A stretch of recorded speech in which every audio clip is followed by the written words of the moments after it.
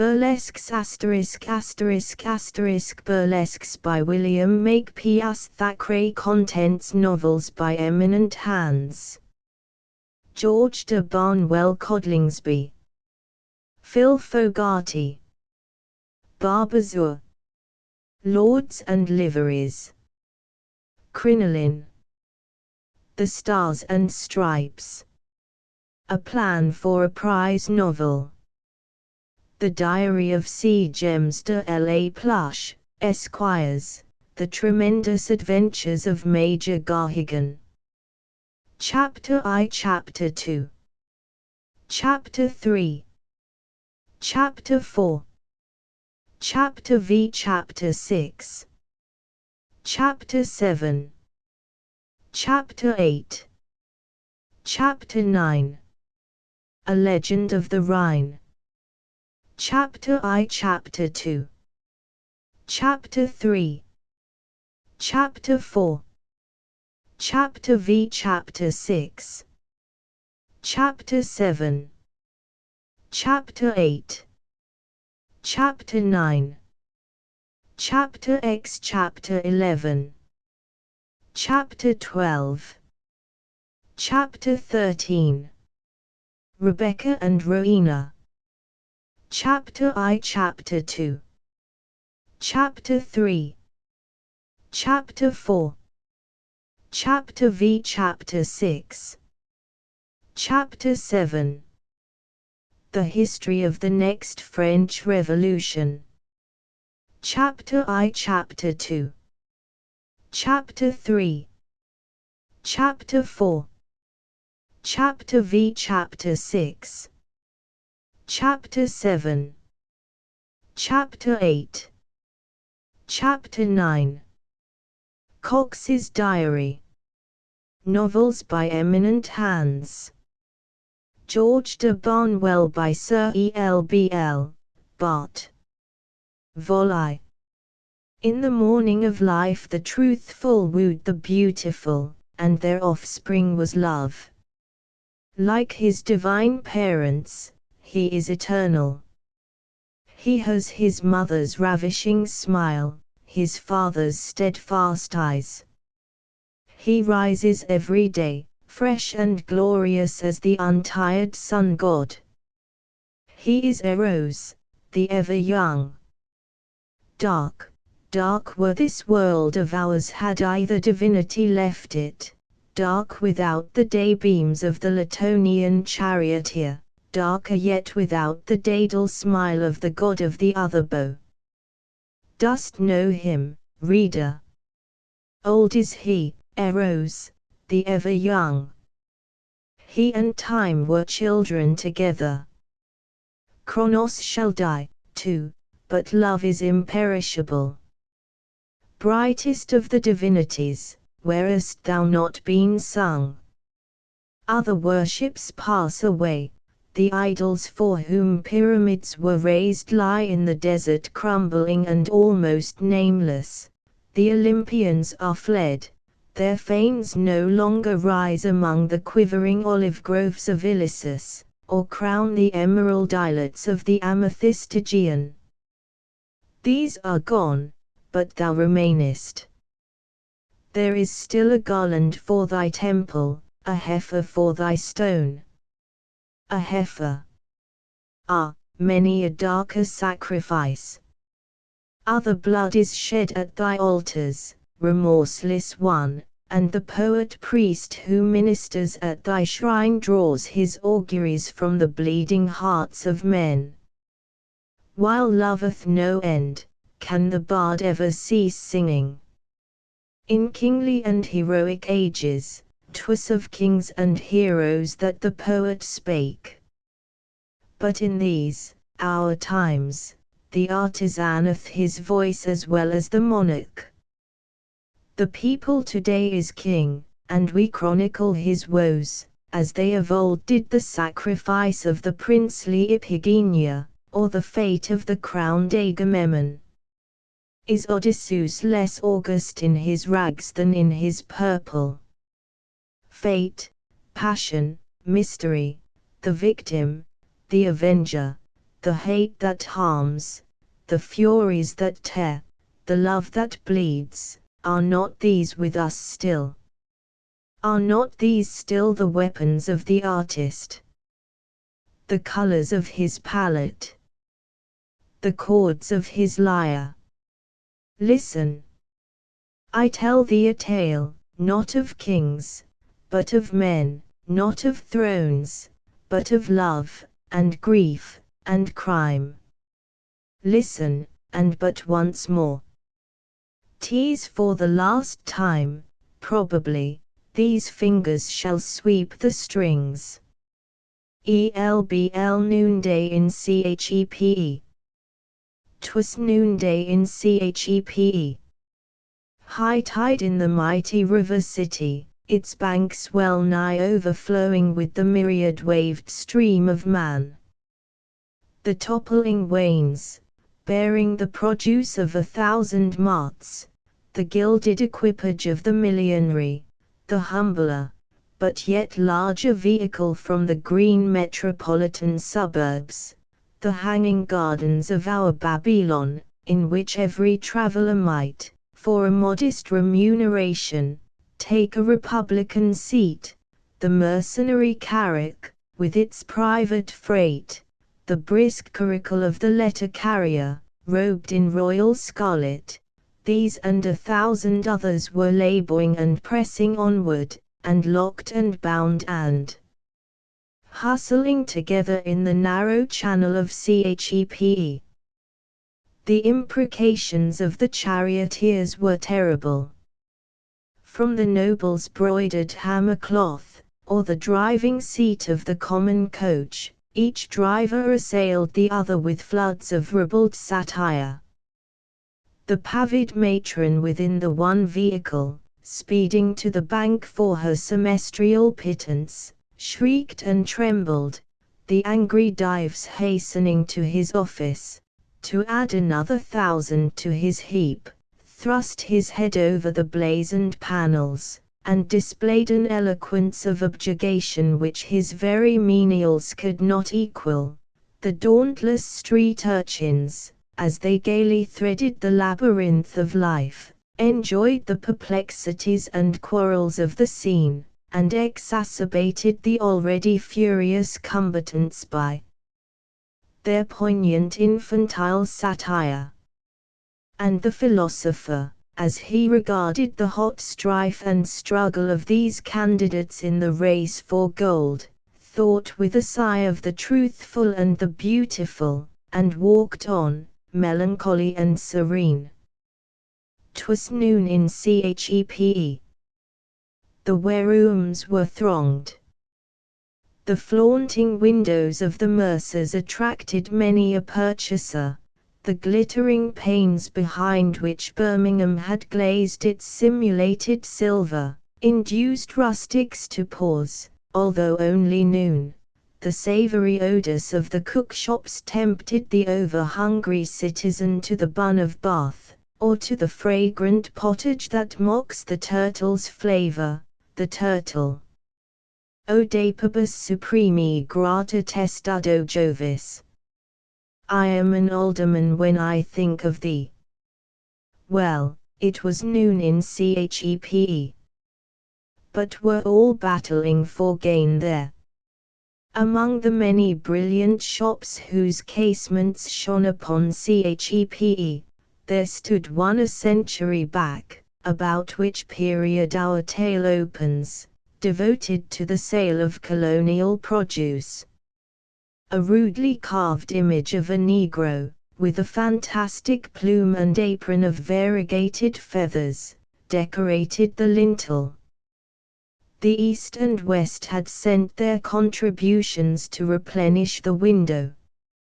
The poor slave had toiled, died perhaps, to produce yon pyramid of swarthy sugar marked only 61/2D.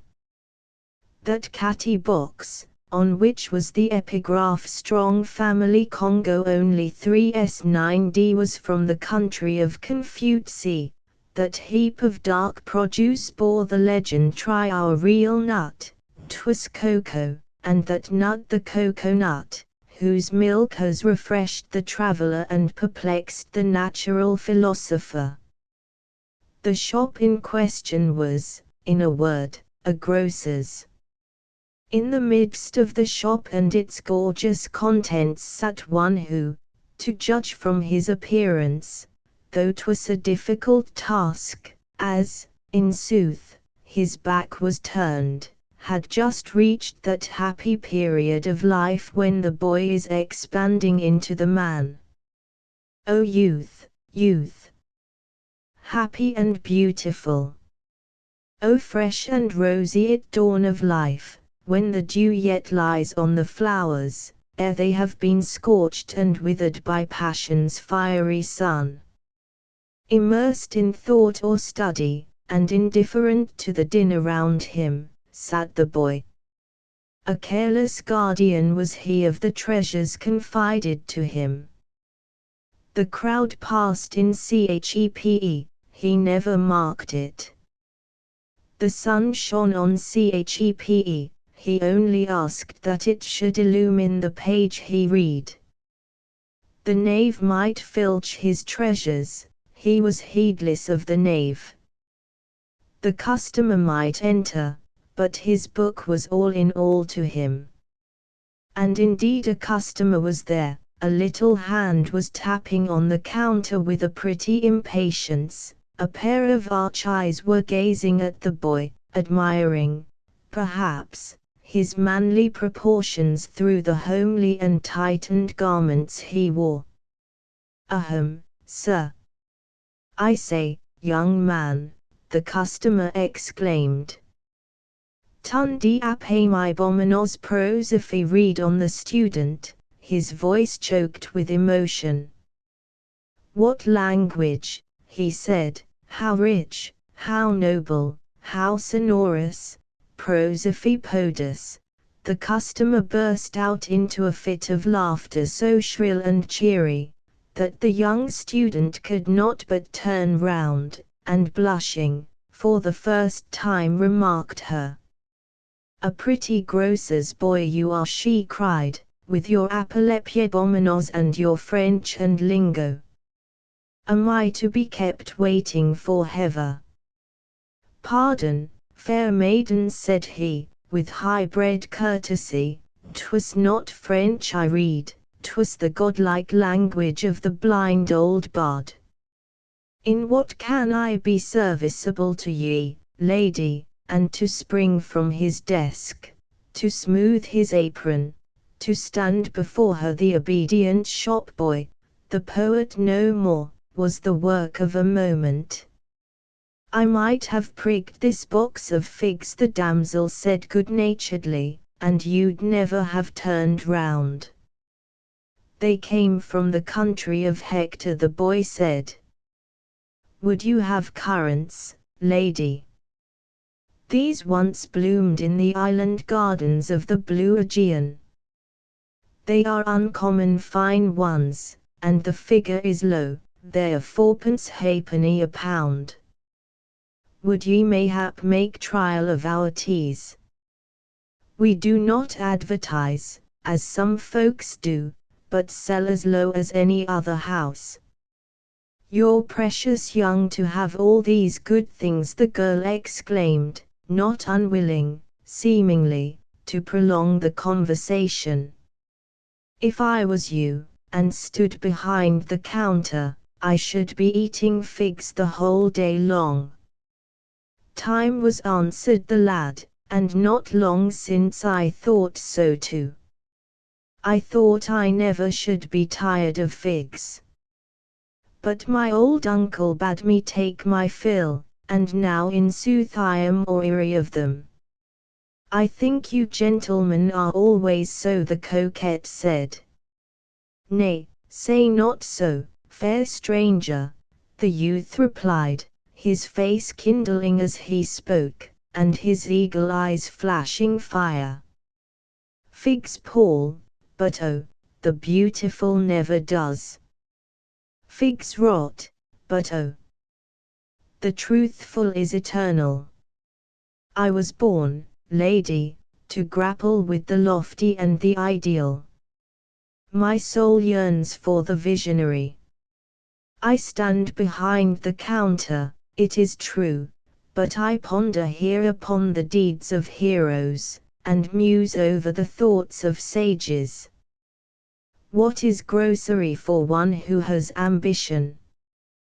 What sweetness hath muscovada to him who hath tasted of poesy? The ideal, lady, I often think, is the true real, and the actual, but a visionary hallucination. But pardon me, with what may I serve thee? I came only for 6 penn'orth of tea dust, the girl said, with a faltering voice, but oh, I should like to hear you speak on forever. Only for 6 penn'orth of tea dust. Girl, thou camest for other things. Thou lovedst his voice. Siren. What was the witchery of thine own? He deftly made up the packet, and placed it in the little hand. She paid for her small purchase, and with a farewell glance of her lustrous eyes, she left him. She passed slowly through the portal, and in a moment was lost in the crowd. It was noon in Chepe, and George de Barnwell was alone. Volume 2. We have selected the following episodical chapter in preference to anything relating to the mere story of George Barnwell, with which most readers are familiar. Up to this passage, extracted from the beginning of Volume 2, the tale is briefly thus. The rogue of a Millwood has come back every day to the grocer's shop in Chepe, wanting some sugar, or some nutmeg, or some figs, 6 times in the week. She and George de Barnwell have vowed to each other an eternal attachment. This flame acts violently upon George. His bosom swells with ambition. His genius breaks out prodigiously. He talks about the good, the beautiful, the ideal, and in and out of all season, and is virtuous and eloquent almost beyond belief, in fact like Devereux, or P. Clifford, or Earham, Esquires. Inspired by Millwood and love, George robs the till, and mingles in the world which he is destined to ornament. He outdoes all the dandies, all the wits, all the scholars, and all the voluptuaries of the age. An indefinite period of time between Queen Anne and George II. Dines with Curl at St. John's Gate, pinks Colonel Charteris in a duel behind Montague House, is initiated into the intrigues of the Chevalier St. George, whom he entertains at his sumptuous pavilion at Hampstead, and likewise in disguise at the shop in Cheapside.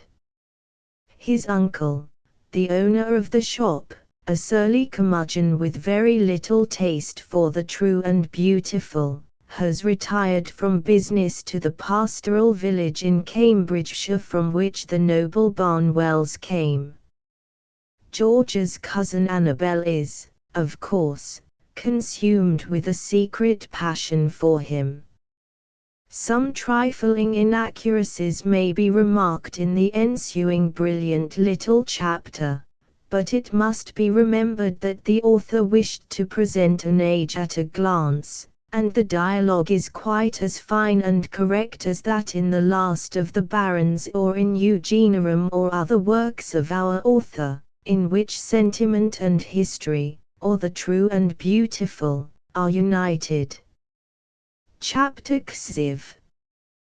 Buttons in Pall Mall. Those who frequent the dismal and enormous mansions of silence which society has raised to ennui in that omphalos of town, Pall Mall, and which, because they knock you down with their dullness, are called clubs no doubt, those who yawn from a bay window in St. James's Street at a half-score of other dandies gaping from another bay window over the way, those who consult a dreary evening paper for news, or satisfy themselves with the jokes of the miserable Punch by way of wit, the men about town of the present day, in a word, can have but little idea of London some 6 or 8 score years back. Thou pudding-sided old dandy of St. James's Street with thy lacquered boots, thy dyed whiskers, and thy suffocating waistband, what art thou to thy brilliant predecessor in the same quarter? The brougham from which thou descendest at the portal of the Carlton or the Travellers is like everybody else's. Thy black coat has no more plaits, nor buttons, nor fancy in it than thy neighbour's. Thy hat was made on the very block on which Lord Adelpat's was cast, who has just entered the club before thee. You and he yawn together out of the same omnibus box every night. You fancy yourselves men of pleasure, you fancy yourselves men of fashion, you fancy yourselves men of taste, in fancy, in taste, in opinion, in philosophy. The newspaper legislates for you, it is there you get your jokes and your thoughts, and your facts and your wisdom, poor Pall Mall dullards. Stupid slaves of the press. On that ground which you at present occupy, there were men of wit and pleasure and fashion, some 25 lustres ago. We are at Buttons, the well-known sign of the Turk's Head. The crowd of periwigged heads at the windows, the swearing chairmen round the steps, the blazoned and coronalled panels of whose vehicles denote the lofty rank of their owners, the throng of embroidered beaux entering or departing, and rendering the air fragrant with the odours of pulvilio and pomander, proclaim the celebrated resort of London's wit and fashion. It is the corner of Regent Street. Carlton House has not yet been taken down. A stately gentleman in crimson velvet and gold is sipping chocolate at one of the tables, in earnest converse with a friend whose suit is likewise embroidered, but stained by time, or wine mayhap, or wear. A little deformed gentleman in iron grey is reading the Morning Chronicle newspaper by the fire, while a divine, with a broad brogue and a shovel hat and cassock, is talking freely with a gentleman, whose star and ribbon, as well as the unmistakable beauty of his Phidian countenance, proclaims him to be a member of Britain's aristocracy.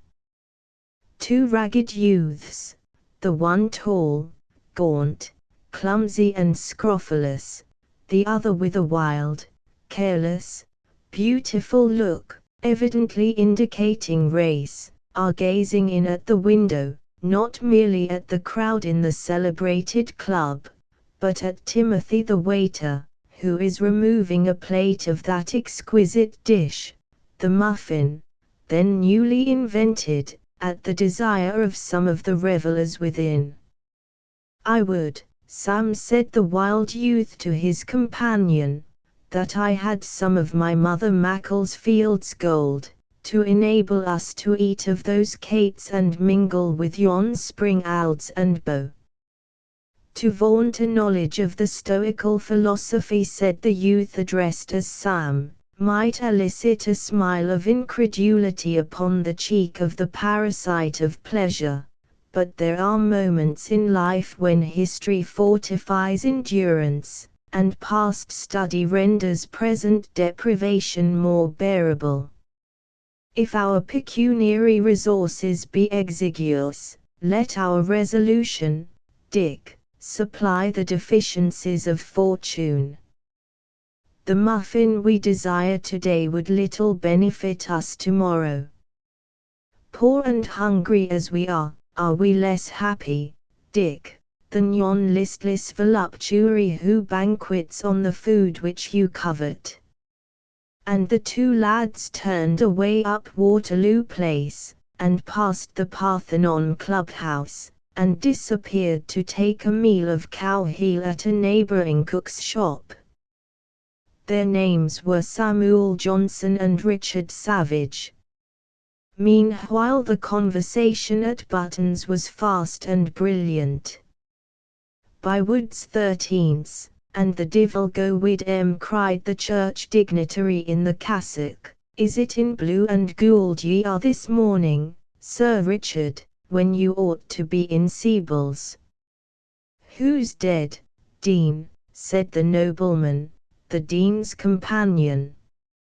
Faix, me lard Bolingbroke, as sure as me name's Jonathan Swift, and I'm not so sure of that neither, for who knows his father's name? There's been a mighty cruel murder committed entirely. A child of Dick Steele's has been barbarously slain, thrawn, and quartered, and it's Joe Addison yonder has done it. Ye should have killed one of your own, Joe, ye thief of the world. I, said the amazed and right honourable Joseph Addison, I killed Dick's child. I was godfather to the last. And promised a cup and never sent it, Dick ejaculated. Joseph looked grave. The child I mean is Sir Roger de Coverley, knight and baronet. What made ye kill him, ye savage Mohawk? The whole town is in tears about the good knight. All the ladies at church this afternoon were in mourning, all the booksellers are wild, and Lintot says not a third of the copies of The Spectator are sold since the death of the brave old gentleman. And the Dean of St. Patrick's pulled out The Spectator newspaper, containing the well-known passage regarding Sir Roger's death. I bought it but now in Wellington Street, he said. The newsboys were howling all down the Strand. What a miracle is genius, genius, the divine and beautiful, said a gentleman leaning against the same fireplace with the deformed cavalier in iron grey, and addressing that individual, who was in fact Mr. Alexander Pope. What a marvellous gift is this, and royal privilege of art!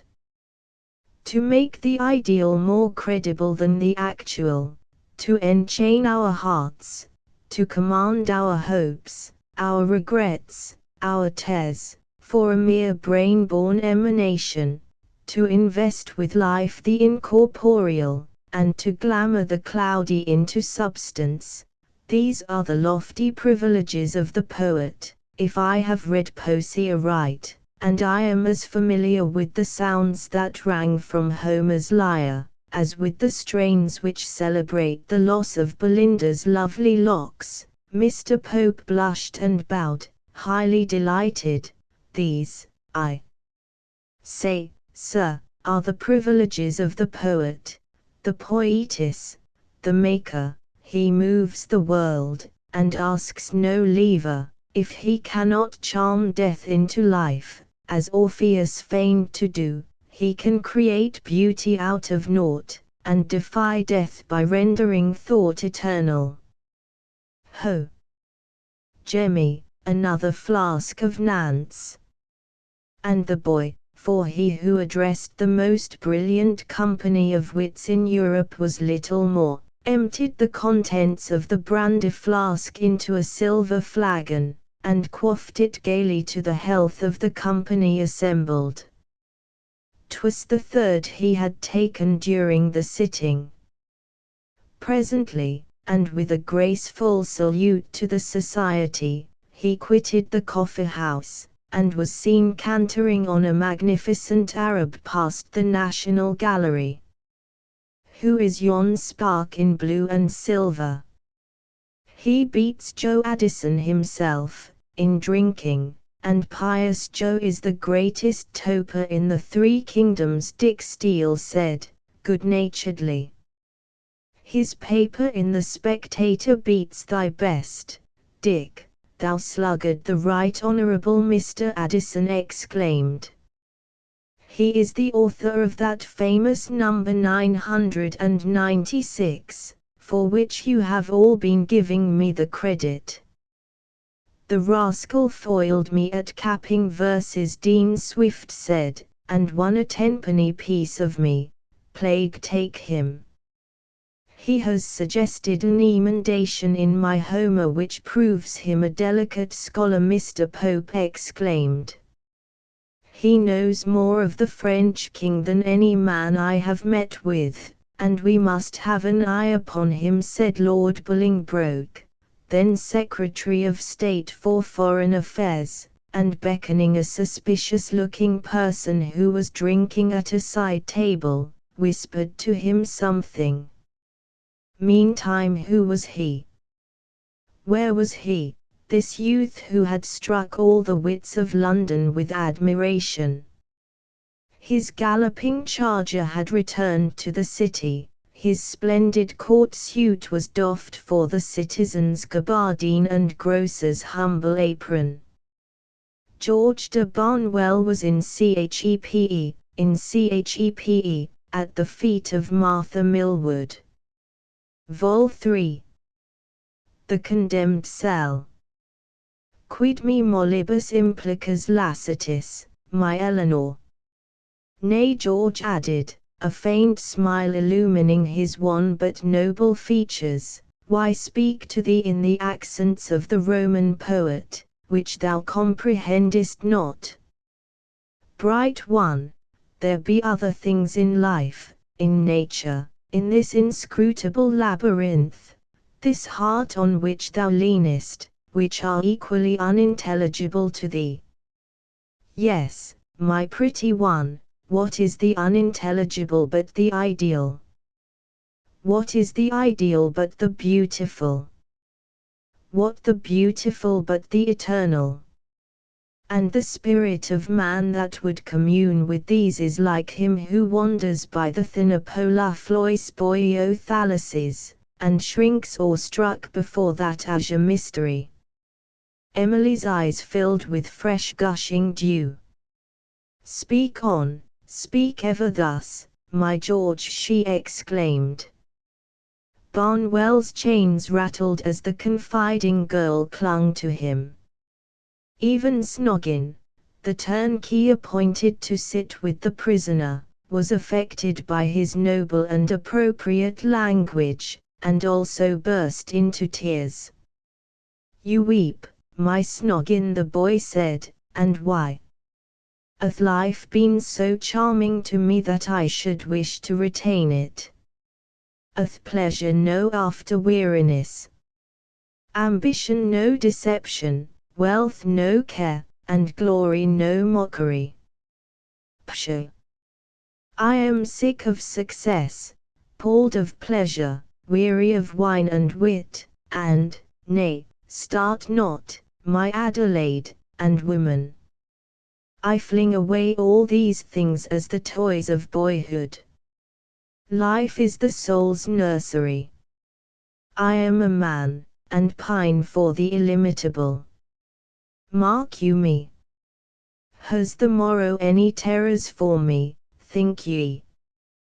Did Socrates falter at his poison? Did Seneca blench in his bath?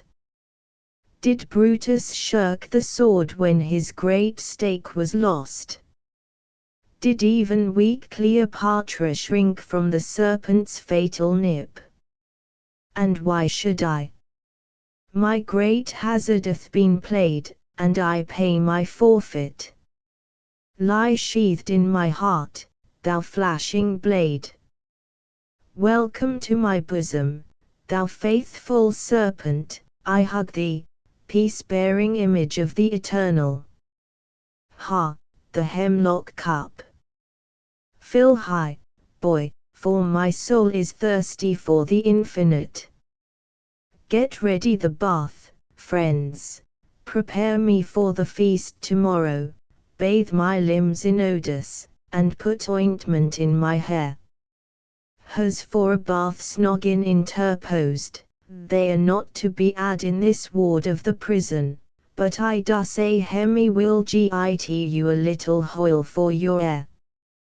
The prisoned one laughed loud and merrily. My guardian understands me not, pretty one, and thou, what sayest thou? From those dear lips methinks, plora sunt oscula quam sententiae, I kiss away thy tears, dove, they will flow apace when I am gone, then they will dry, and presently these fair eyes will shine on another, as they have beamed on poor George Barnwell. Yet wilt thou not all forget him, sweet one? He was an honest fellow, and had a kindly heart, for all the world said, that he had cried the Gowler and the girl in voices gurgling with emotion. And you who read, you unconvicted convict, you murderer, though haply you have slain no one, you felon in posse if not in esse, deal gently with one who has used the opportunity that has failed thee, and believe that the truthful and the beautiful bloom sometimes in the dock and the convict's tawny gabardine. In the matter for which he suffered, George could never be brought to acknowledge that he was at all in the wrong. It may be an error of judgment, he said to the venerable chaplain of the gaol, but it is no crime. Were it crime, I should feel remorse. Where there is no remorse, crime cannot exist. I am not sorry, therefore, I am innocent. Is the proposition a fair one? The excellent doctor admitted that it was not to be contested.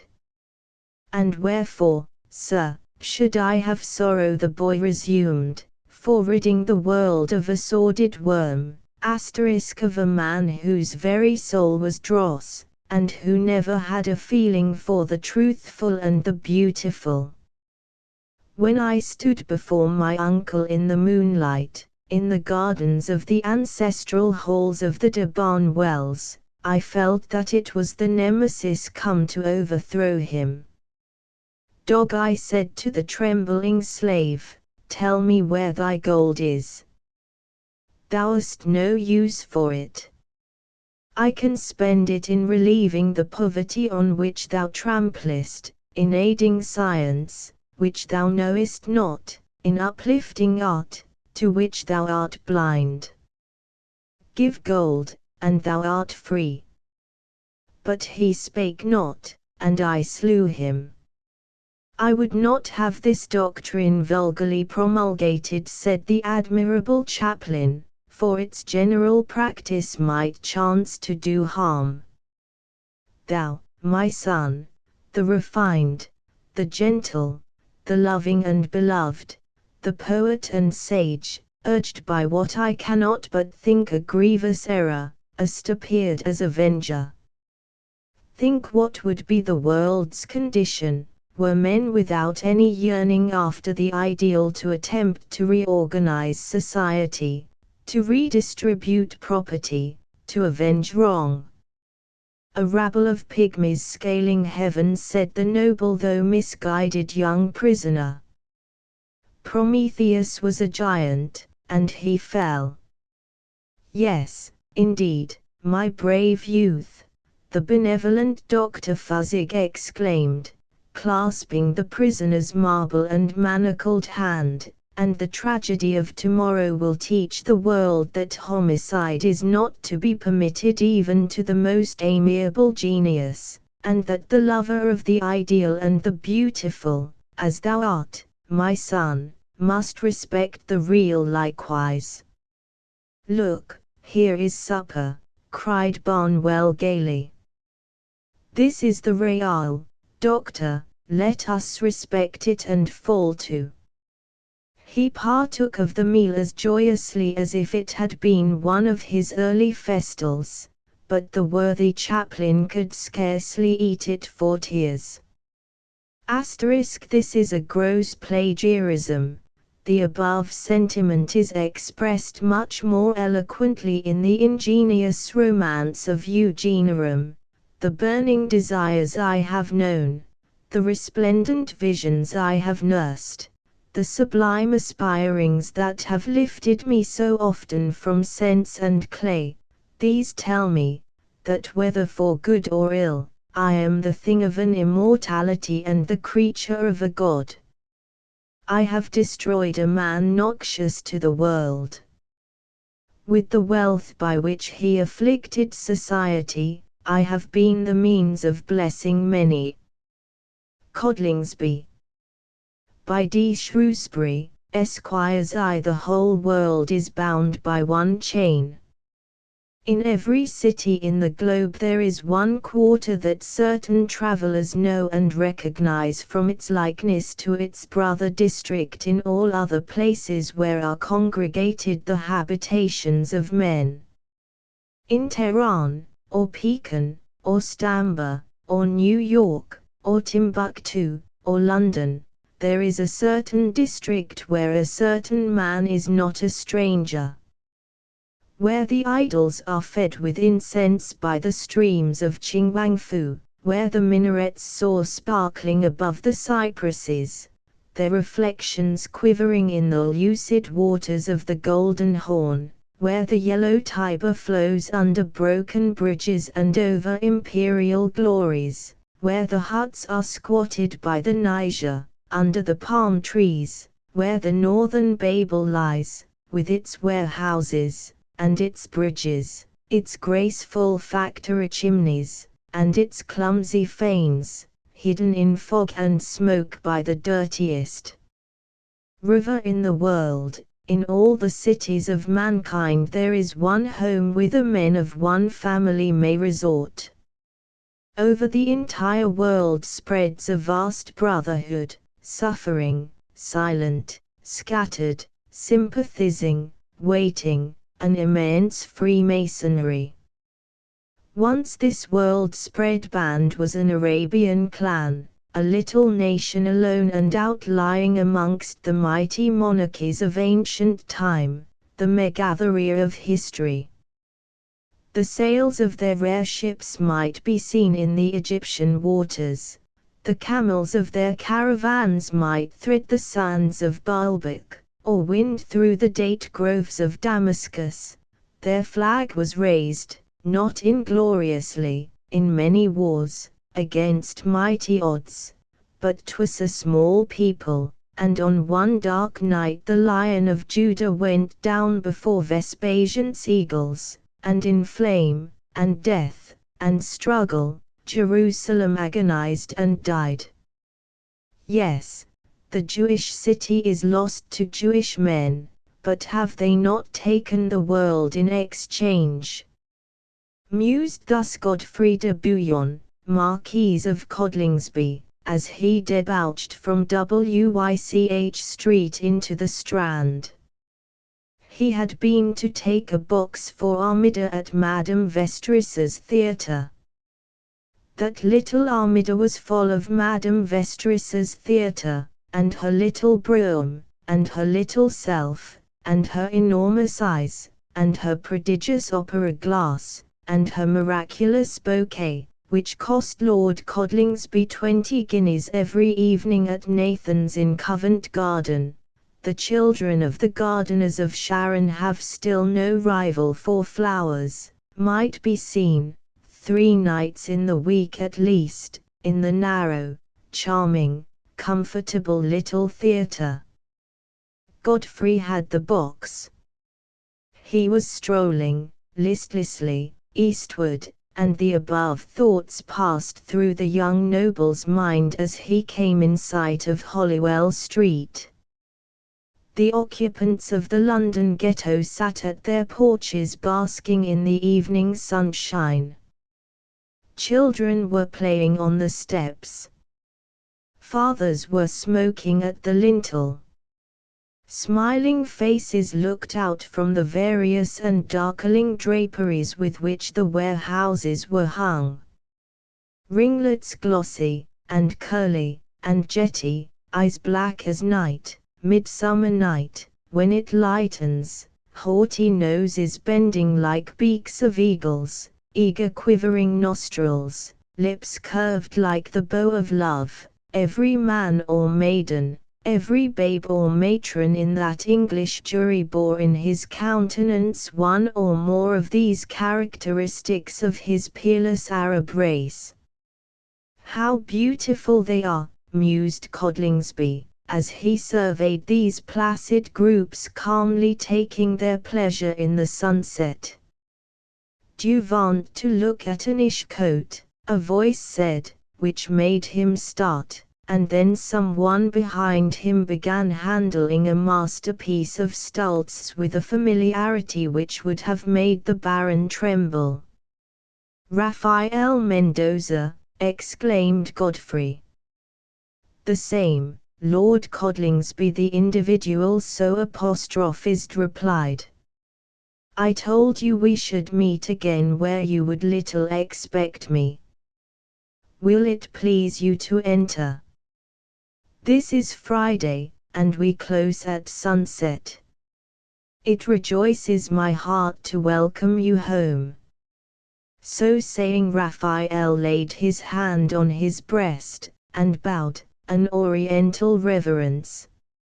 All traces of the accent with which he first addressed Lord Coddlingsby had vanished. It was disguise. Half the Hebrew's life is a disguise. He shields himself in craft, since the Norman boars persecuted him. They passed under an awning of old clothes, tawdry fripperies, greasy spangles, and battered masks, into a shop as black and hideous as the entrance was foul. "This your home, Raphael?" said Lord Coddlingsby. "Why not?" Raphael answered.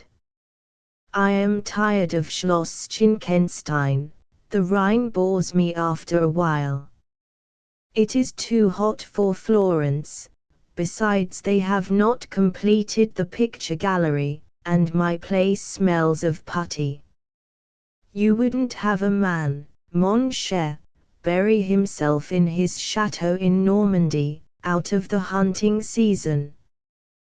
The Rugantino Palace stupefies me. Those Titians are so gloomy. I shall have my Hobbemas and Teniers, I think, from my house at The Hague hung over them. How many castles, palaces, houses, warehouses, shops, have you, Raphael?" Lord Coddlingsby asked, laughing. "This is one," Raphael answered. "Come in." The noise in the old town was terrific. Great Tom was booming sullenly over the uproar. The bell of St. Mary's was clanging with alarm. St. Giles's tocsin chimed furiously. Howls, curses, flights of brickbats, stones shivering windows, groans of wounded men, cries of frightened females, cheers of either contending party as it charged the enemy from Carfax to Trumpington Street, proclaimed that the battle was at its height. In Berlin they would have said it was a revolution, and the cuirassiers would have been charging, sabre in hand, amidst that infuriate mob. In France they would have brought down artillery, and played on it with 24-pounders. In Cambridge nobody heeded the disturbance. It was a town and gown row. The row arose at a boat race. The town boat, manned by 8 stout barges, with the redoubted Ralock four-stroke, had bumped the Brasenose light oar, usually at the head of the river. High words arose regarding the dispute. After returning from Grantchester, when the boats pulled back to Christ Church Meadows, the disturbance between the townsmen and the university youths, their invariable opponents, grew louder and more violent, until it broke out in open battle. Sparring and skirmishing took place along the pleasant fields that lead from the university gate down to the broad and shining waters of the Cam, and under the walls of Belial and Sidney, Sussex. The Duke of Bellamont, then a dashing young sizer at Exeter, had a couple of rounds with Billy Butt, the beau of the bargee boat. Vavassor of Brasenose was engaged with a powerful butcher, a well-known champion of the town party, when, the great university bells ringing to dinner, truce was called between the combatants, and they retired to their several colleges for refection. During the boat race, a gentleman pulling in a canoe, and smoking a narghileh, had attracted no ordinary attention. He rode about 100 yards ahead of the boats in the race, so that he could have a good view of that curious pastime. If the 8 oars neared him, with a few rapid strokes of his flashing paddles his boat shot a furlong ahead, then he would wait, surveying the race, and sending up volumes of odor from his cool narghileh.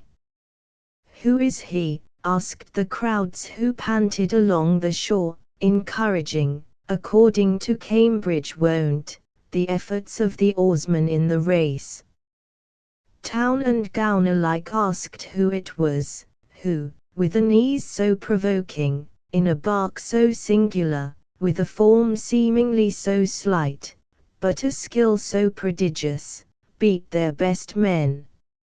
No answer could be given to the query, save that a gentleman in a dark travelling chariot, preceded by 6 Forgans and a courier, had arrived the day before at the Hoop in opposite Brasenose, and that the stranger of the canoe seemed to be the individual in question.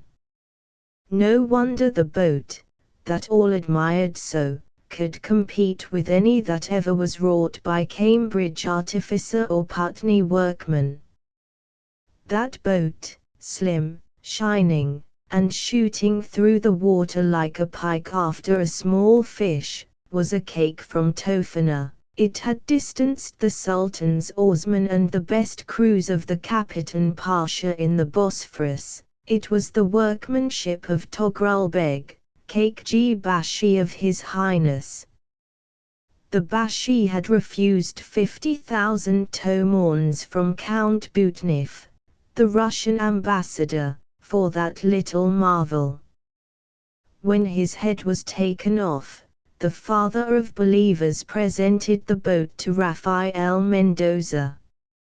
It was Rafael Mendoza that saved the Turkish monarchy after the Battle of Nezib.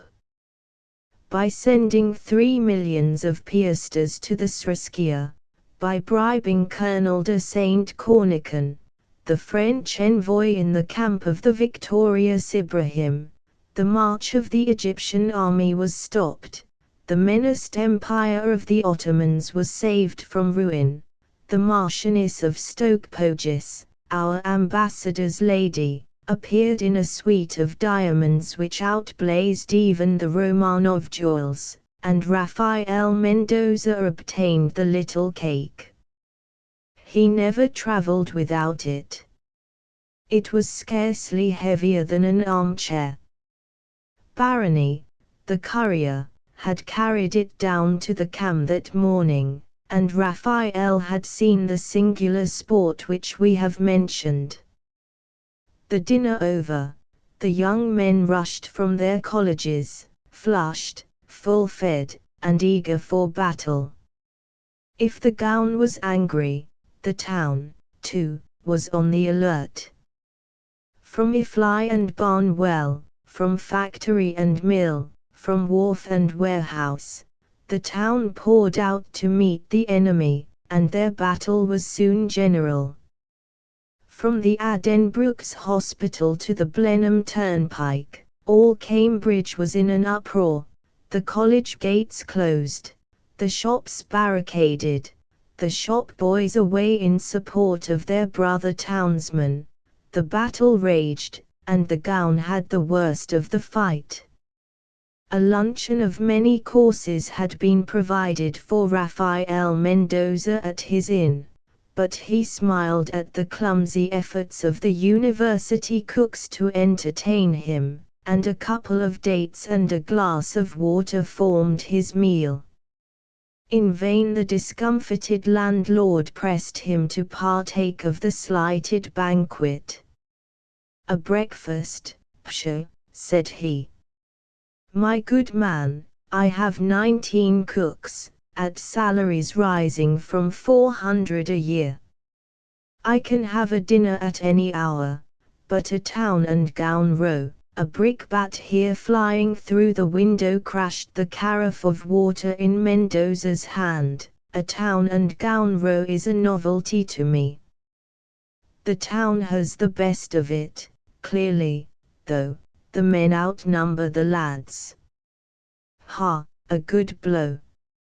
How that tall townsman went down before yonder slim young fellow in the scarlet trencher cap." "That is the Lord Codlingsby," the landlord said. "A light weight, but a pretty fighter," Mendoza remarked. "Well hit with your left, Lord Codlingsby, well parried, Lord Codlingsby, claret drawn, by Jupiter." "Ours is very fine," the landlord said. "Will your highness have Chateau Margaux or Lafitte? He never can be going to match himself against that bargeman," Raphael exclaimed, "as an enormous boatman, no other than Rullock, indeed, the most famous bruiser of Cambridge, and before whose fists the gownsman went down like ninepins, fought his way up to the spot where, with admirable spirit and resolution, Lord Codlingsby and one or two of his friends were making head against a number of the town." The young noble faced the huge champion with the gallantry of his race, but was no match for the enemy's strength and weight and sinew, and went down at every round. The brutal fellow had no mercy on the lad. His savage treatment chafed Mendoza as he viewed the unequal combat from the inn window. "Hold your hand," he cried to this Goliath, "don't you see he's but a boy?" "Down he goes again," the bargeman cried, not heeding the interruption. "Down he goes again, I like swapping a lord."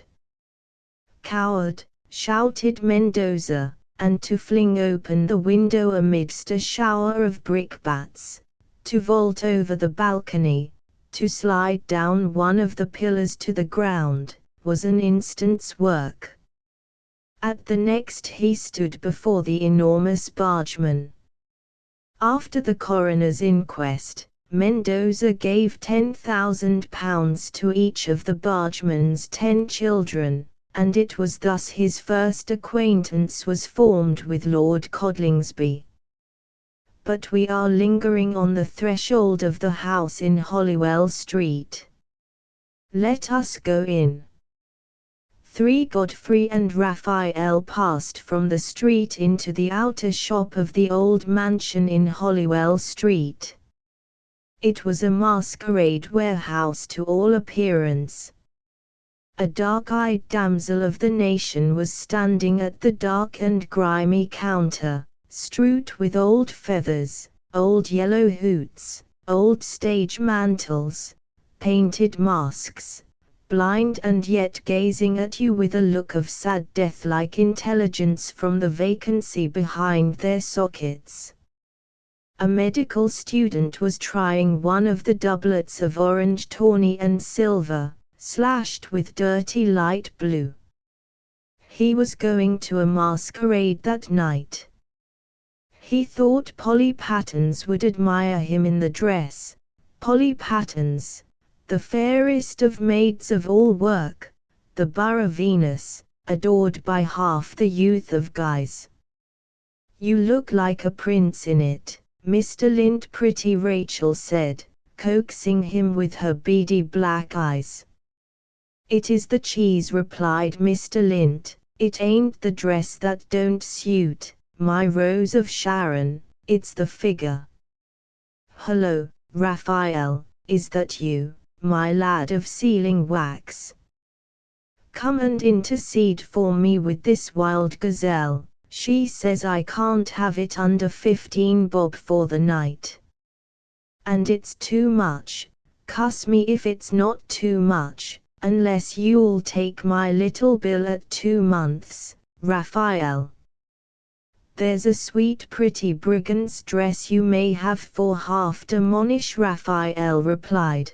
"There's a splendid clown for 8 bob, but for that Spanish dress, selb marmoshish, Mr. Lint, ved ask a guinea of any but you. Here's a gentleman's just come to look at it. Look here, Mr. Brownsh, did you ever see anything than that?" So saying, Raphael turned to Lord Codlingsby with the utmost gravity, and displayed to him the garment about which the young medicus was haggling. "Cheap at the money," Codlingsby replied. "If you won't make up your mind, sir, I should like to engage it myself." But the thought that another should appear before Polly Pattens in that costume was too much for Mr. Lint. He agreed to pay the 15 shillings for the garment. And Raphael, pocketing the money with perfect simplicity, said, "Dis way, Mr. Brownsh, dere's something will shoot you in the next shop." Lord Codlingsby followed him, wondering. "You are surprised at our system," said Raphael, marking the evident bewilderment of his friend. "Confess you would call it meanness, my huckstering with yonder young fool." "I call it simplicity. Why throw away a shilling without need? Our race never did. A shilling is for men's bread. Shall I disdain to defile my fingers by holding them out relief in their necessity? It is you who are mean, you Normans, not we of the ancient race. You have your vulgar measurement for great things and small. You call £1,000 respectable, and a shekel despicable. Pshaw, my Codlingsby. One is as the other. I trade in pennies and in millions. I am above or below neither." They were passing through a second shop, smelling strongly of cedar, and, in fact, piled up with bales of those pencils which the young Hebrews are in the habit of vending through the streets.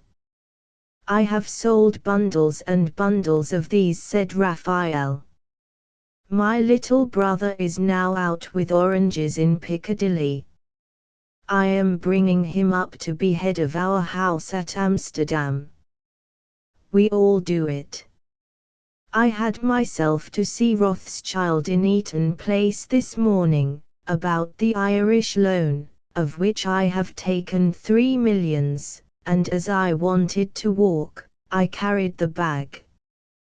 You should have seen the astonishment of Lord Latimer, the Archbishop of Croydon's daughter, as she was passing St. Benet's, Knightsbridge, and as she fancied she recognized in the man who was crying old clothes the gentleman with whom she had talked at the Count de Street Orleans the night before. Something like a blush flushed over the pale features of Mendoza as he mentioned the Lady Lauder's name. "Come on," said he. They passed through various warehouses, the Orange Room, the sealing wax room, the six-blade knife department, and finally came to an old baize door. Raphael opened the baize door by some secret contrivance, and they were in a black passage, with a curtain at the end. He clapped his hands.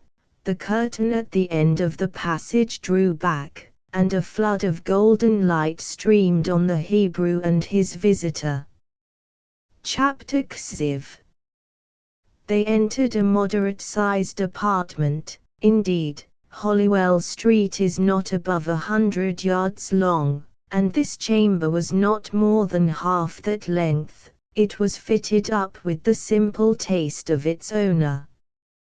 The carpet was of white velvet, laid over several webs of Aubusson, Ipahan, and Axminster, so that your foot gave no more sound as it trod upon the yielding plane than the shadow did which followed you, of white velvet, painted with flowers, arabesques, and classic figures, by Sir William Ross, J.M.W. Turner, R. Mrs. Me, and Paul de la Roque.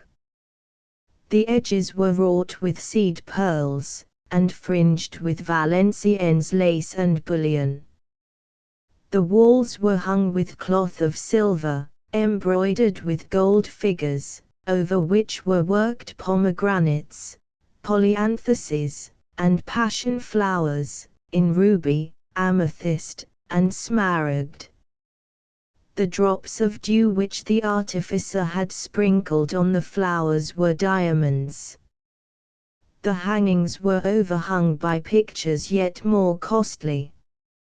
Georgian the gorgeous, Titian the golden, Rubens the ruddy and pulpy, the Pan of painting, some of Murillo's beatified shepherdesses, who smile on you out of darkness like a star, a few score first-class Leonardos, and 50 of the masterpieces of the patron of Julius and Leo, the imperial genius of Urbino, covered the walls of the little chamber.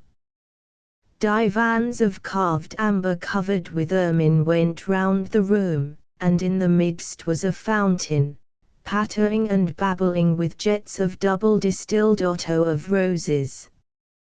Pipes, Goliath. Raphael said gaily to a little negro with a silver collar. He spoke to him in his native tongue of Dongola, and welcome to our snuggery, my Codlingsby.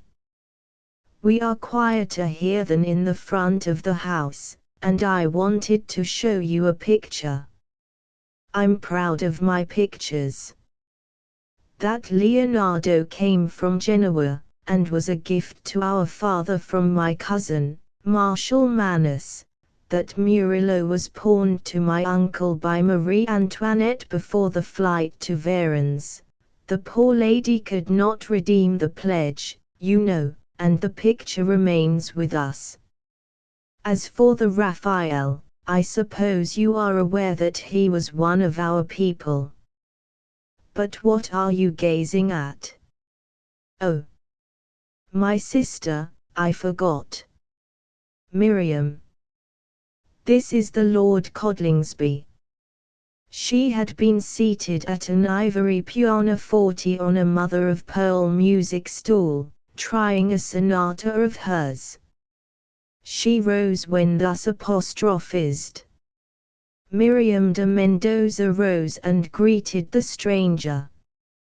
The Talmud relates that Adam had 2 wives, Zillah the dark beauty, Eva the fair one. The ringlets of Zillah were black, those of Eva were golden. The eyes of Zillah were night, those of Eva were morning. Codlingsby was fair, of the fair Saxon race of Hengist and Horsa. They called him Miss Codlingsby at school. But how much fairer was Miriam the Hebrew. Her hair had that deep glowing tinge in it which has been the delight of all painters, and which, therefore, the vulgar sneer at. It was of burning auburn. meandering over her fairest shoulders in 20,000 minute ringlets. It hung to her waist and below it a light blue velvet fillet clasped with a diamond aigrette, valued at 200,000 tomorns, and bought from Lieutenant Vicovic, who had received it from Dust Mahomed, with a simple bird of paradise, formed her headgear. A sea green kamar with short sleeves, displayed her exquisitely molded arms to perfection, and was fastened by a girdle of emeralds over a yellow satin frock. Pink gauze trousers spangled with silver, and slippers of the same color as the band which clasped her ringlets, but so covered with pearls that the original hue of the charming little papoose disappeared entirely, completed her costume. She had 3 necklaces on, each of which would have dowered a princess. Her fingers glistened with rings to their rosy tips, and priceless bracelets, bangles, and armlets wound round an arm that was whiter than the ivory grand piano on which it leaned. As Miriam de Mendoza greeted the stranger, turning upon him the solemn welcome of her eyes, Coddlingsby swooned almost in the brightness of her beauty. It was well she spoke, the sweet kind voice restored him to consciousness. Muttering a few words of incoherent recognition, he sank upon a sandalwood settee, as Goliath, the little slave, brought aromatic coffee in cups of opal, and alabaster spittoons, and pipes of the fragrant gibberly. "My lord's pipe is out," said Miriam with a smile, remarking the bewilderment of her guest, who in truth forgot to smoke, and taking up a £1,000 note from a bundle on the piano, she lighted it at the taper and proceeded to re-illumine the extinguished chibuk of Lord Coddlingsby. For when Miriam, returning to the mother-of-pearl music stool, at a signal from her brother, touched the silver and enamelled keys of the ivory piano, and began to sing, Lord Coddlingsby felt as if he were listening at the gates of paradise, or were hearing Jenny Lind. Lind is the name of the Hebrew race, so is Mendelssohn, the son of almonds, so is Rosenthal, the Valley of the Roses, so is Low or Lewis or Lyons or Lyon. The beautiful and the brave alike give cognizances to the ancient people. You Saxons call yourselves Brown, or Smith, or Rogers, Raphael observed to his friend, and, drawing the instrument from his pocket, he accompanied his sister, in the most ravishing manner, on a little gold and jeweled harp, of the kind peculiar to his nation. All the airs which the Hebrew maid selected were written by composers of her race. It was either a hymn by Rossini, a polacca by Braham, a delicious romance by Sloman, or a melody by Weber, that, thrilling on the strings of the instrument, wakened a harmony on the fibers of the heart, but she sang no other than the songs of her nation. Beautiful one, sing ever, sing always, Coddlingsby thought. I could sit at thy feet as under a green palm tree, and fancy that paradise birds were singing in the boughs. Raphael read his thoughts. We have Saxon blood too in our veins, he said. You smile, but it is even so. An ancestress of ours made a mesalliance in the reign of your King John.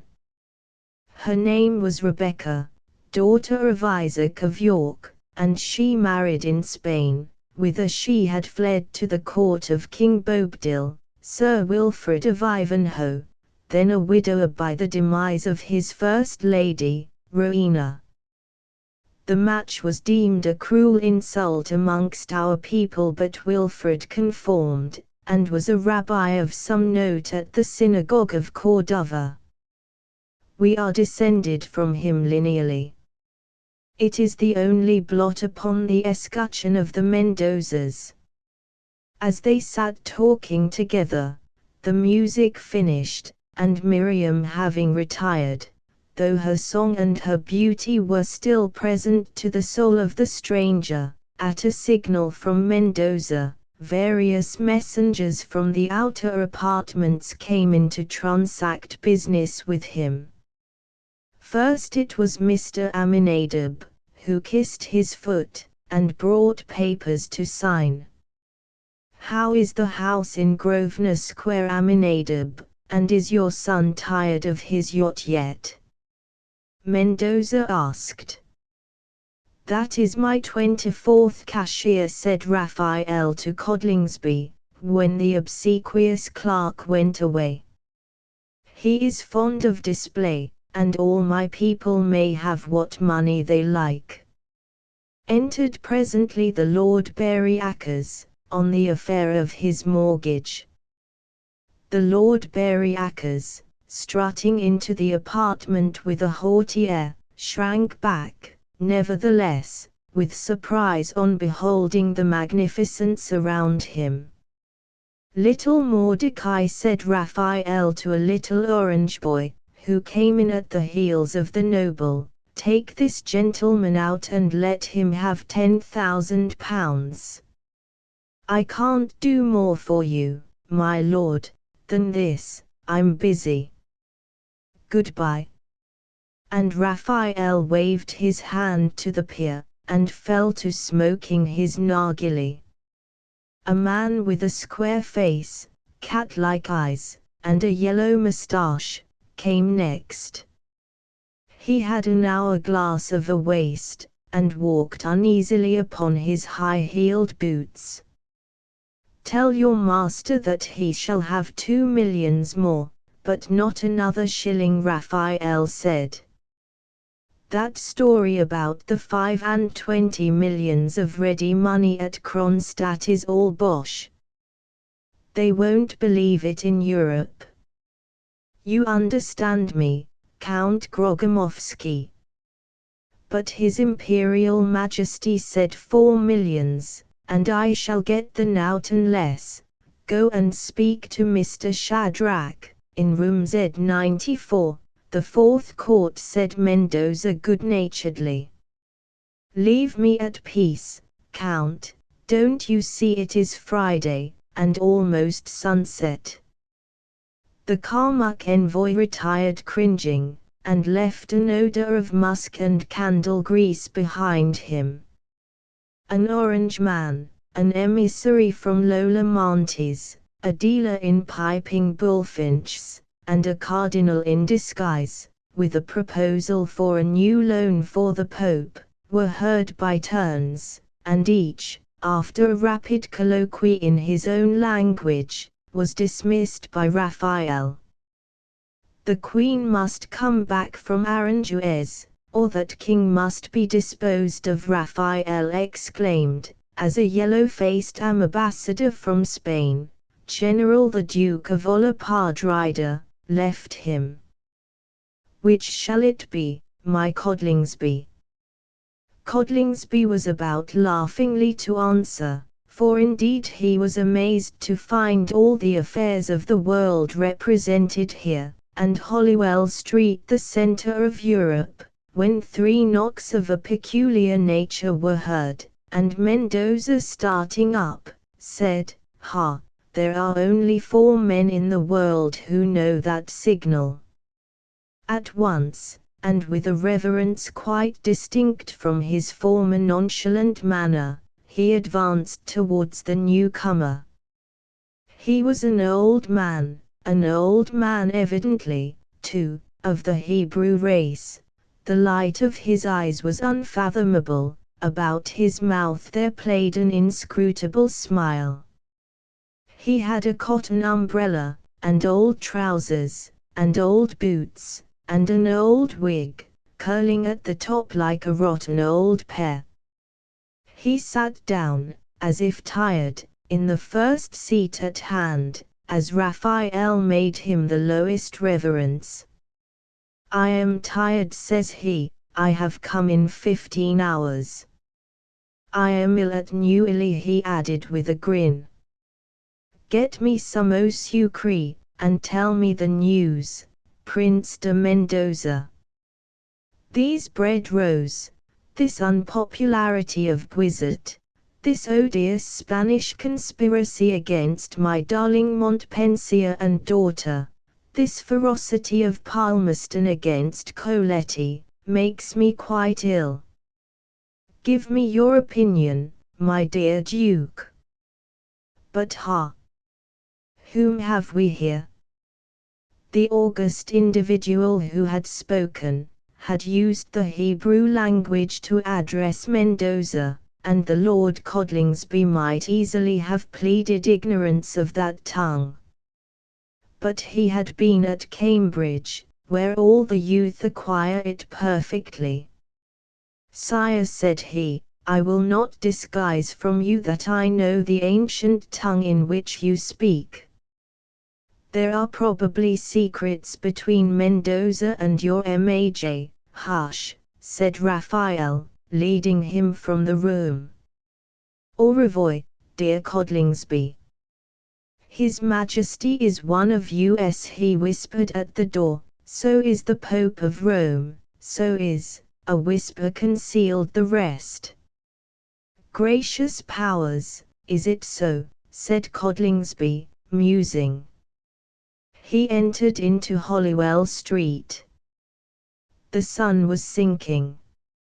"It is time," said he, "to go and fetch Armida to the Olympic."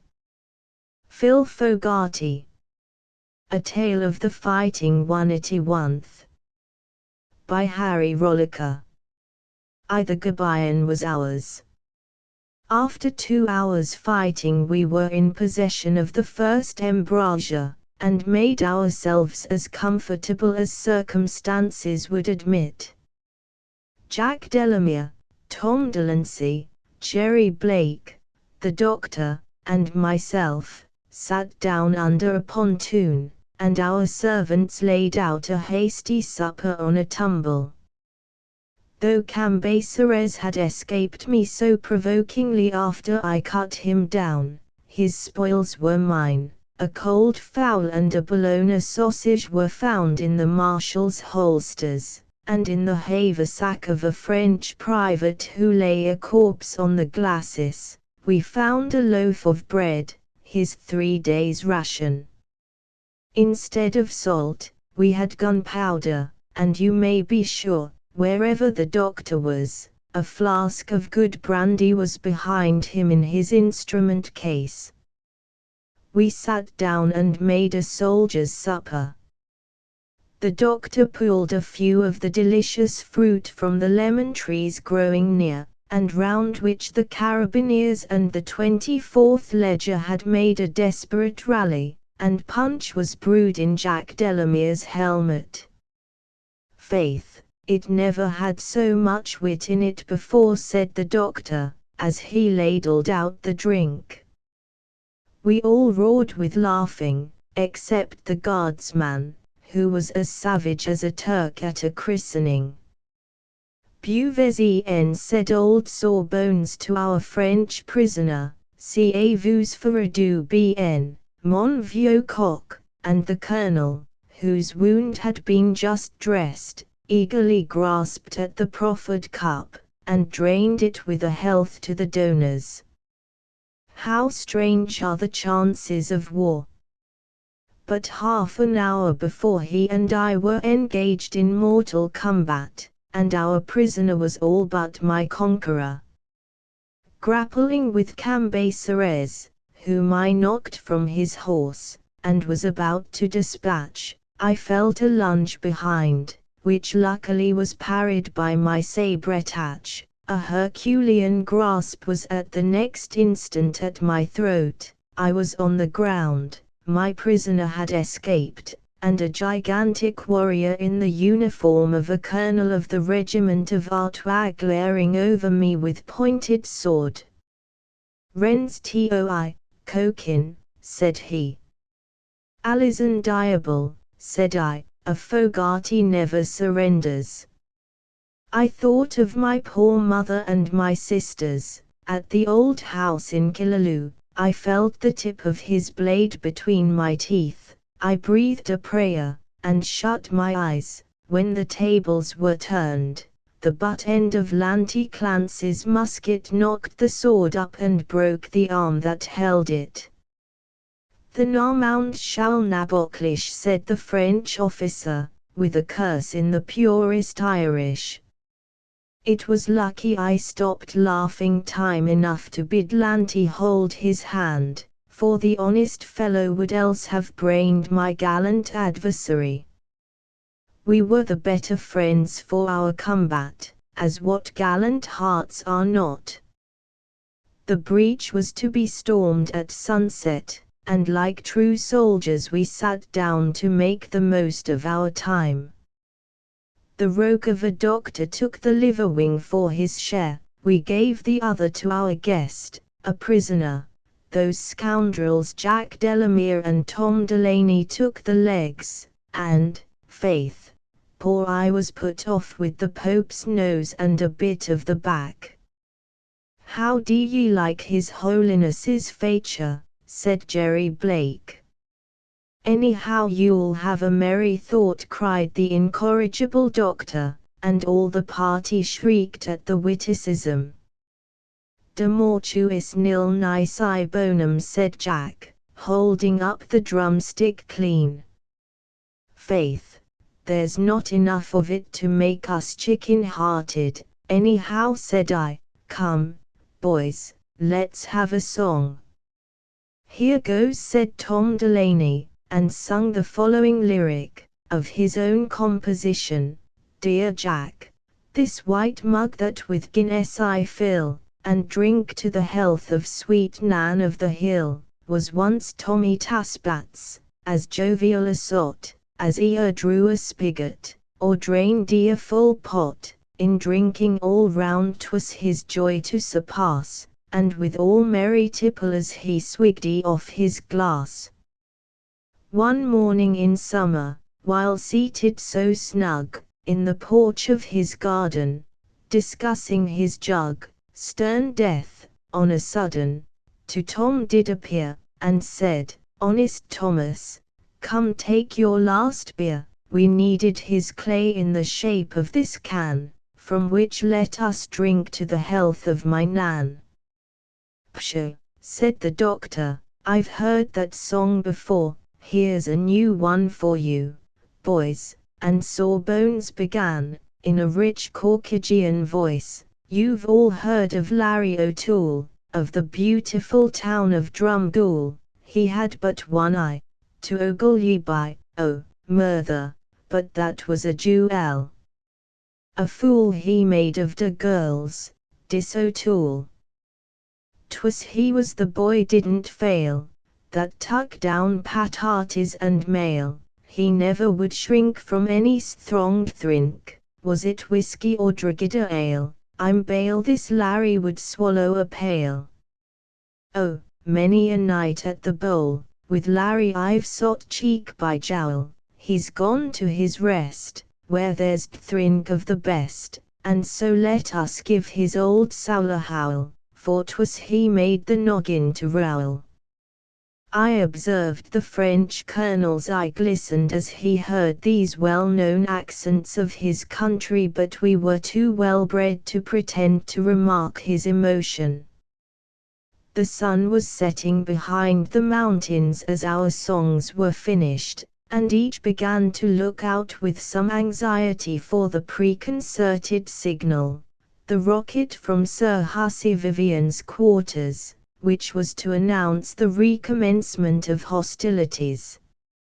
It came just as the moon rose in her silver splendor, and ere the rocket stick fell quivering to the earth at the feet of General Picton and Sir Lowry Cole, who were at their posts at the head of the storming parties, 999 guns in position opened their fire from our batteries, which were answered by a tremendous cannonade from the fort.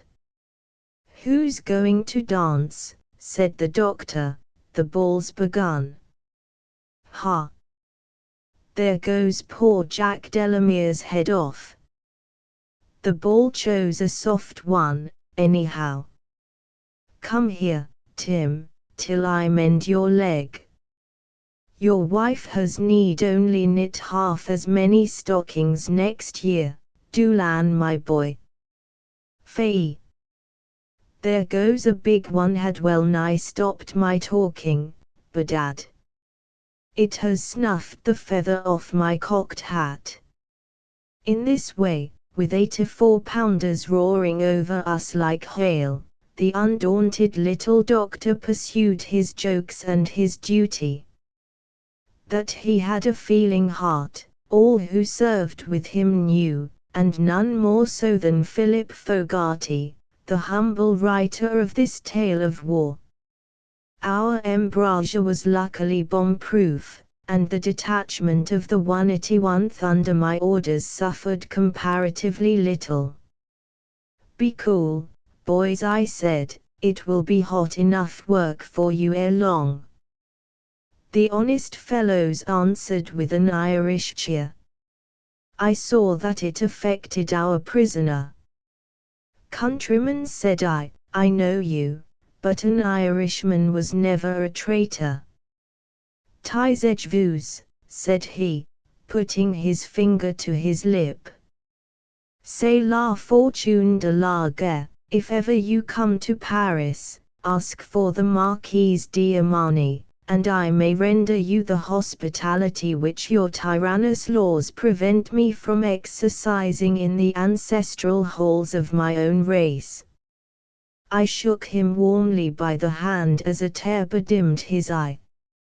It was, then, the celebrated colonel of the Irish Brigade, created a Marquise by Napoleon on the field of Austerlitz. "Marquise," said I, "the country which disowns you is proud of you, but, here, if I mistake not, comes our signal to advance." And in fact, Captain Vandeleur, riding up through the shower of shot, asked for the commander of the detachment, and bade me hold myself in readiness to move as soon as the flank companies of the 99th, and 66th, and the Grenadier Brigade of the German Legion began to advance up the echelon. The devoted band soon arrived, Jack Bowser heading the 99th, when was he away, and a storming party to the fore, and the gallant Potsdorssand, with his Hanoverian veterans. The second rocket flew up. "Forward, 181th, cried I, in a voice of thunder. "Killaloo boys, follow your captain," and with a shrill hooray, that sounded above the tremendous fire from the fort, we sprung upon the steep, Bowser with the brave 99th, and the bold Potsdorssand, keeping well up with us. We passed the D-Million, we passed the culverin, bayoneting the artillerymen at their guns. We advanced across the two tremendous D-Millions which flank the counterscarp, and prepared for the final spring upon the citadel. Soult I could see quite pale on the wall, and the scoundrel Cambaceres, who had been so nearly my prisoner that day, trembled as he cheered his men. "On, boys, on!" I hoarsely exclaimed. "Hurroo," said the fighting 181th. But there was a movement among the enemy. An officer, glittering with orders, and another in a grey coat and a cocked hat, came to the wall, and I recognized the Emperor Napoleon and the famous Joachim Murat. "We are hardly pressed, methinks," Napoleon said sternly. I must exercise my old trade as an artilleryman, and Murat loaded, and the Emperor pointed the only 124-pounder that had not been silenced by our fire. "Hooray, Killaloo boys!" shouted I. The next moment a sensation of numbness and death seized me, and I lay like a corpse upon the rampart. "Too harsh," said a voice, which I recognized to be that of the Marquise d'Armani. "Heaven be praised, reason has returned to you. For 6 weeks those are the only sane words I have heard from you. Fay, and tease through for you, Colonel dear," cried another voice, with which I was even more familiar. 'Twas that of my honest and gallant Lanty Clancy, who was blubbering at my bedside overjoyed at his master's recovery. "Oh musha, Master Filagra, but this will be the great day entirely, when I send off the news, which I would, Baron I can't write, to the lady your mother and your sisters at Castle Fogarty, and tease his reverence Father Luke will jump for joy thin, when he reads the letter. 6 weeks ravin and roarin as bold as a lion, and as mad as Mick Maloney's pig, that mistook Mick's wig for a cabbage, and died of it in it. And have I then lost my senses?" I exclaimed feebly. "Sure, didn't ye call me your beautiful Donna Anna only yesterday, and catch hold of me whiskers as if they were the Signora's jet black ringlets?" Lanty cried. At this moment, and blushing deeply, the most beautiful young creature I ever set my eyes upon, rose from a chair at the foot of the bed, and sailed out of the room. "Confusion, you blundering rogue!" I cried. "Who is that lovely lady whom you frightened away by your impertinence?" "Donna Anna." "Where am I?" "You are in good hands, Philip," said the colonel. "You are at my house in the Place Vendôme, at Paris, of which I am the military governor. You and Lanty were knocked down by the wind of the cannonball at Burgos. Do not be ashamed, 'twas the Emperor pointed the gun," and the colonel took off his hat as he mentioned the name "darling to France." "When our troops returned from the sally in which your gallant storming party was driven back, you were found on the glacis, and I had you brought into the city. Your reason had left you, however, when you returned to life, but, unwilling to desert the son of my old friend, Philip Fogarty, who saved my life in '98, I brought you in my carriage to Paris. And many's the time you tried to jump out of the windy, Master Phil," said Clancy. "Brought you to Paris," resumed the colonel, smiling, "where, by the signs of my friends Precise, Esquirrel, and Baron Larry, you have been restored to health, thank heaven. And that lovely angel who quitted the apartment?" I cried. "That lovely angel is the Lady Blanche Sarsfield, my ward, a descendant of the gallant Lucan, and who may be, when she chooses, Madame la Maréchale de Cambacérès, Duchess of Ilerria." "Why did you deliver the ruffian when he was in my grasp?" I cried. "Why did Lanty deliver you when in mine?" the colonel replied. "C'est la fortune de la guerre, mon garçon, but calm yourself, and take this potion which Blanche has prepared for you." I drank the tisane eagerly when I heard whose fair hands had compounded it, and its effects were speedily beneficial to me, for I sank into a cool and refreshing slumber. From that day I began to mend rapidly, with all the elasticity of youth's happy time. Blanche, the enchanting Blanche, ministered henceforth to me, for I would take no medicine but from her lily hand. And what were the effects? Faith, ere a month was past, the patient was over head and ears in love with the doctor, and as for Baron Larry, and Precise, and Esquirrel, they were sent to the right about. In a short time I was in a situation to do justice to the Gigot auxiliary navettes, the Boeuf auxiliary cornicons, and the other delicious intimates of the Marquise's board, with an appetite that astonished some of the Frenchmen who frequented it.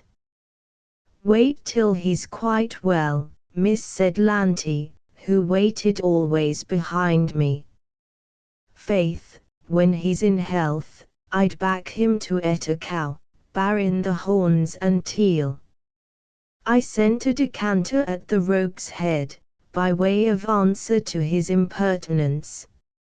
Although the disgusting Cambacérès did his best to have my parole withdrawn from me, and to cause me to be sent to the English depot of prisoners at Verdun, the Marquise's interest with the Emperor prevailed, and I was allowed to remain at Paris, the happiest of prisoners, at the Colonel's Hotel at the Place Vendôme.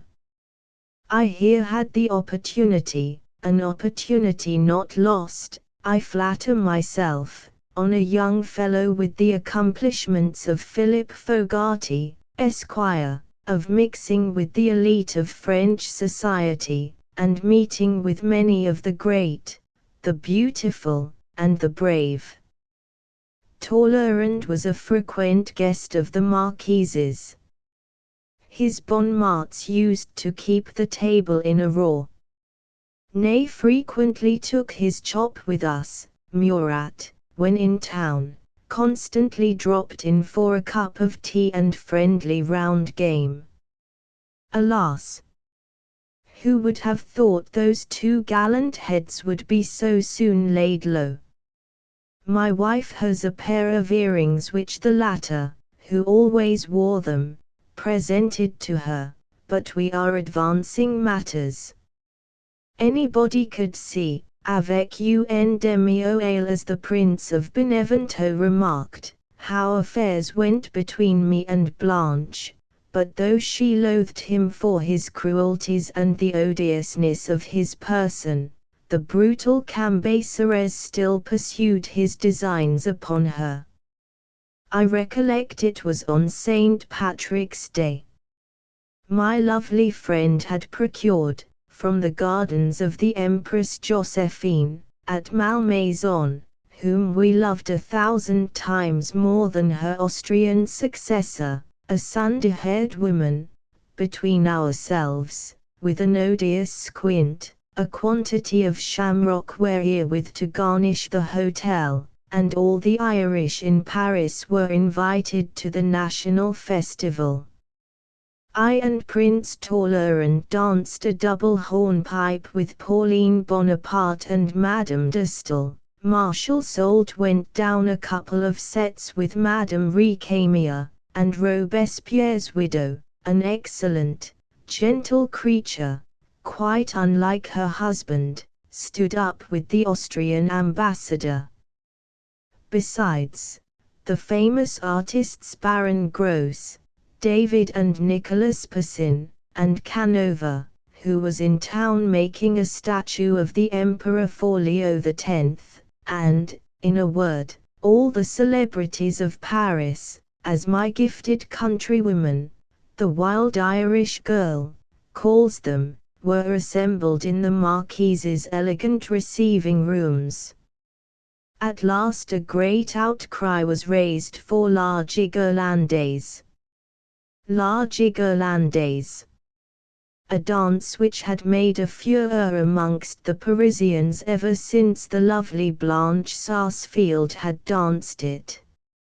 She stepped forward and took me for a partner, and amidst the bravos of the crowd, in which stood Ney, Murat, Lance, the Prince of Wagram, and the Austrian ambassador, we showed to the beau monde of the French capital, I flatter myself, a not unfavorable specimen of the dance of our country. As I was cutting the double shuffle, and toe and heeling it in the rail style, Blanche danced up to me, smiling, and said, "Be on your guard, I see Cambaceres talking to Fauche, the Duke of Otranto, about us, and when Otranto turns his eyes upon a man, they bode him no good." "Cambaceres is jealous," said I have it," says she, "I'll make him dance a turn with me." So, presently, as the music was going like mad all this time, I pretended fatigue from my late wounds, and sat down. The lovely Blanche went up smiling, and brought out Cambaceres as a second partner.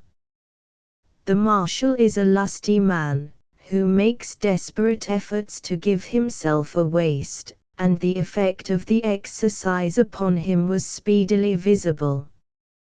He puffed and snorted like a walrus, drops trickled down his purple face, while my lovely mischief of a Blanche went on dancing at treble quick, till she fairly danced him down.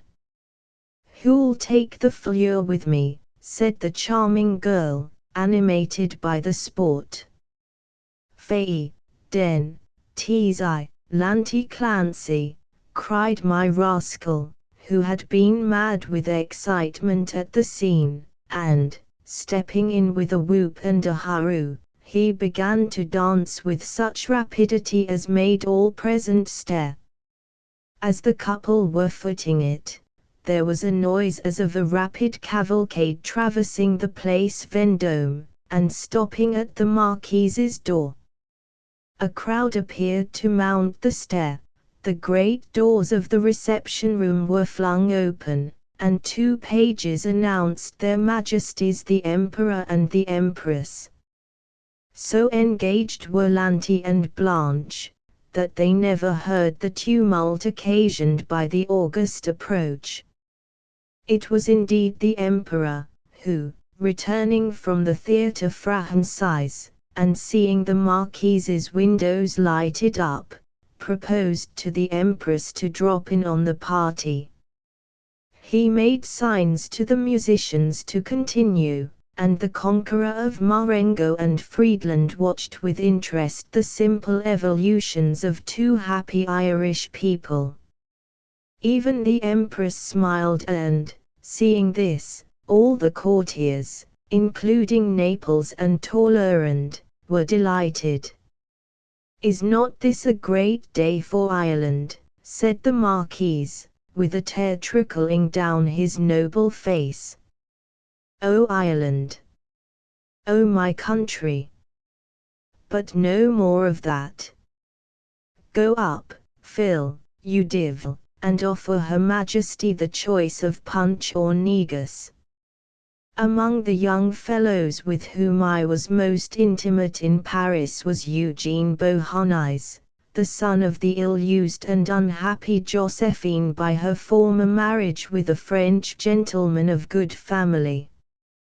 Having a smack of the old blood in him, Eugene's manners were much more refined than those of the new-fangled dignitaries of the Emperor's court, where, for my knife and fork were regularly laid at the Tuileries, I have seen my poor friend Murat repeatedly mistake a fork for a toothpick, and the gallant Masséna devour peace by means of his knife, in a way more innocent than graceful.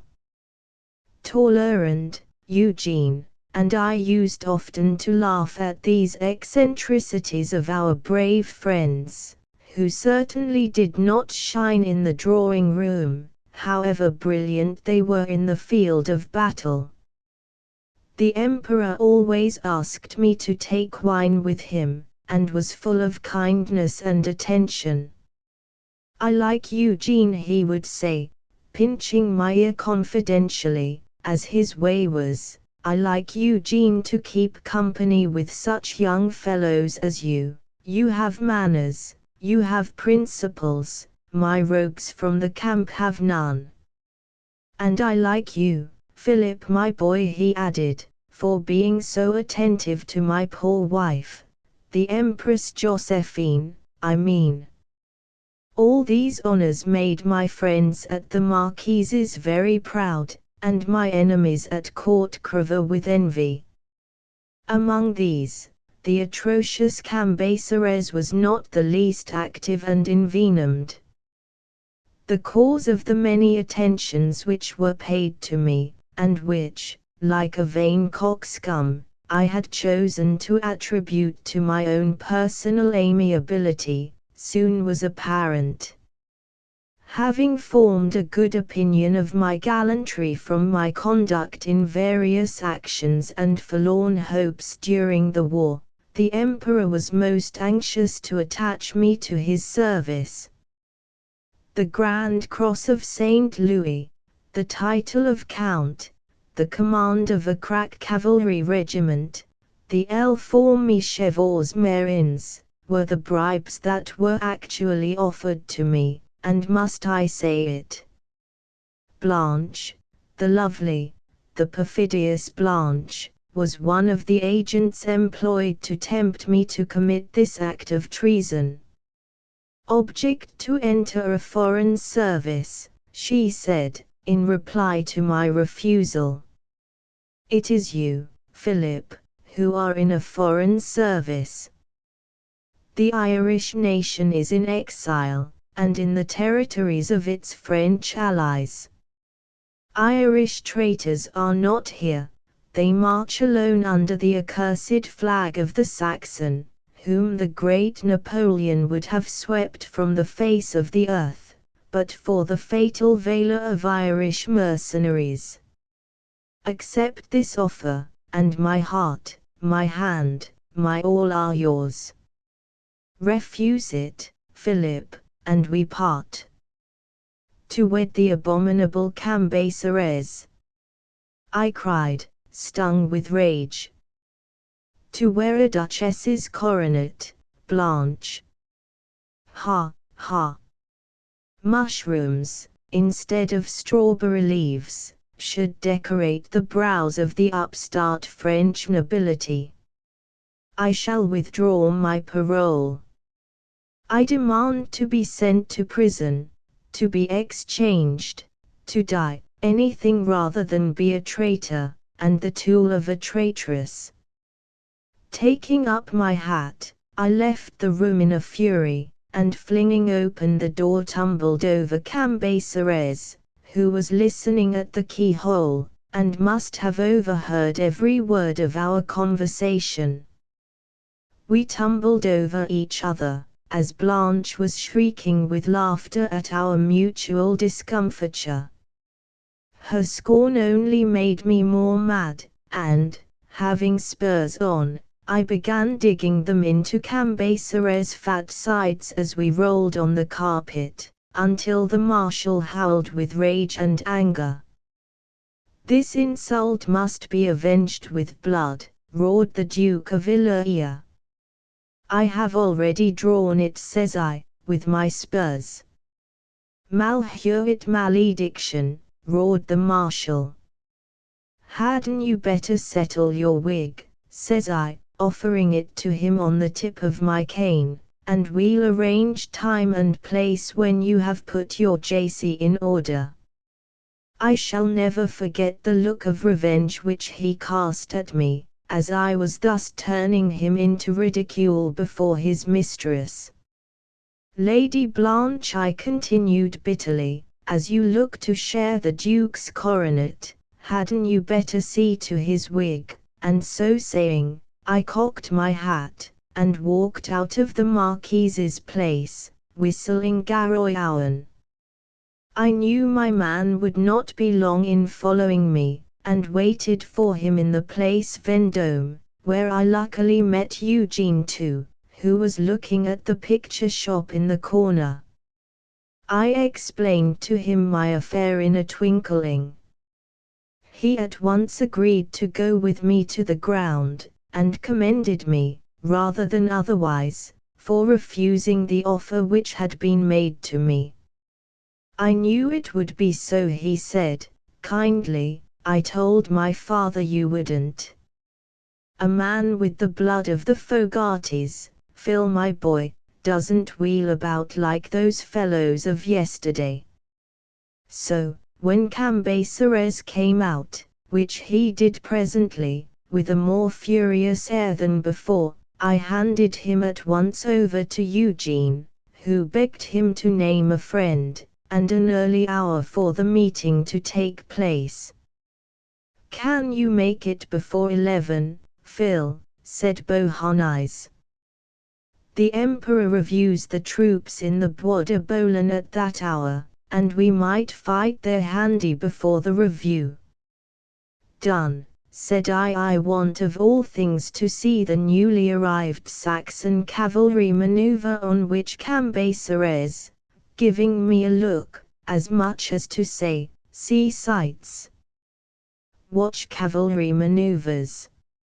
Make your soul, and take measure for a coffin, my boy," walked away, naming our mutual acquaintance, Marshal Ney, to Eugene, as his second in the business. I had purchased from Murat a very fine Irish horse, Bugaboo, out of Smithereens, by Fadladine, which ran into the French ranks at Salamanca, with poor Jack Clonakilty, of the 13th, dead, on the top of him.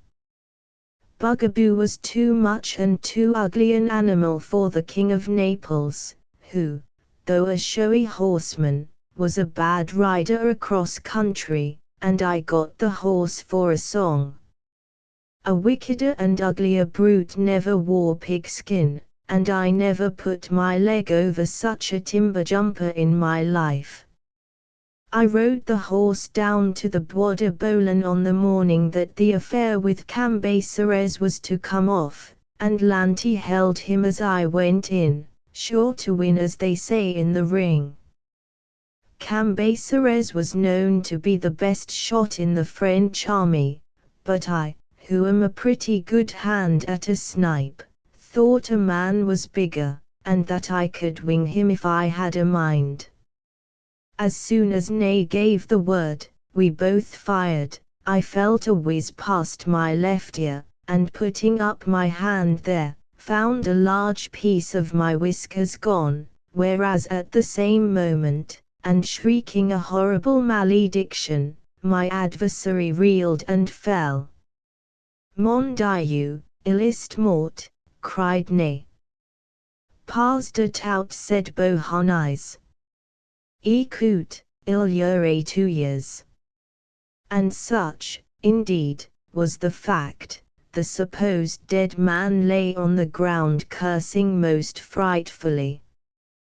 We went up to him. He was blind with the loss of blood, and my ball had carried off the bridge of his nose.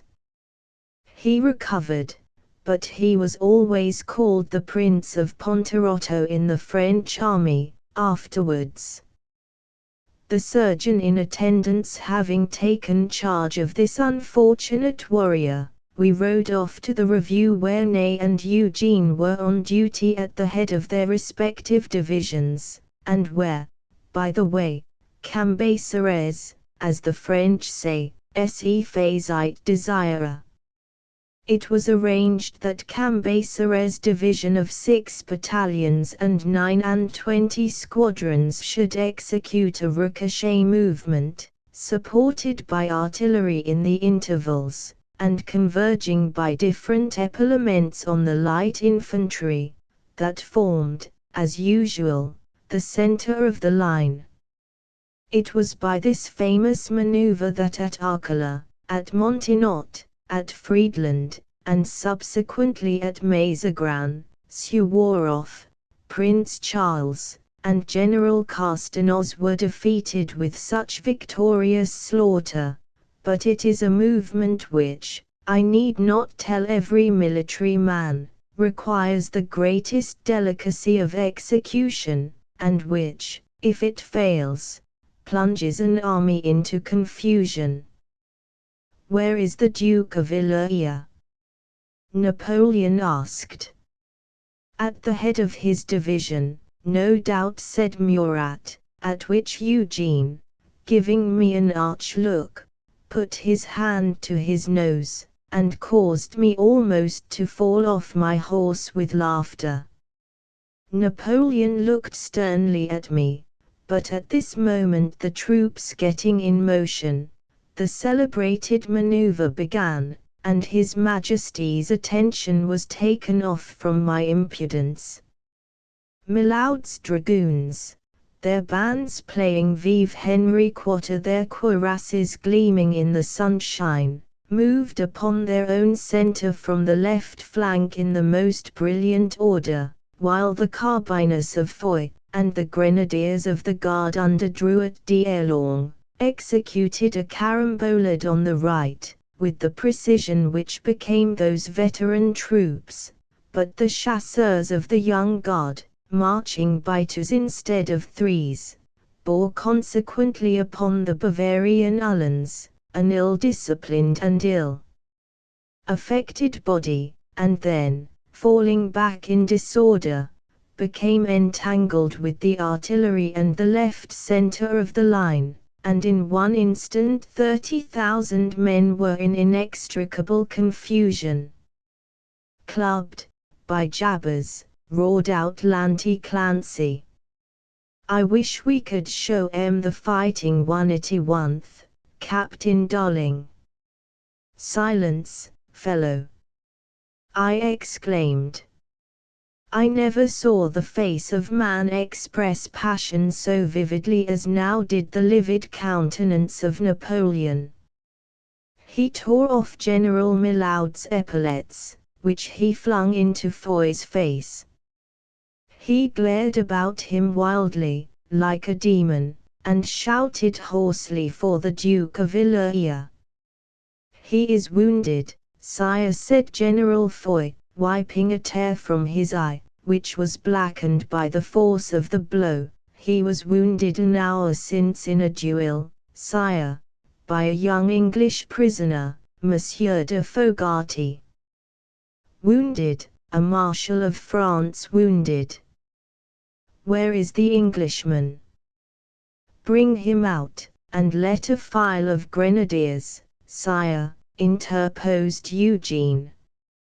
Let him be shot, shrieked the Emperor, shaking his spyglass at me with the fury of a fiend. This was too much. Here goes, said I, and rode slap at him. There was a shriek of terror from the whole of the French army, and I should think at least 40,000 guns were levelled at me in an instant. But as the muskets were not loaded, and the cannon had only wadding in them, these facts, I presume, saved the life of Phil Fogarty from this discharge. Knowing my horse, I put him at the Emperor's head, and Bugaboo went at it like a shot. He was riding his famous white Arab, and turned quite pale as I came up and went over the horse and the Emperor, scarcely brushing the cockade which he wore. Bravo, said Murat, bursting into enthusiasm at the leap. Cut him down, said Sieyes, once an abbey, but now a gigantic cuirassier, and he made a pass at me with his sword. But he little knew an Irishman on an Irish horse.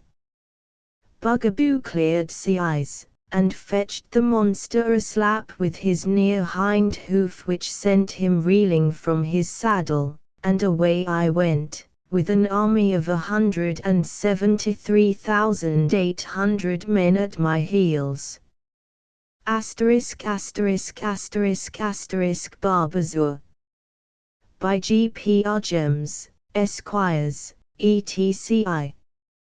It was upon one of those balmy evenings of November, which are only known in the valleys of Languedoc and among the mountains of Alsace, that two cavaliers might have been perceived by the naked eye threading one of the rocky and romantic gorges that skirt the mountain land between the Marne and the Garonne. The rosy tints of the declining luminary were gilding the peaks and crags which lined the path, through which the horseman wound slowly, and as these eternal battlements with which nature had hemmed in the ravine which our travellers trod, blushed with the last tints of the fading sunlight, the valley below was grey and darkling, and the hard and devious course was sombre in twilight. A few goats, hardly visible among the peaks, were cropping the scanty herbage here and there. The pipes of shepherds, calling in their flocks as they trooped homewards to their mountain villages, sent up plaintive echoes which moaned through those rocky and lonely steeps. The stars began to glimmer in the purple heavens spread serenely overhead, and the faint crescent of the moon, which had peered for some time scarce visible in the azure, gleamed out more brilliantly at every moment, until it blazed as if in triumph at the sun's retreat. 'Tis a fair land that of France, a gentle, a green, and a beautiful, the home of arts and arms, of chivalry and romance, and, however sadly stained by the excesses of modern times, 'twas the unbought grace of nations once, and the seat of ancient renown and disciplined valour. And of all that fair land of France, whose beauty is so bright and bravery is so famous, there is no spot greener or fairer than that one over which our travellers wended, and which stretches between the good towns of Vendemier and Nivelles. 'Tis common now to 100,000 voyagers. The English tourist, with his chariot and his Harvey's sauce, and his imperials, the bustling commerce voyager on the roof of the rumbling diligence, the rapid malpost thundering over the chaussee at 12 miles an hour, pass the ground hourly and daily now. 'Twas lonely and unfrequented at the end of that 17th century with which our story commences. Along the darkening mountain paths the two gentlemen, for such their outward bearing proclaimed them, caracoled together. The one, seemingly the younger of the twain, wore a flaunting feather in his barret cap, and managed a prancing Andalusian palfrey that bounded and curvetted gaily. A surcoat of peach-coloured samite and a purfled doublet of vair bespoke him noble, as did his brilliant eye, his exquisitely chiselled nose, and his curling chestnut ringlets. Youth was on his brow, his eyes were dark and dewy, like spring violets, and spring roses bloomed upon his cheek, roses, alas, that bloom and die with life's spring. Now bounding over a rock, now playfully whisking off with his riding rod a floweret in his path, Philibert de Coquelicot rode by his darker companion. His comrade was mounted upon a destrier of the true Norman breed, that had first champed grass on the green pastures of Aquitaine. Thence through Berry, Picardy, and the Limousin, halting at many a city and commune, holding joust and tourney in many a castle and manor of Navarre, Poitiers, and Saint-Germain-l'Auxerrois, the warrior and his charger reached the lonely spot where now we find them. The warrior who bestrode the noble beast was in sooth worthy of the steed which bore him. Both were caparisoned in the fullest trappings of feudal war. The arblast, the mangonel, the demiculverin, and the cuissard of the period, glittered upon the neck and chest of the war steed, while the rider, with chanfron and catapult, with ban and arriere-ban, morion and tumble, battle-axe and roufilade, and the other appurtenances of ancient chivalry, rode stately on his steel-clad charger, himself a tower of steel. This mighty horseman was carried by his steed as lightly as the young spring-ald by his Andalusian hackney. "'Twas well done of thee, Philibert," said he of the proof armour, "to ride forth so far to welcome thy cousin and companion in arms." "Companion in battledore and shuttlecock, Romain de Clos Valgiat," replied the younger cavalier. "When I was yet a page, thou wert a belted knight, and thou wert away to the crusades ere ever my beard grew. I stood by Richard of England at the gates of Ascalon, and drew the spear from sainted King Louis in the tents of Damietta." The individual addressed as Romain replied, "Well a day, since thy beard grew, boy, and marry 'tis yet a thin one, I have broken a lance with Soliman at Rhodes, and smoked a chibok with Saladin at Acre. But enough of this. Tell me of home, of our native valley, of my hearth, and my lady mother, and my good chaplain. Tell me of her, Philibert," said the knight, executing a démavolte, in order to hide his emotion. Philibert seemed uneasy, and to strive as though he would parry the question.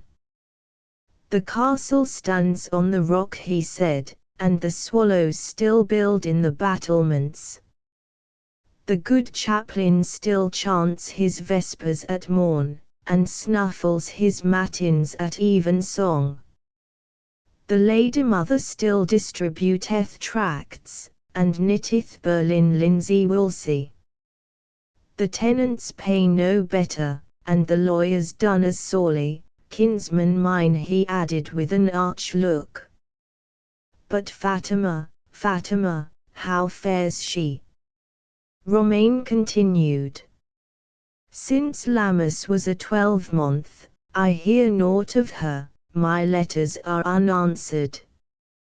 The postman hath traversed our camp every day, and never brought me a billet. How is Fatima, Philibert de Coquelicot?" "She is well," Philibert replied. "Her sister Anne is the fairest of the twain, though her sister Anne was a baby when I embarked for Egypt. A plague on sister Anne. Speak of Fatima, Philibert, my blue-eyed Fatima." "I say she is well," answered his comrade gloomily. "Is she dead? Is she ill? Hath she the measles? Nay, hath she had the smallpox, and lost her beauty?"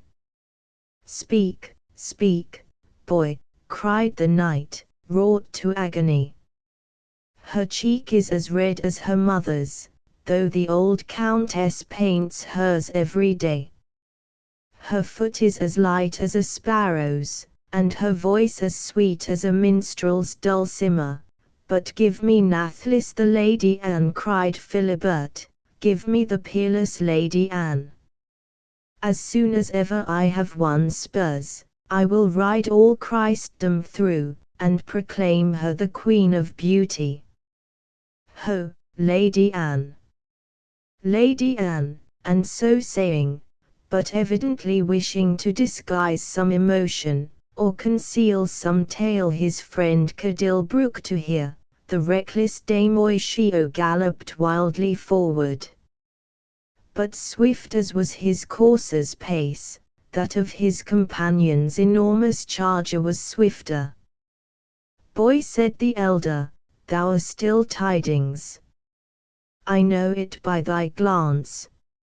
Speak, shall he who hath bearded grim death in 1,000 fields shame to face truth from a friend?"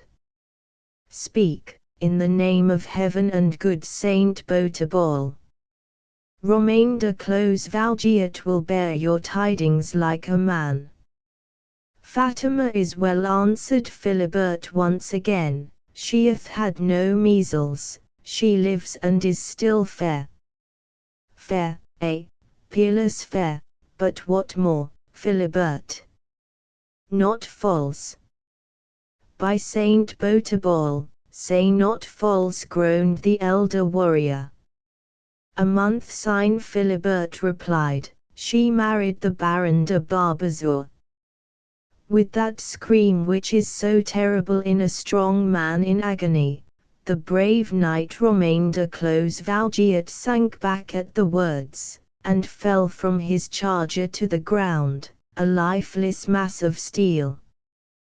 Too like many another fabric of feudal war and splendor, the once vast and magnificent castle of Barbazur is now a moss-grown ruin. The traveller of the present day, who wanders by the banks of the silvery Loire, and climbs the steep on which the magnificent edifice stood, can scarcely trace, among the shattered masses of ivy-covered masonry which lie among the lonely crags, even the skeleton of the proud and majestic palace stronghold of the barons of Barbazur. In the days of our tale its turrets and pinnacles rose as stately, and seemed, to the pride of sinful man, as strong as the eternal rocks on which they stood. The three mullets on a gule's wavy reversed, surmounted by the synopal couchant or, the well-known cognizance of the house, blazed in gorgeous heraldry on 100 banners, surmounting as many towers. The long lines of battlemented walls spread down the mountain to the Loire, and were defended by thousands of steel-clad serving men. 400 knights and 6 times as many archers fought round the banner of Barbazur at Bouvines, Malplaquet, and Azinca. For his services at Fontenoy against the English, the heroic Charles Martel appointed the 14th Baron Hereditary Grand Butiac of the Kingdom of France, and for wealth, and for splendor, and for skill and fame in war, Raoul, the 28th Baron, was in no wise inferior to his noble ancestors. That the Baron Raoul levied toll upon the river and mail upon the shore, that he now and then ransomed a burgher, plundered a neighbor, or drew the fangs of a Jew, that he burned an enemy's castle with the wife and children within, these were points for which the country knew and respected the stout Baron. When he returned from victory, he was sure to endow the church with a part of his spoil, so that when he went forth to battle he was always accompanied by her blessing. Thus lived the Baron Raoul, the pride of the country in which he dwelt, an ornament to the court, the church, and his neighbors. But in the midst of all his power and splendor there was a domestic grief which deeply afflicted the princely Barbazur. His lovely ladies died one after the other. No sooner was he married than he was a widower. In the course of 18 years no less than 9 bereavements had befallen the chieftain. So true it is, that if fortune is a parasite, grief is a republican, and visits the hall of the great and wealthy as it does the humbler tenements of the poor. Leave off deploring thy faithless, gad-about lovers, said the lady of Shakabac to her daughter, the lovely Fatima, and think how the noble Barbazur loves thee. Of all the damsels at the ball last night, he had eyes for thee and thy cousin only. I am sure my cousin hath no good looks to be proud of, the admirable Fatima exclaimed, bridling up. Not that I care for my lord of Barbazur's looks. My heart, dearest mother, is with him who is far away.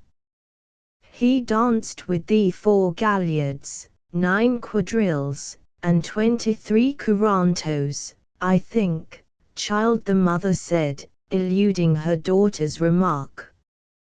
25, said lovely Fatima, casting her beautiful eyes to the ground. Hi-ho, but Romain danced them very well. He had not the court air the mother suggested. I don't wish to deny the beauty of the Lord of Burlesques' dancing, Mamma Fatima replied. For a short, lusty man, 'tis wondrous how active he is, and in dignity the King's Grace himself could not surpass him. You were the noblest couple in the room, love, the lady cried.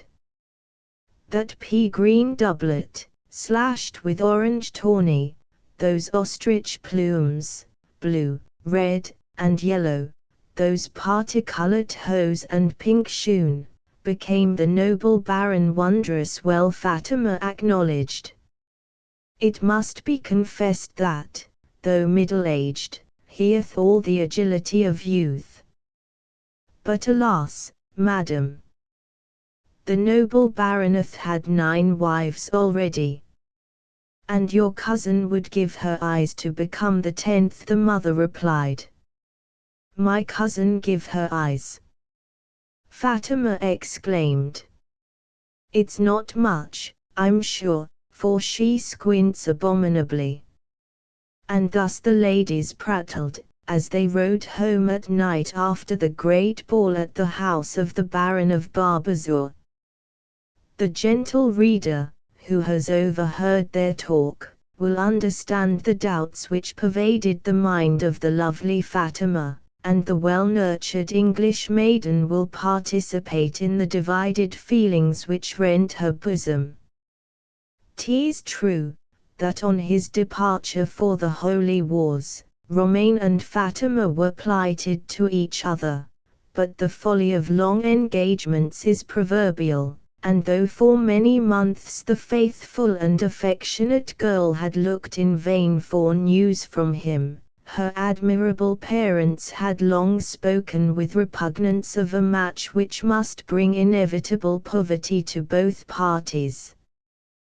They had suffered, 'tis true, the engagement to subside, hostile as they ever were to it, but when on the death of the 9th Lady of Burlesques, the noble Baron remarked Fatima at the funeral, and rode home with her after the ceremony, her prudent parents saw how much wiser, better, happier for their child it would be to have for life a partner like the Baron, than to wait the doubtful return of the penniless wanderer to whom she was plighted. Ah! How beautiful and pure a being! How regardless of self! How true to duty! How obedient to parental command, is that earthly angel, a well-bred woman of genteel family. Instead of indulging in splenetic refusals or vain regrets for her absent lover, the exemplary Fatima at once signified to her excellent parents her willingness to obey their orders, though she had sorrows, and she declared them to be tremendous. The admirable being disguised them so well, that none knew they oppressed her. She said she would try to forget former ties, and, so strong in her mind was duty above every other feeling, so strong may it be in every British maiden, the lovely girl kept her promise.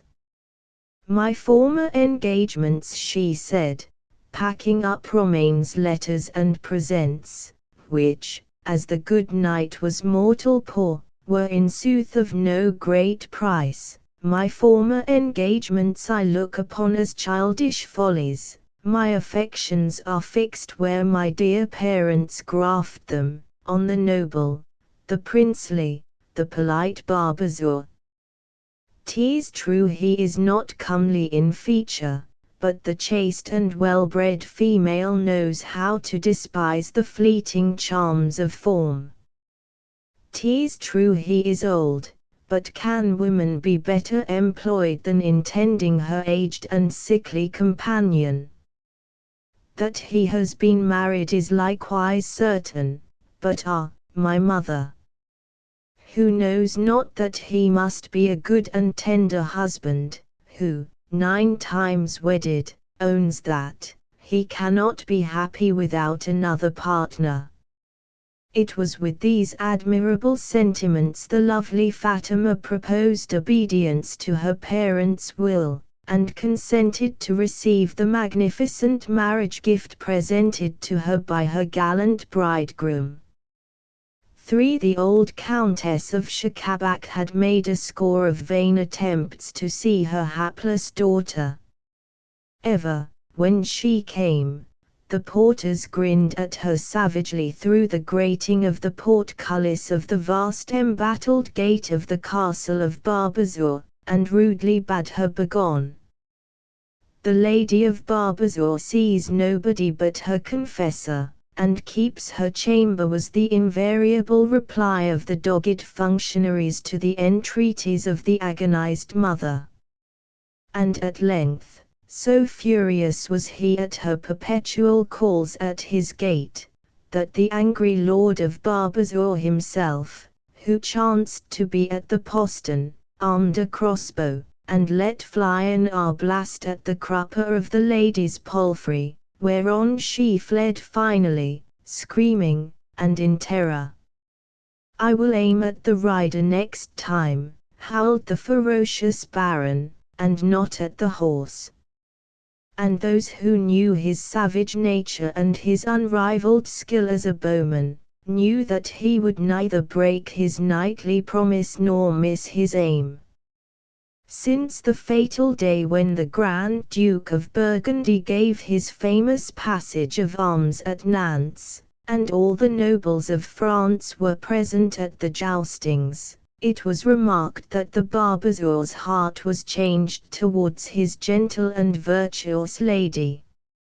For the 3 first days of that famous festival, the redoubted Baron of Barbazor had kept the field against all the knights who entered. His lance bore everything down before it. The most famous champions of Europe, assembled at these joustings, had dropped, one by one, before this tremendous warrior. The prize of the tourney was destined to be his, and he was to be proclaimed bravest of the brave, as his lady was the fairest of the fair. On the 3rd day, however, as the sun was declining over the Vosges, and the shadows were lengthening over the plain where the warrior had obtained such triumphs, after having overcome 213 knights of different nations, including the fiery Dunois, the intrepid Walter Manny, the spotless Bayard, and the undaunted Du Guiselin, as the conqueror sat still erect on his charger, and the multitudes doubted whether ever another champion could be found to face him, 3 blasts of a trumpet were heard, faint at first, but at every moment ringing more clearly, until a knight in pink armor rode into the lists with his visor down, and riding a tremendous dun charger, which he managed to the admiration of all present. The heralds asked him his name and quality. "Call me," said he, in a hollow voice, "the Jilted Knight." What was it made the Lady of Barbazor tremble at his accents? The knight refused to tell his name and qualities, but the companion who rode with him, the young and noble Philibert de Coquelicot, who was known and respected universally through the neighborhood, gave a warranty for the birth and noble degree of the Jilted Knight, and Raoul de Barbazor, yelling hoarsely for a 214th lance, shook the huge weapon in the air as though it were a reed, and prepared to encounter the intruder. According to the wont of chivalry, and to keep the point of the spear from harm, the top of the unknown knight's lance was shielded with a bung, which the warrior removed, and galloping up to Barbazour's pavilion, over which his shield hung, touched that noble cognizance with the sharpened steel. A thrill of excitement ran through the assembly at this daring challenge to a combater à l'outrance. "Hast thou confessed, Sir Knight?" roared the Barbazour. "Take thy ground, and look to thyself, for by heaven thy last hour is come." Poor youth, sighed the spectators, he has called down his own fate. The next minute the signal was given, and as the simoom across the desert, the cataract down the rock, the shell from the howitzer, each warrior rushed from his goal. "Thou wilt not slay so good a champion," said the Grand Duke, as at the end of that terrific combat the knight in rose armor stood over his prostrate foe, whose helmet had rolled off when he was at length unhorsed, and whose bloodshot eyes glared unutterable hate and ferocity on his conqueror. "Take thy life," said he who had styled himself the Jilted Knight, "thou hast taken all that was dear to me."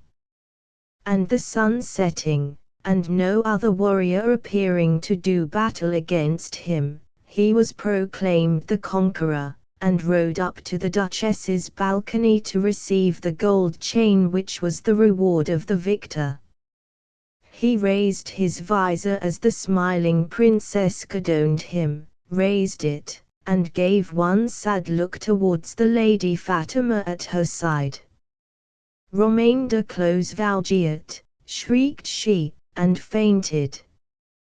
The Baron of Barbazour heard the name as he writhed on the ground with his wound, and by his slighted honor, by his broken ribs, by his roused fury, he swore revenge, and the Lady Fatima, who had come to the tourney as a queen, returned to her castle as a prisoner. As it is impossible to give the whole of this remarkable novel, let it suffice to say briefly here, that in about a volume and a half, in which the descriptions of scenery, the account of the agonies of the Baroness, kept on bread and water in her dungeon, and the general tone of morality, are all excellently worked out, the Baron de Barbazour resolves upon putting his wife to death by the hands of the public executioner. 2 minutes before the clock struck noon, the savage Baron was on the platform to inspect the preparation for the frightful ceremony of midday. The block was laid forth, the hideous minister of vengeance, masked and in black, with the flaming glaive in his hand, was ready. The Baron tried the edge of the blade with his finger, and asked the dreadful swordsman if his hand was sure. A nod was the reply of the man of blood.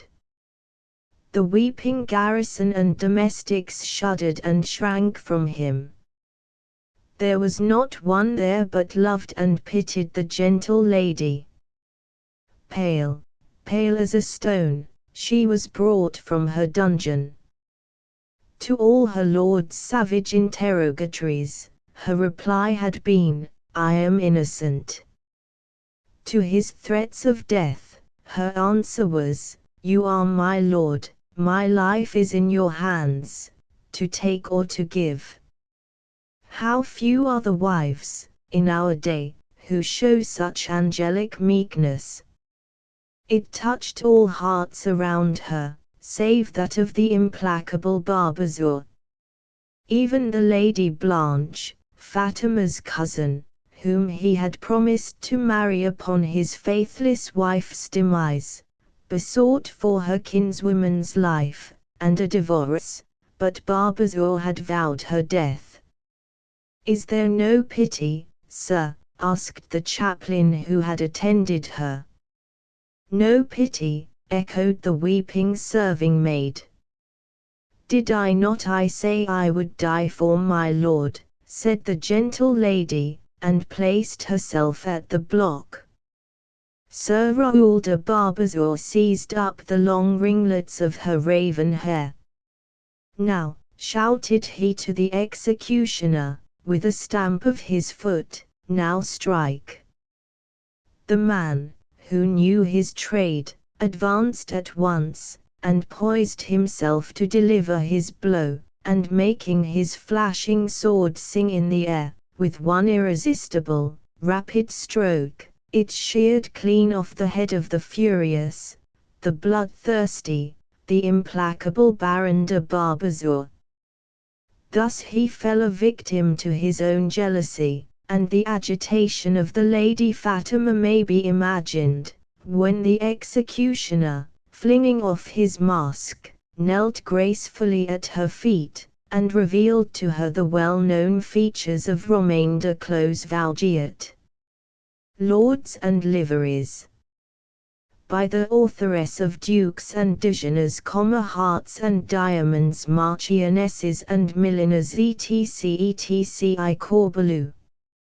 What a lovely creature that was in the Fitzbattleaxe box tonight, said one of a group of young dandies who were leaning over the velvet-cushioned balconies of the Coventry Club smoking their full-flavoured Cubas, from Hudson's, after the opera. Everybody stared at such an exclamation of enthusiasm from the lips of the young Earl of Bagnig, who was never heard to admire anything except a Calise de Dindanio à la Saint Menehoud, or a Supreme de Coquigny en Torticolis à la Piffard, such as Champollion, the chef of the travellers only knows how to dress, or the bouquet of a flask of Medoc, of Carbonell's best quality, or a gout of Marasquin, from the cellars of Briggs and Hobson. Allied de Pentonville, 18th Earl of Bagnig, Viscount Pon of Islington, Baron Pancras, King's Cross, and a baronet, was, like too many of our young men of ton, utterly blessed, although only in his 24th year. Blessed, luckily, with a mother of excellent principles, who had imbued his young mind with that morality which is so superior to all the vain pomps of the world. It had not been always the young Earl's lot to wear the coronet for which he now in sooth cared so little. His father, a captain of Britain's navy, struck down by the side of the gallant Collingwood in the Bay of Fundy, left little but his sword and spotless name to his young, lovely, and inconsolable widow, who passed the first years of her mourning in educating her child in an elegant though small cottage in one of the romantic marine villages of beautiful Devonshire. Her child. What a gush of consolation filled the widow's heart as she pressed him to it! How faithfully did she instill into his young bosom those principles which had been the pole star of the existence of his gallant father! In this secluded retreat, rank and wealth almost boundless found the widow and her boy. The 17th Earl, gallant and ardent, and in the prime of youth, went forth one day from the Eternal City to a steeplechase in the Campagna. A mutilated corpse was brought back to his hotel in the Piazza di Ispina. Death, alas, is no respecter of the nobility. That shattered form was all that remained of the fiery, the haughty, the wild, but the generous Altamont de Pentonville. Such is fate. The admirable Emily de Pentonville trembled with all a mother's solicitude at the distinctions and honors which thus suddenly descended on her boy. She engaged an excellent clergyman of the Church of England to superintend his studies, to accompany him on foreign travel when the proper season arrived, to ward from him those dangers which dissipation always throws in the way of the noble, the idle, and the wealthy. But the Reverend Cyril de Laval died of the measles at Naples, and henceforth the young Earl of Bagnig was without a guardian. What was the consequence? That, at 23, he was a cynic and an epicure. He had drained the cup of pleasure till it had palled in his unnerved hand. He had looked at the pyramids without awe, at the Alps without reverence. He was unmoved by the Sunday solitudes of the desert as by the placid depths of Mediterranean sea of blue. Bitter, bitter tears did Emily de Pentonville weep, when, on Allied's return from the continent, she beheld the awful change that dissipation had wrought in her beautiful, her blue-eyed, her perverted, her still beloved boy. Corpo di Bacco, he said, pitching the end of his cigar onto the red nose of the Countess of Delawadimore's coachman, who, having deposited her fat ladyship at number 236 Piccadilly, was driving the carriage to the stables, before commencing his evening at the Fortune of War public house. What a lovely creature that was! What eyes! What hair! Who knows her? Do you, mon cher prince? E bellissima, certamente, said the Duca de Montepulciano, and stroked down his jetty moustache. Ein Garçons Madchen, said the hereditary Grand Duke of Uhland-Schreckenstein, and turned up his carroty one.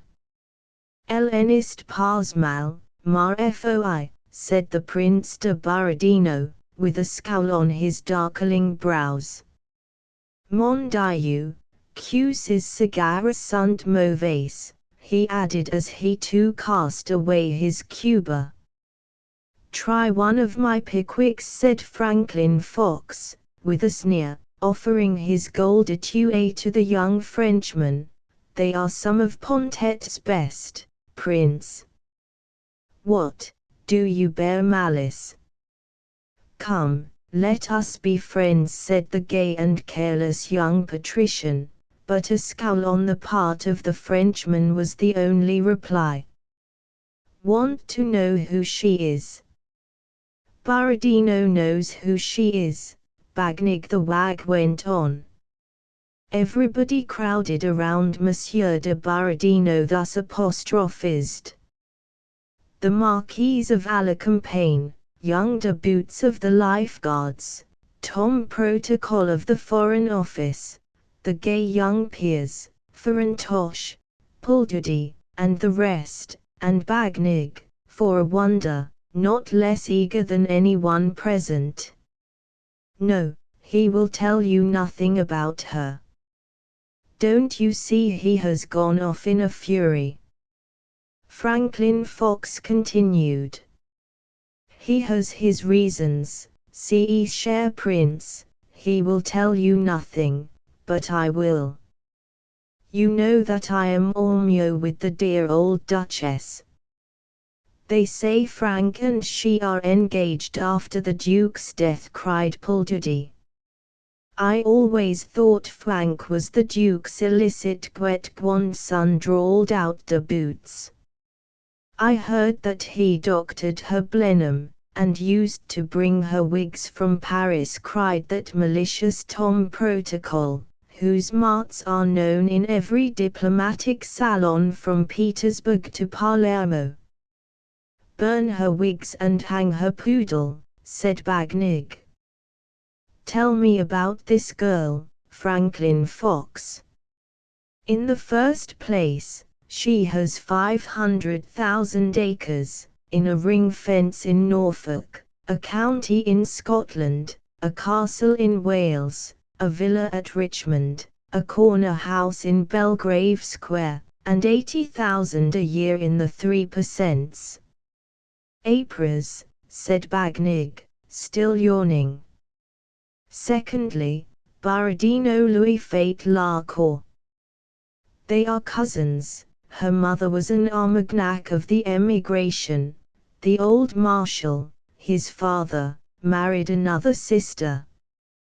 I believe he was footman in the family, before Napoleon princified him. No, he was second coachman. Tom Protocol good-naturedly interposed, a cavalry officer, Frank, not an infantryman. Faith, you should have seen his fury, the young ones, I mean, when he found me in the Duchess's room this evening, tête-à-tête with the heiress, who deigned to receive a bouquet from this hand. It cost me 3 guineas, poor Frank said, with a shrug and a sigh, and that Covent Garden scoundrel gives no credit. But she took the flowers, Bagnig, and flung them to Albony, the peer replied, with a haughty sneer. And poor little Franklin Fox was compelled to own that she had. The maitre d'hotel here announced that supper was served. It was remarked that even the Calais de Dindanio made no impression on Bagnig that night. To the sensation produced by the debut of Amethyst Pimlico at the court of the sovereign, and in the salons of the beau monde, was such as has seldom been created by the appearance of any other beauty. The men were raving with love, and the women with jealousy. Her eyes, her beauty, her wit, her grace, her tongue, caused a perfect furor of admiration or envy. Introduced by the Duchess of Fitzbatillacs, along with her Grace's daughters, the ladies Gwendoline and Guinevere Portcullis, the heiress's regal beauty quite flung her cousin's simple charms into the shade, and blazed with a splendor which caused all minor lights to twinkle faintly. Before a day the beau monde, before a week even the vulgarians of the rest of the town, rang with the fame of her charms, and while the dandies and the beauties were raving about her, or tearing her to pieces in Mayfair, even Mrs. Dobbs, who had been to the pit of the Hopera in a green turban and a crumpled yellow satin, talked about the great heiress to her in Bloomsbury Square. Crowds went to Squab and Lynch's, in Long Acre, to examine the carriages building for her, so faultless, so splendid, so quiet, so odiously unostentatious and provokingly simple. Besides the ancestral services of argentary and vassal plate, contained in 176 plate chests at Messrs. Childs, Rumble and Briggs prepared a gold service, and Garraway, of the Haymarket, a service of the Benvenuto Cellini pattern, which were the admiration of all London. Before a month it is a fact that the wretched haberdashers in the city exhibited the blue stocks, called Eresculars, very chaste. 2 and 6 long before that, the Monde had rushed to Madame Crinoline's, or sent couriers to Madame Marabout, at Paris, so as to have copies of her dresses, but, as the Mantuan bard observes, non quivis contigit, every foot cannot accommodate itself to the chaussure of Cinderella. With all this splendor, this worship, this beauty, with these cheers following her, and these crowds at her feet, was Amethyst happy? Ah, no. It is not under the necklace the most brilliant that Briggs and Rumble can supply, it is not in Lynch's best cushioned chariot that the heart is most at ease. QJE me ruinare I says Franzak in a letter to Bossuet, si je save ou a kita le bon heur. With all her riches, with all her splendor, Amethyst was wretched, wretched, because lonely, wretched, because her loving heart had nothing to cling to. Her splendid mansion was a convent, no male person even entered it, except Franklin Fox, who counted for nothing, and the Duchess's family, her kinsman old Lord Humpington, his friend old Sir John Fogey, and her cousin, the odious Baradino. The Prince de Baradino declared openly that Amethyst was engaged to him. Crippled to debts, it is no wonder that he should choose such an opportunity to reface sa fortune. He gave out that he would kill any man who should cast an eye on the heiress, and the monster kept his word. Major Grigg, of the Life Guards, had already fallen by his hand at Ostend. The O'Toole, who had met her on the Rhine, had received a ball in his shoulder at Koblenz, and did not care to resume so dangerous a courtship. Baradino could snuff a bougie at 150 yards. He could beat Bertrand or Alexander Dumas himself with the small sword. He was the dragon that watched this Pomme d'Or, and very few persons were now inclined to face a champion so redoubtable. Over a salmi d'escargot at the Coventry the dandies whom we introduced in our last volume were assembled, there talking of the heiress, and her story was told by Franklin Fox to Lord Bagnig, who, for a wonder, was interested in the tale. Baradino's pretensions were discussed, and the way in which the fair Amethyst was confined. Fitzbatalac's house, in Belgrave Square, is, as everybody knows, the next mansion to that occupied by Amethyst. A communication was made between the two houses. She never went out except accompanied by the Duchess's guard, which it was impossible to overcome. Impossible. Nothing's impossible, said Lord Bagnig. I bet you what you like you don't get in, said the young Marquise of Martingale.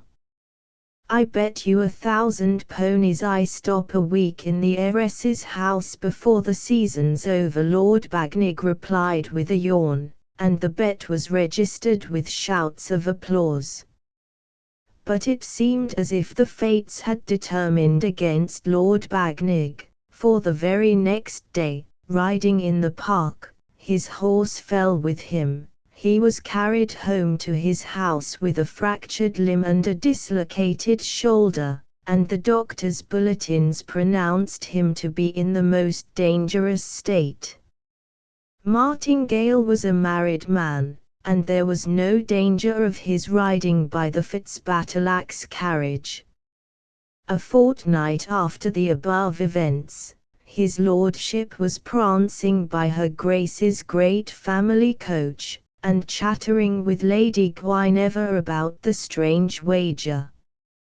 "Do you know what a pony is, Lady Guinevere?" he asked. Her ladyship said yes. She had a cream-coloured one at Castle Barbican, and stared when Lord Martingale announced that he should soon have 1,000 ponies, worth £25 each, which were all now kept at Coutts's. Then he explained the circumstances of the bet with Bagnig. Parliament was to adjourn in 10 days, the season would be over. Bagnig was lying ill chez lui, and the 25,000 were irrecoverably his. And he vowed he would buy Lord Binnacle's yacht, crew, captain, guns and all. On returning home that night from Lady Porkimore's, Martingale found among the many billets upon the gold plateau in his antechamber, the following brief one, which made him start. Dear Martingale. Don't be too sure of Binnacle's yacht. There are still 10 days before the season is over, and my ponies may lie at Coutts's for some time to come. Yours, Bagnig. P.S. I write with my left hand, for my right is still splintered up from that confounded fall. 3. The tall footman, number 4, who had come in the place of John, cashiered, for want of proper mollets, and because his hair did not take powder well, had given great satisfaction to the under-butler, who reported well of him to his chief, who had mentioned his name with praise to the house steward. He was so good-looking and well-spoken a young man, that the ladies in the housekeeper's room deigned to notice him more than once, nor was his popularity diminished on account of a quarrel in which he engaged with Monsieur Anatole, the enormous Walloon chasseur, who was one day found embracing Miss Flouncey, who waited on Amethyst's own maid.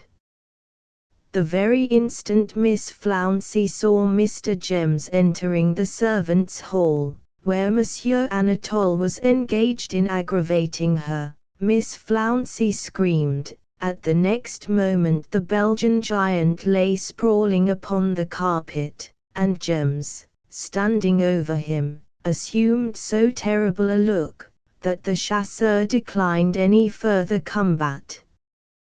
The victory was made known to the house steward himself, who, being a little partial to Miss Flouncey herself, complimented Gems on his valour, and poured out a glass of Madeira in his own room. Who was Gems? He had come recommended by the Bagnig people. He had lived, he said, in that family 2 years. But where there was no ladies, he said, a gentleman's hand was spiled for service, and Gems's was a very delicate hand. Miss Flouncey admired it very much, and of course he did not defile it by menial service. He had in a young man who called him Sir, and did all the coarse work, and Gems read the morning paper to the ladies, not spellingly and with hesitation, as many gentlemen do, but easily and elegantly, speaking off the longest words without a moment's difficulty. He could speak French, too, Miss Flouncey found, who was studying it under Mademoiselle Grandet filled a chamber de confiance, for when she said to him, Parlez-vous français, Monsieur Gems, he replied readily, Oui, mademoiselle, j'ai passé beaucoup de temps à Paris. Comment vous portez-vous? How Miss Flouncey admired him as he stood before her, the day after he had saved Miss Amethyst when the horses had run away with her in the park. Poor Flouncey, poor Flouncey. Gems had been but a week in Amethyst's service, and already the gentle heart of the washing girl was irrecoverably gone. Poor Flouncey. Poor Flouncey. He thought not of thee. It happened thus. Miss Amethyst being engaged to drive with her cousin the prince in his phaeton, her own carriage was sent into the park simply with her companion, who had charge of her little Fido, the dearest little spaniel in the world. Gems and Frederick were behind the carriage with their long sticks and neat dark liveries. The horses were worth 1,000 guineas each, the coachman a late lieutenant colonel of cavalry. The whole ring could not boast a more elegant turnout. The prince drove his curricle, and had charge of his belle cousine. It may have been the red fezzes in the carriage of the Turkish ambassador which frightened the Prince's greys, or Mrs. Champignon's new yellow liveries, which were flaunting in the park, or hideous Lady Gorgon's preternatural ugliness, who passed in a low pony carriage at the time, or the Prince's own want of skill, finally, but certain it is that the horses took fright, dashed wildly along the mile, scattered equipages, phaetons, dandies' cabs, and snobs' phaetons. Amethyst was screaming, and the Prince, deadly pale, had lost all presence of mind, as the curricle came rushing by the spot where Miss Amethyst's carriage stood. "I'm blessed," Frederick exclaimed to his companion, "if it ain't the Prince driving our missus. They'll be in the Serpentine, or dashed to pieces, if they don't mind." And the runaway steeds at this instant came upon them as a whirlwind. But if those steeds ran at a whirlwind pace, Jem's was swifter. To jump from behind, to bound after the rocking, reeling curricle, to jump into it, aided by the long stick which he carried and used as a leaping pole, and to seize the reins out of the hands of the miserable Borodino, who shrieked piteously as the dauntless valet leapt on his toes and into his seat, was the work of an instant. In a few minutes the mad, swaying rush of the horses was reduced to a swift but steady gallop, presently into a canter, then a trot, until finally they pulled up smoking and trembling, but quite quiet, by the side of Amethyst's carriage, which came up at a rapid pace. "Give me the reins, Malapris, tu m'écrases le corps, manant," yelled the frantic nobleman, writhing underneath the intrepid charioteer. "Tant pis pour toi, Nigord," was the reply. The lovely Amethyst of course had fainted, but she recovered as she was placed in her carriage, and rewarded her preserver with a celestial smile. The rage, the fury, the maledictions of Borodino, as he saw the latter, a liveried menial, stoop gracefully forward and kiss Amethyst's hand, may be imagined rather than described. But Gems heeded not his curses. Having placed his adored mistress in the carriage, he calmly resumed his station behind. Passion or danger seemed to have no impression upon that pale marble face. Borodino went home furious, nor was his rage diminished, when, on coming to dinner that day, a re-church banquet served in the frangipane best style, and requesting a supply of a pure à la bisque auxiliary écrevisses, the clumsy attendant who served him let fall the assiette of vermeil sisal, with its scalding contents, over the Prince's chin, his Macklin jabot, and the grand cordon of the Legion of Honor which he wore. "Infame," howled Borodino, "tu el as fate expres." "Oi, jelre fate expres," said the man, with the most perfect Parisian accent. It was Gems. Such insolence of course could not be passed unnoticed even after the morning's service, and he was chassed on the spot. He had been but a week in the house. The next month the newspapers contained a paragraph which may possibly elucidate the above mystery, and to the following effect: "Singular wager. One night, at the end of last season, the young and eccentric Earl of BGN laid a wager of £25,000 with a broken sporting patrician, the dashing Marquis of Martiingla, that he would pass a week under the roof of a celebrated and lovely young heiress, who lives not 100 miles from Belgrave.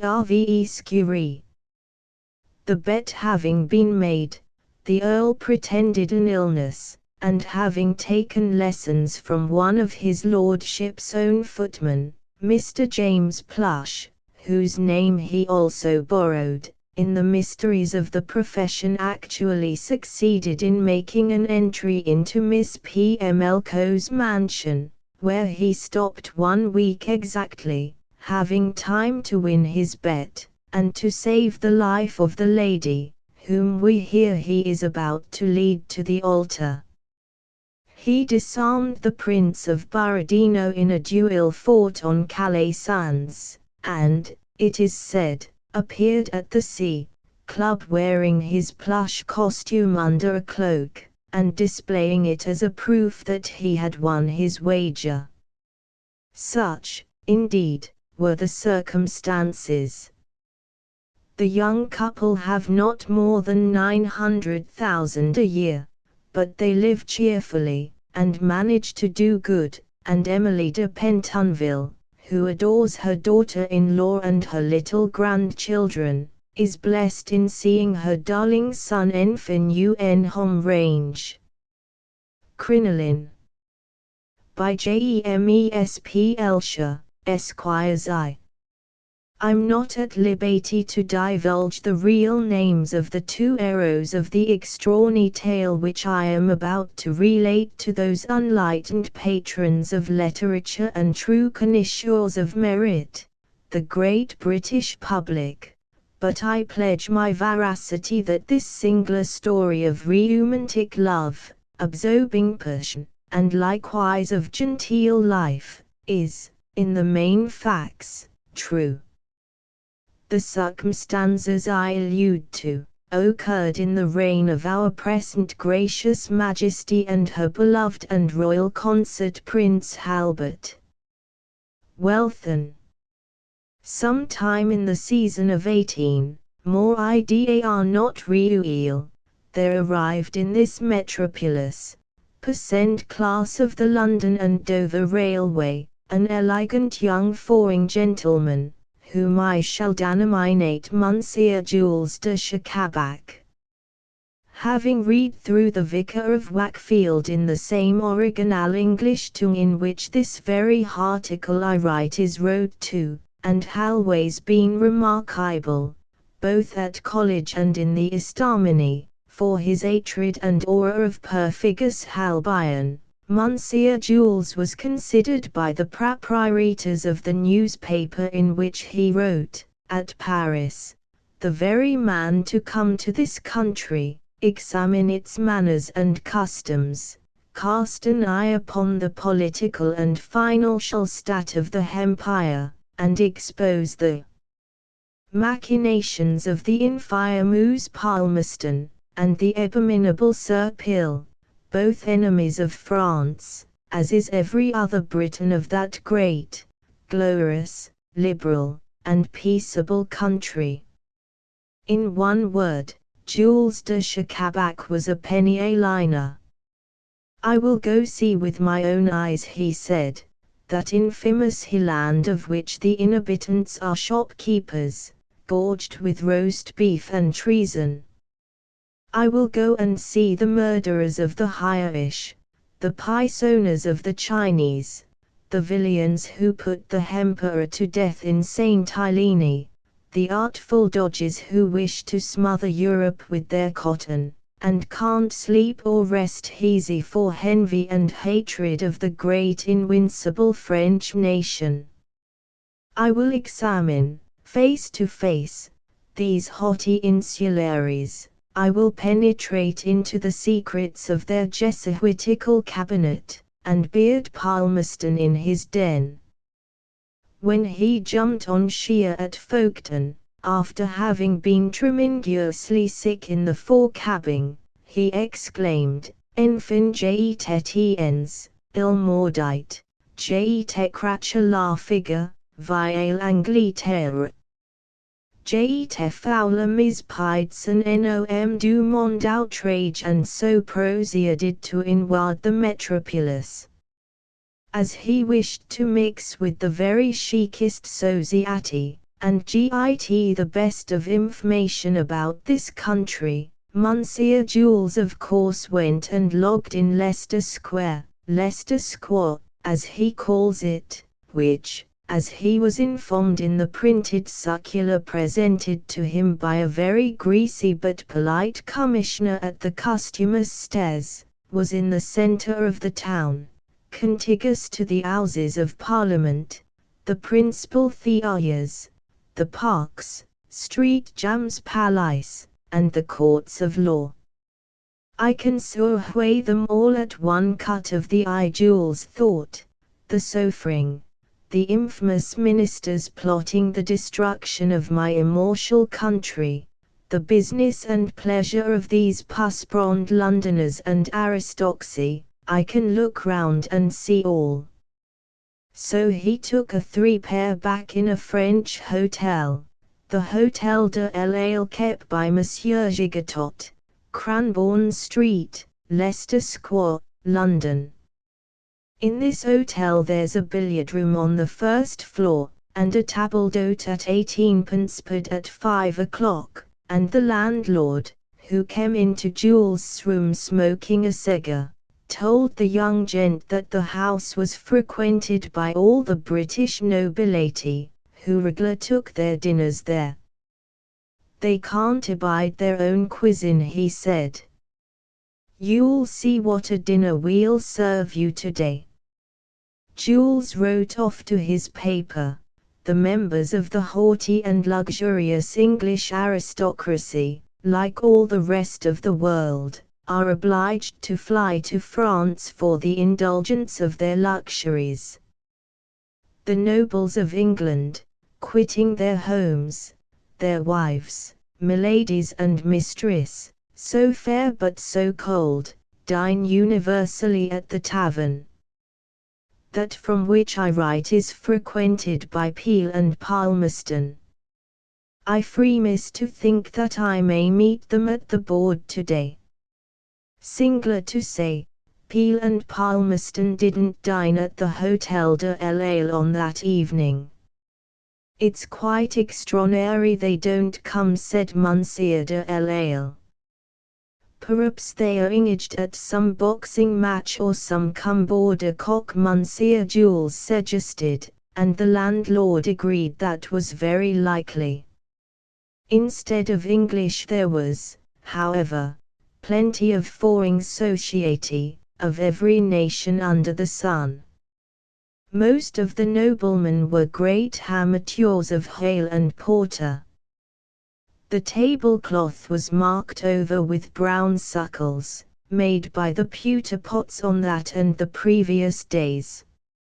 It is the usage here, wrote Jules to his newspaper, among the Anglais of the fashion to absorb immense quantities of ale and porter during their meals. These stupefying, but cheap, and not unpalatable liquors are served in shining pewter vessels. A mug of foaming Heffaneth, so a certain sort of beer is called, was placed by the side of most of the convives. I was disappointed of seeing Sir Peel. He was engaged to a combat of cocks which occurs at Windsor. Not one word of English was spoke during this dinner, except when the gentleman said garçon de l'affanaf, but Jules was very much pleased to meet the elite of the foreigners in town, and ask their opinion about the real state of things. Was it likely that the bishops were to be turned out of the Chamber des Communes?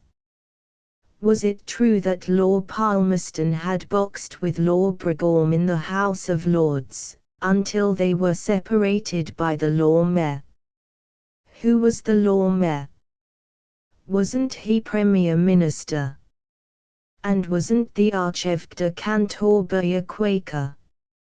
He got answers to these questions from the various gents round about during the dinner, which, he remarked, was very much like a French dinner, only dirtier. And he wrote off all the information he got to his newspaper. The Lord Mayor, Lord Lansdowne, is Premier Minister. His Grace has his dwelling in the city. The Archbishop of Canterbury is not turned Quaker, as some people stated. Quakers may not marry, nor sit in the Chamber of Peers. The minor bishops have seats in the House of Commons, where they are attacked by the bitter pleasantries of Lord Brougham. A boxer is in the House. He taught Palmerston the science of the pugilate, who conferred upon him the seat and C. His writing hover, Jules came down and had a game at pool with 2 Poles, a Bulgan, and 2 of his own countrymen. This being done amidst Morhafaneth, without which nothing is done in England, and as there was no French play that night, he and the 2 French gents walked round and round Leicester Square smoking cigars in the faces of other French gents who were smoking too. And they talked about the grandeur of France and the perfidiousness of England, and looked at the illuminated picture of Madame Wharton as horridly till bedtime. But before he slept, he finished his letter, you may be sure, and called it his Fast Impressions of Angleterre. Mind and wake me early, he said to Boots, the one British subject in the Hotel de l'Isle and who therefore didn't understand him. I wish to be at Smithfield at 6 hours to see the men sell their wives. And the young rogue fell asleep, thinking what sort of a one he'd buy.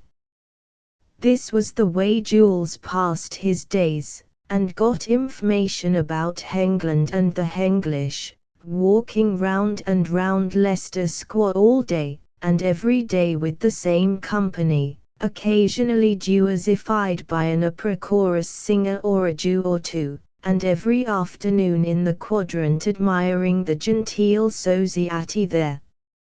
Monsieur Jules was not over well furnished with pocket money, and so his pleasure was of the gratis sort chiefly. Well, one day as he and a friend was taking their turn among the aristocracy under the Quadrant, they were struck all of a heap by seeing, but, stop. Who was Jules' friend? Here you have pictures of both, but the story of Jules' friend must be kept for another innings.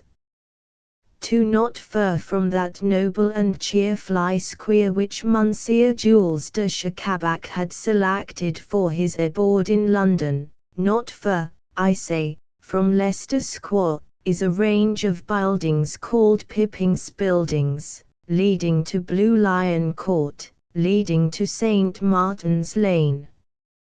You know Pippin's Buildings by its greatest ornament, Unum and Beefus, where Jules has often stood admiring the dexterity of the carver cut in the Verus Jints, and by the little fishmongers, where you remark the mouldy lobsters, the fly-blown piccoli salmon, the playbills, and the gingerbread bottles in the window, above all, by the Constantinople divan, kept by the Mrs. Mordecai, and well known to every lover of a prime cigar and an excellent cup of real mocha coffee for 60.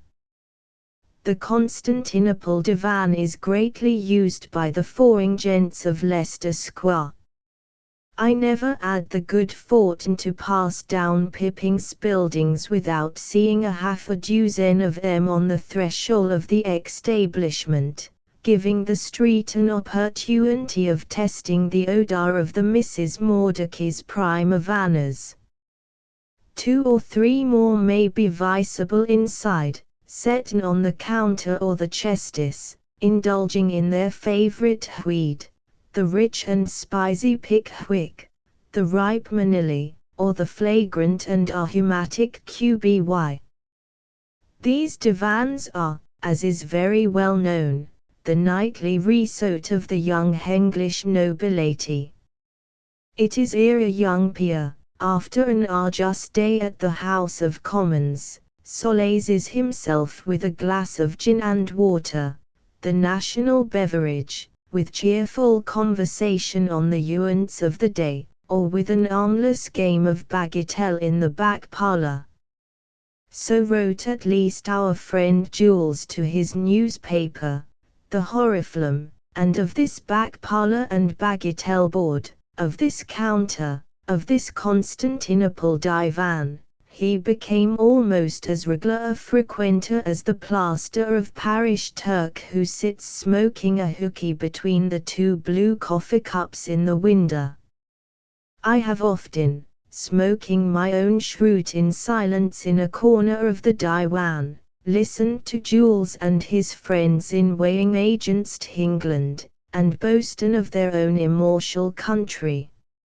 How they did go on about Wellington, and what an arty contempt they had for him, how they used to prove that France was the light, the centre point, the example and admiration of the whole world.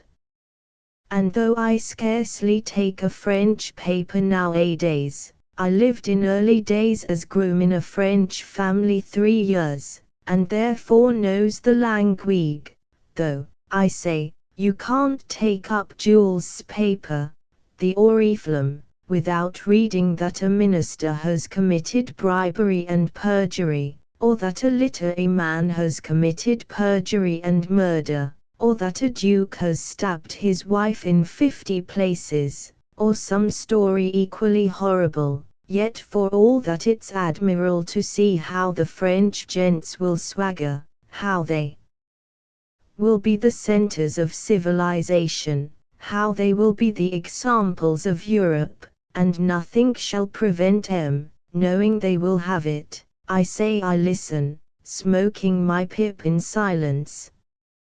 But to our tale. Regular every evening there came to the Constantinople a young gent attired in the ith of fashion, and in dead presenting by the cleanliness of his appearance and linen, which was generally a pink or blue short, with a cricketer or a dancer's pattern, rather a contrast to the dingy and whist-card society of the divan. As for whiskers, this young man had none beyond a little yellow to his chin, which you wouldn't notice, only he was always pulling at it. His stature was diminutive, but his costume superb, for he had the tippiest Jane boots, the ivory-headest canes, the most gorgeous scarlet Johnville ties, and the most Scotch-plaidest trousers, of any customer of that establishment. He was universally called my lord. Qu'est-ce jeune seigneur? Who is this young Earl who comes nightly to the Constantinople, who is so prodigal of his gold? For indeed the young gent would frequently propose gin in water to the company, and who drinks so much gin? Asked Monsieur Shakabac of a friend from the Hotel de l'Ale. His name is Lord Yardam, answered that friend. He never comes here but at night. And why? Why, exclaimed Jules, astonished. Why, because he is engaged all day. And do you know where he is engaged all day? Where? Asked Jules. At the Foreign Office. Now do you begin to understand? Jules trembled. He speaks of his uncle, the head of that office. Who is the head of that office? Palmerston. The nephew of Palmerston, said Jules, almost in a fit. Lord Yardam pretends not to speak French, the other went on. He pretends he can only say oui and comment portez-vous. Shallow humbug, I have marked him during our conversations. When we have spoken of the glory of France among the nations, I have seen his eye kindle, and his perfidious lip curl with rage. When they have discussed before him the imprudence, the affairs of Europe, and Raggibricevik has shown us the next Circassian campaign, or Sapperson has laid bare the plan of the Calabrian patriots for the next insurrection, I have marked this stranger, this Lord. He smokes teas to conceal his countenance, he drinks gin, teas to hide his face in the goblet. And be sure, he carries every word of our conversation to the perfidious Palmerston, his uncle. I will beard him in his den, thought Jules. I will meet him corps à corps. The tyrant of Europe shall suffer through his nephew, and I will shoot him as dead as Dujaria. When Lord came to the Constantinople that night, Jules eyed him savagely from head to foot, while Lord replied the same. It wasn't much for either to do, neither being more than 4'10" high. Jules was a grenadier in his company of the National Guard, and was as brave as a lion. Ah, l'Angleterre, tu nous dois une revanche, said Jules, crossing his arms and grinding his teeth at Lord We, said Lord we. Delenda ist Carthago, howled out Jules. Oh, we, said the Earl of and at the same moment, his glass of gin-water coming in, he took a drink, saying, "A votre santé, Monsieur," and then he offered it like a man of fashion to Jules. A light broke on Jules' mind as he accepted the refreshment. Suppose, he said, instead of slaughtering this nephew of the infamous Palmerston, I extract his secrets from him, suppose I pump him, suppose I unveil his schemes and send them to my paper. La France may hear the name of Jules de Chacabac, and the star of honor may glitter on my bosom. So, accepting Lord courtesy, he returned it by ordering another glass of gin at his own expense, and they both drank it on the counter, where Jules talked of the affairs of Europe all night. To everything he said, the Earl of answered, we, except at the end of the evening, when he squeezed his hand and said, "Bonsoir." There's nothing like going amongst them to acquire the real pronunciation, his lordship said, as he let himself into his lodgings with his latchkey. That was a very eloquent young gent at the Constantinople, and I'll patronize him. Ah, perfide, j'étais de masquerie, Jules remarked to himself as he went to bed in his Hotel de l'Ale. And they met the next night, and from that evening the young men were continually together. Well, one day, as they were walking in the quadrant, Jules talking, and Lord saying, we, they were struck all of a heap by seeing, but my paper is exhausted, and I must describe what they saw in the next number. 3. The Castle of the Island of Fogo. The traveller who pursues his delightful course through the fair realm of France, as a great romantic landscapist and Nimzak of mind would say, never showed his eyes within a sight more lovely, or viewed a palace more magnificent than that which was the birthplace of the heroine of this true tale. Fancy a country through whose wooded plains the silvery Garonne winds, like a benevolent serpent. In its placid bosom antient castles, picturesque villages, and waving woods are reflected. Purple hills, crowned with antique ruins, rivulets babbling through gentle green woods, white farmhouses, heavy with overhanging vines, and from which the happy and peaceful Ocupia can cast his glance over golden waving cornfields, and herald meadows in which the lazy cattle are grazing, while the shepherd, tending his snuffy flocks, whiles away the leisure moments on his lute. These offer but a faint picture of the rural felicity in the midst of which Crinoline and Hysteria de Vidalas were born. Their pa, the Marquis de Vidalas, Chevalier of the Legend of Honor and of the Lion of Bulgam, the Golden Fleece, Grand Cross of the Effluent and Castle, and of the Cat in Bagpipes of Hostria, Grand Chamberlain of the Crown, and Major General of Host Marines, and C.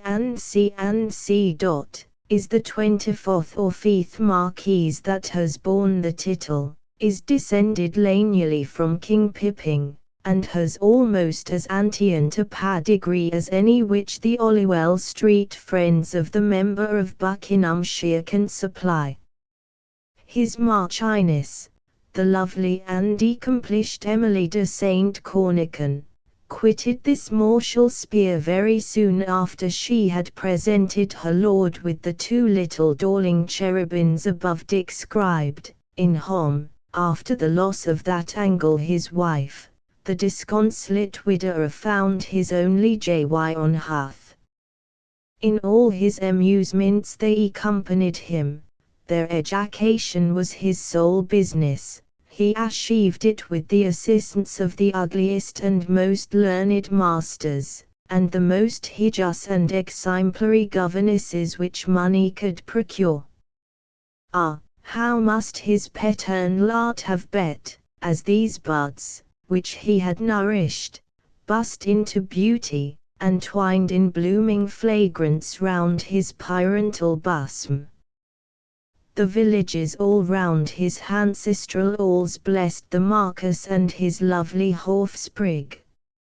Not one village in their neighbourhood but was adorned by their elegant beneficence, and where the inhabitants weren't rendered happy.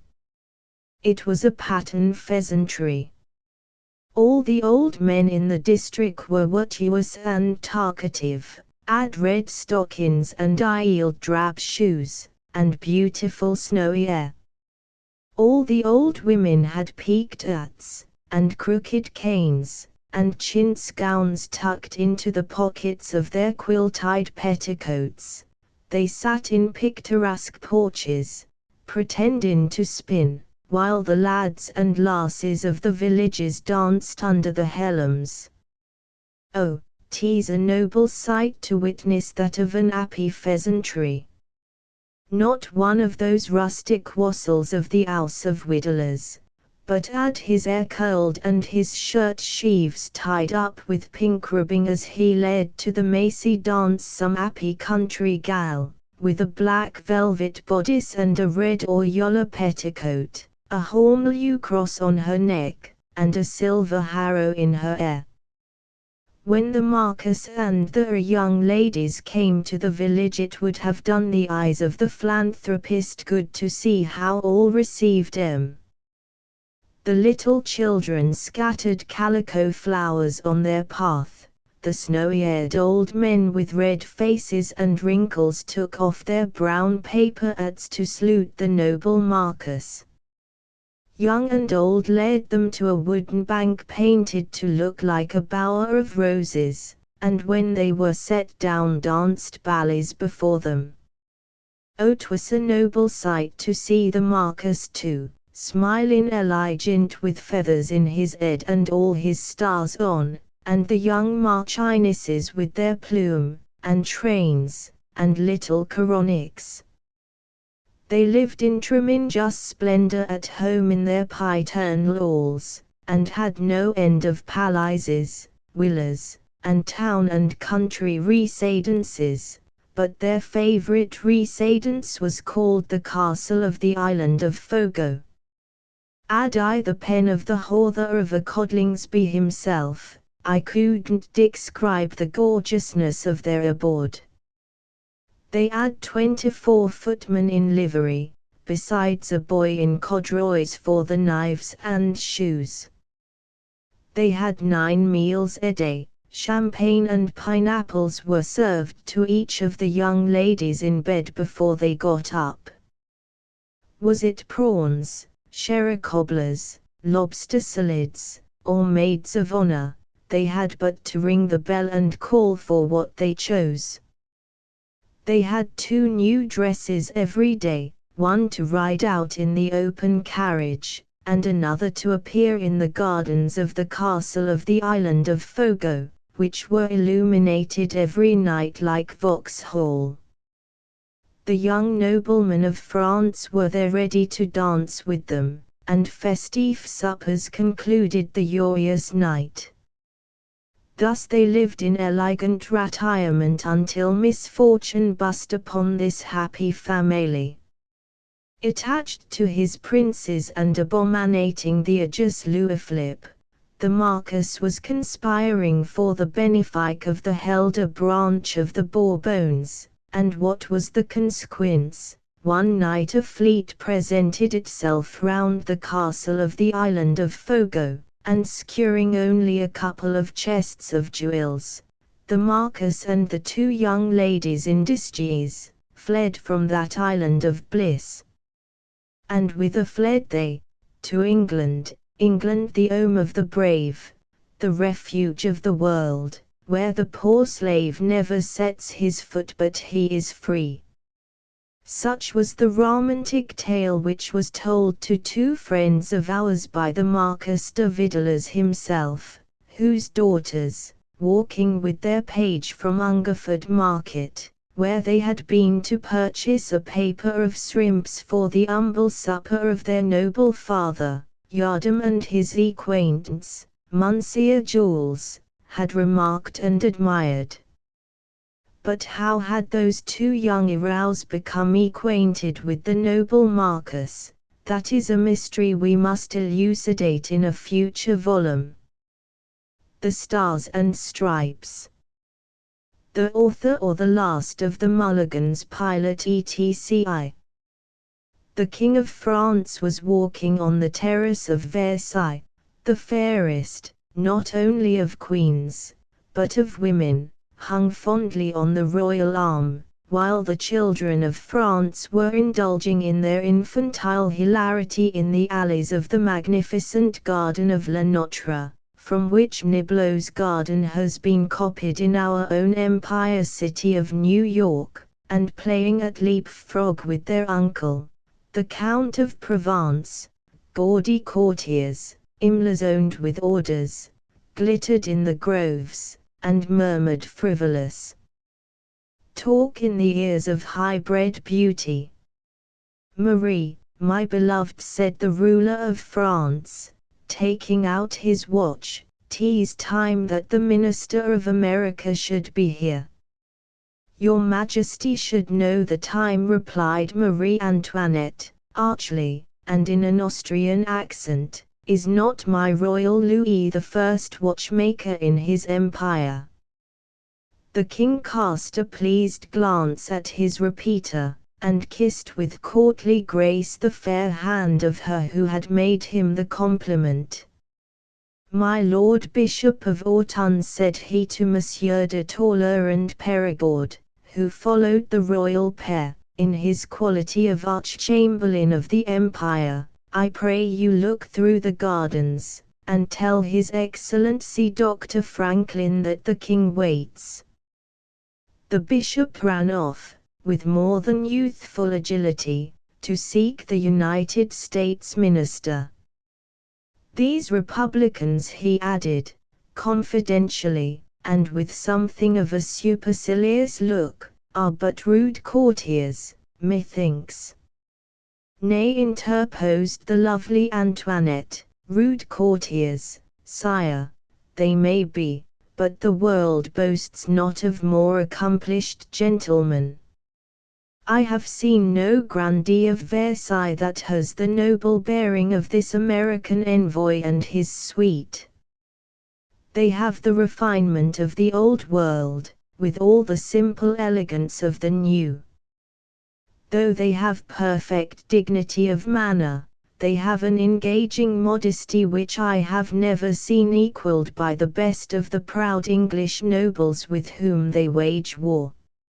I am told they speak their very language with a grace which the haughty islanders who oppress them never attained. They are independent, yet never insolent, elegant, yet always respectful, and brave, but not in the least boastful. What, savages and all, Marie, exclaimed Louis, laughing, and chucking the lovely queen playfully under the royal chin. But here comes Dr. Franklin, and your friend the cacique with him. In fact, as the monarch spoke, the Minister of the United States made his appearance, followed by a gigantic warrior in the garb of his native woods. Knowing his place as Minister of a sovereign state, yielding even then in dignity to none, as it surpasses all now in dignity, in valor, in honesty, in strength, and civilization, the doctor nodded to the Queen of France, but kept his hat on as he faced the French monarch, and did not cease whittling the cane he carried in his hand.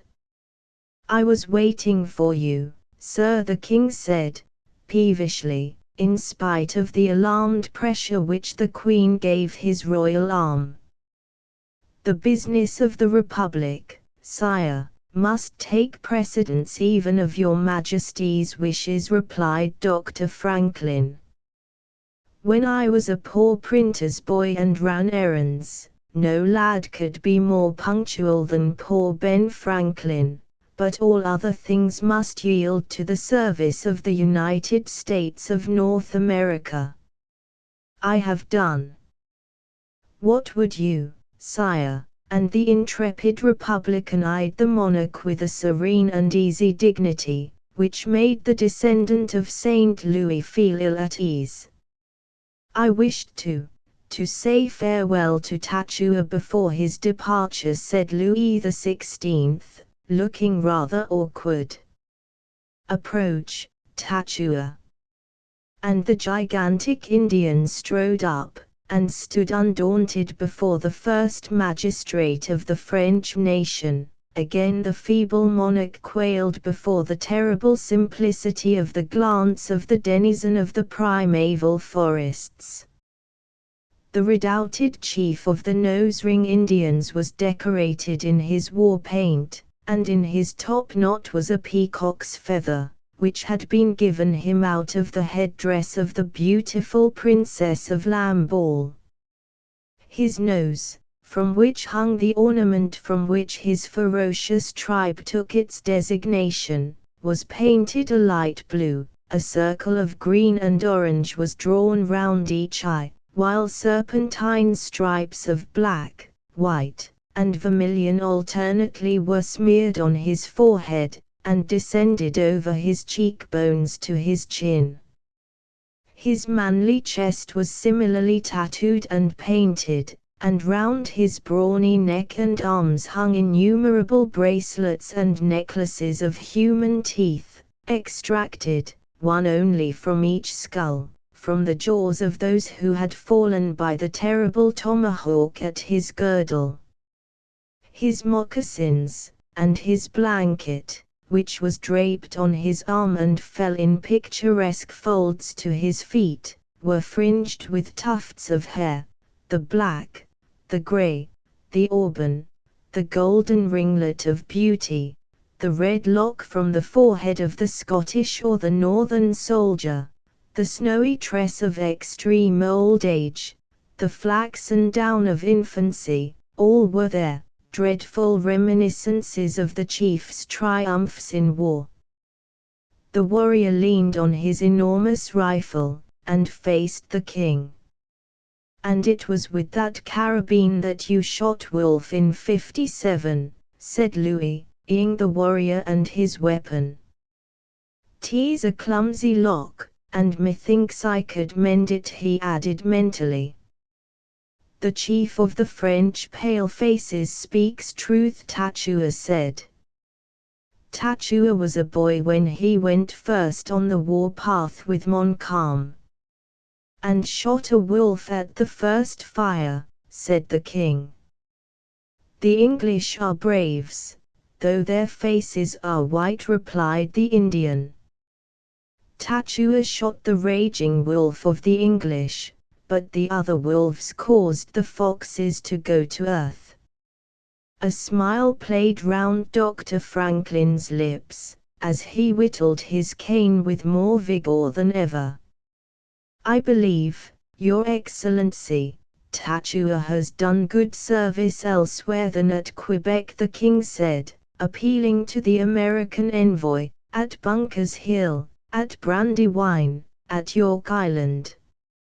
Now that Lafayette and my brave Frenchmen are among you, Your Excellency need have no fear but that the war will finish quickly. Yes, yes, it will finish quickly.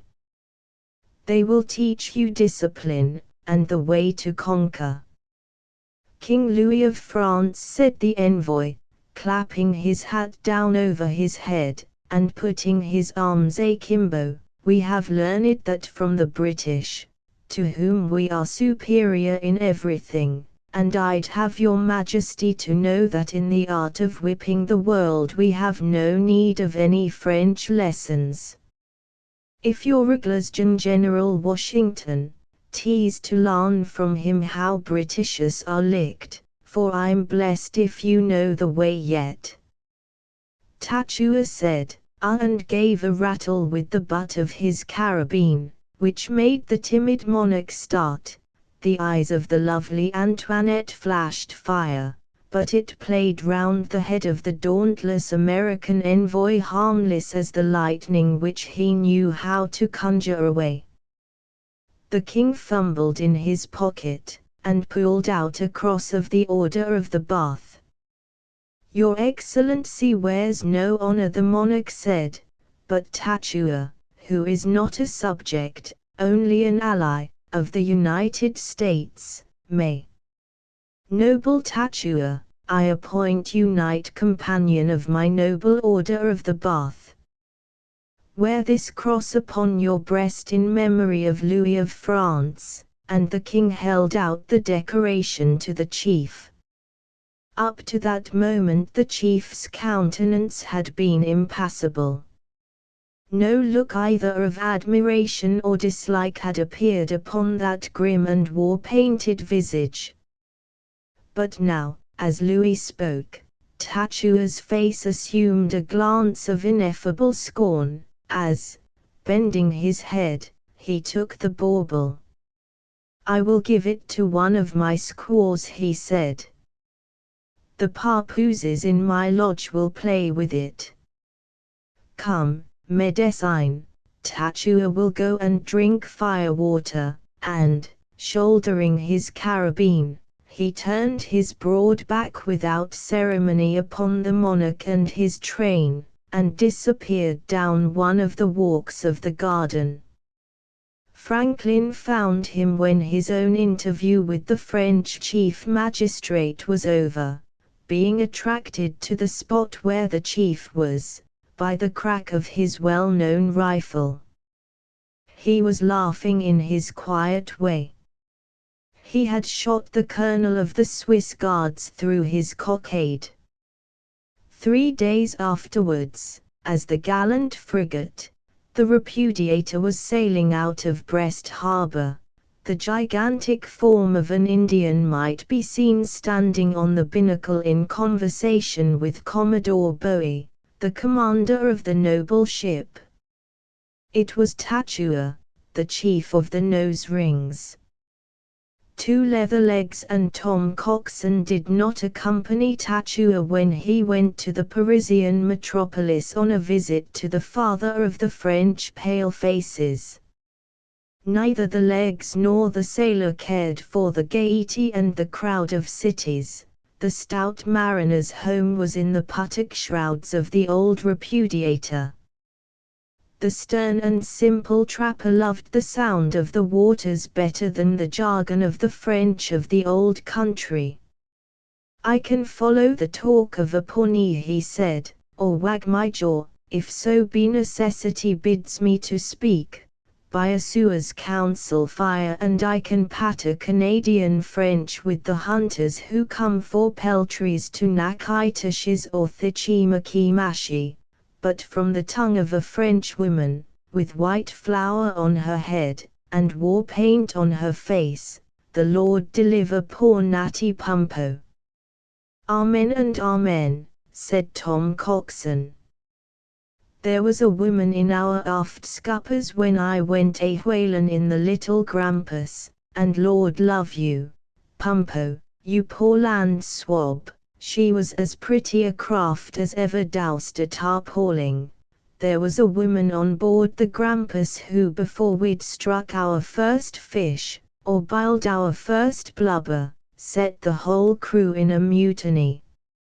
I mind me of her now, Natty, her eye was sick a piercer that you could see to steer by it in a Newfoundland fog, her nose stood out like the Grampus's jibboom, and her voice, Lord love you, her voice sings in my ears even now. It set the captain a quarrelin' with the mate, who was hanged in Boston Harbor for harpooning of his officer in Baffin's Bay. It set me and Bob Bunting a pouring broadsides into each other's old timbers, whereas me and Bob was worth all the women that ever shipped a hawser.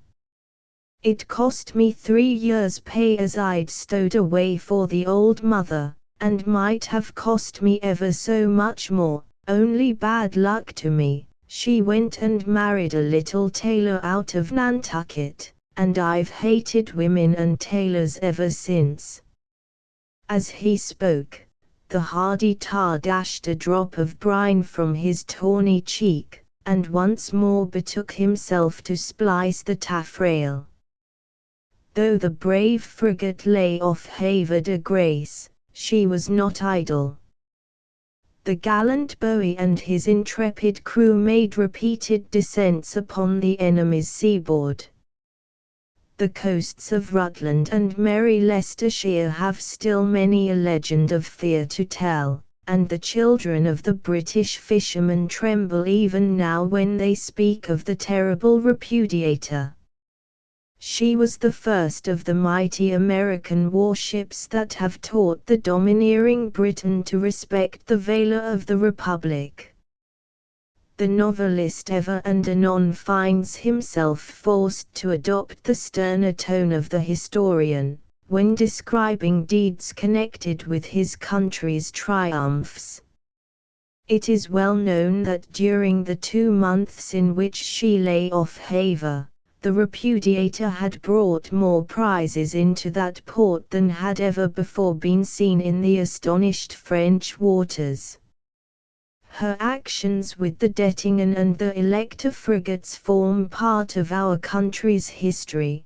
Their defense, it may be said without prejudice to national vanity, was worthy of Britons and of the audacious foe they had to encounter, and it must be owned that but for a happy fortune which presided on that day over the destinies of our country, the chance of the combat might have been in favor of the British vessels. It was not until the Elector blew up, at 3:15 p.m., by a lucky shot which fell into her caboose, and communicated with the powder magazine, that Commodore Bowie was enabled to lay himself on board the Dettingen, which he carried sword in hand. Even when the American boarders had made their lodgment on the Dettingen's binnacle, it is possible that the battle would still have gone against us. The British were still 7-1. Their carronades, loaded with marlinspikes, swept the gun deck, of which we had possession, and decimated our little force, when a rifle ball from the shrouds of the Repudiator shot Captain Mumford under the star of the Gulfic order which he wore, and the Americans, with a shout, rushed up the companion to the quarter-deck, upon the astonished foe. Pike and cutlass did the rest of the bloody work. Rumford, the gigantic first lieutenant of the Dettingen, was cut down by Commodore Bowie's own sword, as they engaged hand to hand, and it was Tom Coxon who tore down the British flag, after having slain the Englishman at the wheel. Peace be to the souls of the brave. The combat was honorable alike to the victor and the vanquished, and it never can be said that an American warrior depreciated a gallant foe. The bitterness of defeat was enough to the haughty islanders who had to suffer. The people of Herne Bay were lining the shore, near which the combat took place, and cruel must have been the pang to them when they saw the stars and stripes rise over the old flag of the Union, and the Dettingen fall down the river in tow of the Republican frigate. Another action Bowie contemplated, the boldest and most daring perhaps ever imagined by seamen. It is this which has been so wrongly described by European annalists, and of which the British until now have maintained the most jealous secrecy. Portsmouth Harbour was badly defended. Our intelligence in that town and arsenal gave us precise knowledge of the disposition of the troops, the forts, and the ships there, and it was determined to strike a blow which should shake the British power in its centre. That a frigate of the size of the Repudiator should enter the harbour unnoticed, or could escape its guns unscathed, past the notions of even American temerity. But upon the memorable the 26th of June, 1782, the Repudiator sailed out of Havre Roads in a thick fog, under cover of which she entered and cast anchor in Bonchurch Bay, in the Isle of Wight. To surprise the Martello Tower and take the feeble garrison thereunder, was the work of Tom Coxon and a few of his bluejackets. The surprised garrison laid down their arms before him. It was midnight before the boats of the ship, commanded by Lieutenant Bunker, pulled off from Bonchurch with muffled oars, and in another hour were off the common hard of Portsmouth, having passed the challenges of the Thetis and the Amphion frigates, and the Polyanthus brig. There had been on that day great feasting and merriment on board the flagship lying in the harbour. A banquet had been given in honour of the birthday of one of the princes of the royal line of the Guelphs. The reader knows the propensity of Britons when liquor is in plenty. All on board that royal ship were more or less overcome. The flagship was plunged in a deathlike and drunken sleep. The very officer of the watch was intoxicated. He could not see the Repudiator's boats as they shot swiftly through the waters, nor had he time to challenge her seamen as they swarmed up the huge sides of the ship. At the next moment Tom Coxon stood at the wheel of the Royal George, the Briton who had guarded, a corpse at his feet. The hatches were down. The ship was in possession of the Repudiator's crew. They were busy in her rigging, bending her sails to carry her out of the harbour. The well-known heave of the men at the windlass woke up Kempenfelt in his state cabin. We know, or rather do not know, the result, for who can tell by whom the lower deck ports of the brave ship were opened, and how the haughty prisoners below sunk the ship and its conquerors rather than yield her as a prize to the Republic. Only Tom Coxon escaped of victors and vanquished. His tale was told to his captain and to Congress, but Washington forbade its publication, and it was but lately that the faithful seaman told it to me, his grandson, on his 115th birthday. A plan for a prize novel. In a letter from the eminent dramatist Brown to the eminent novelist Snooks. Café des Avgals.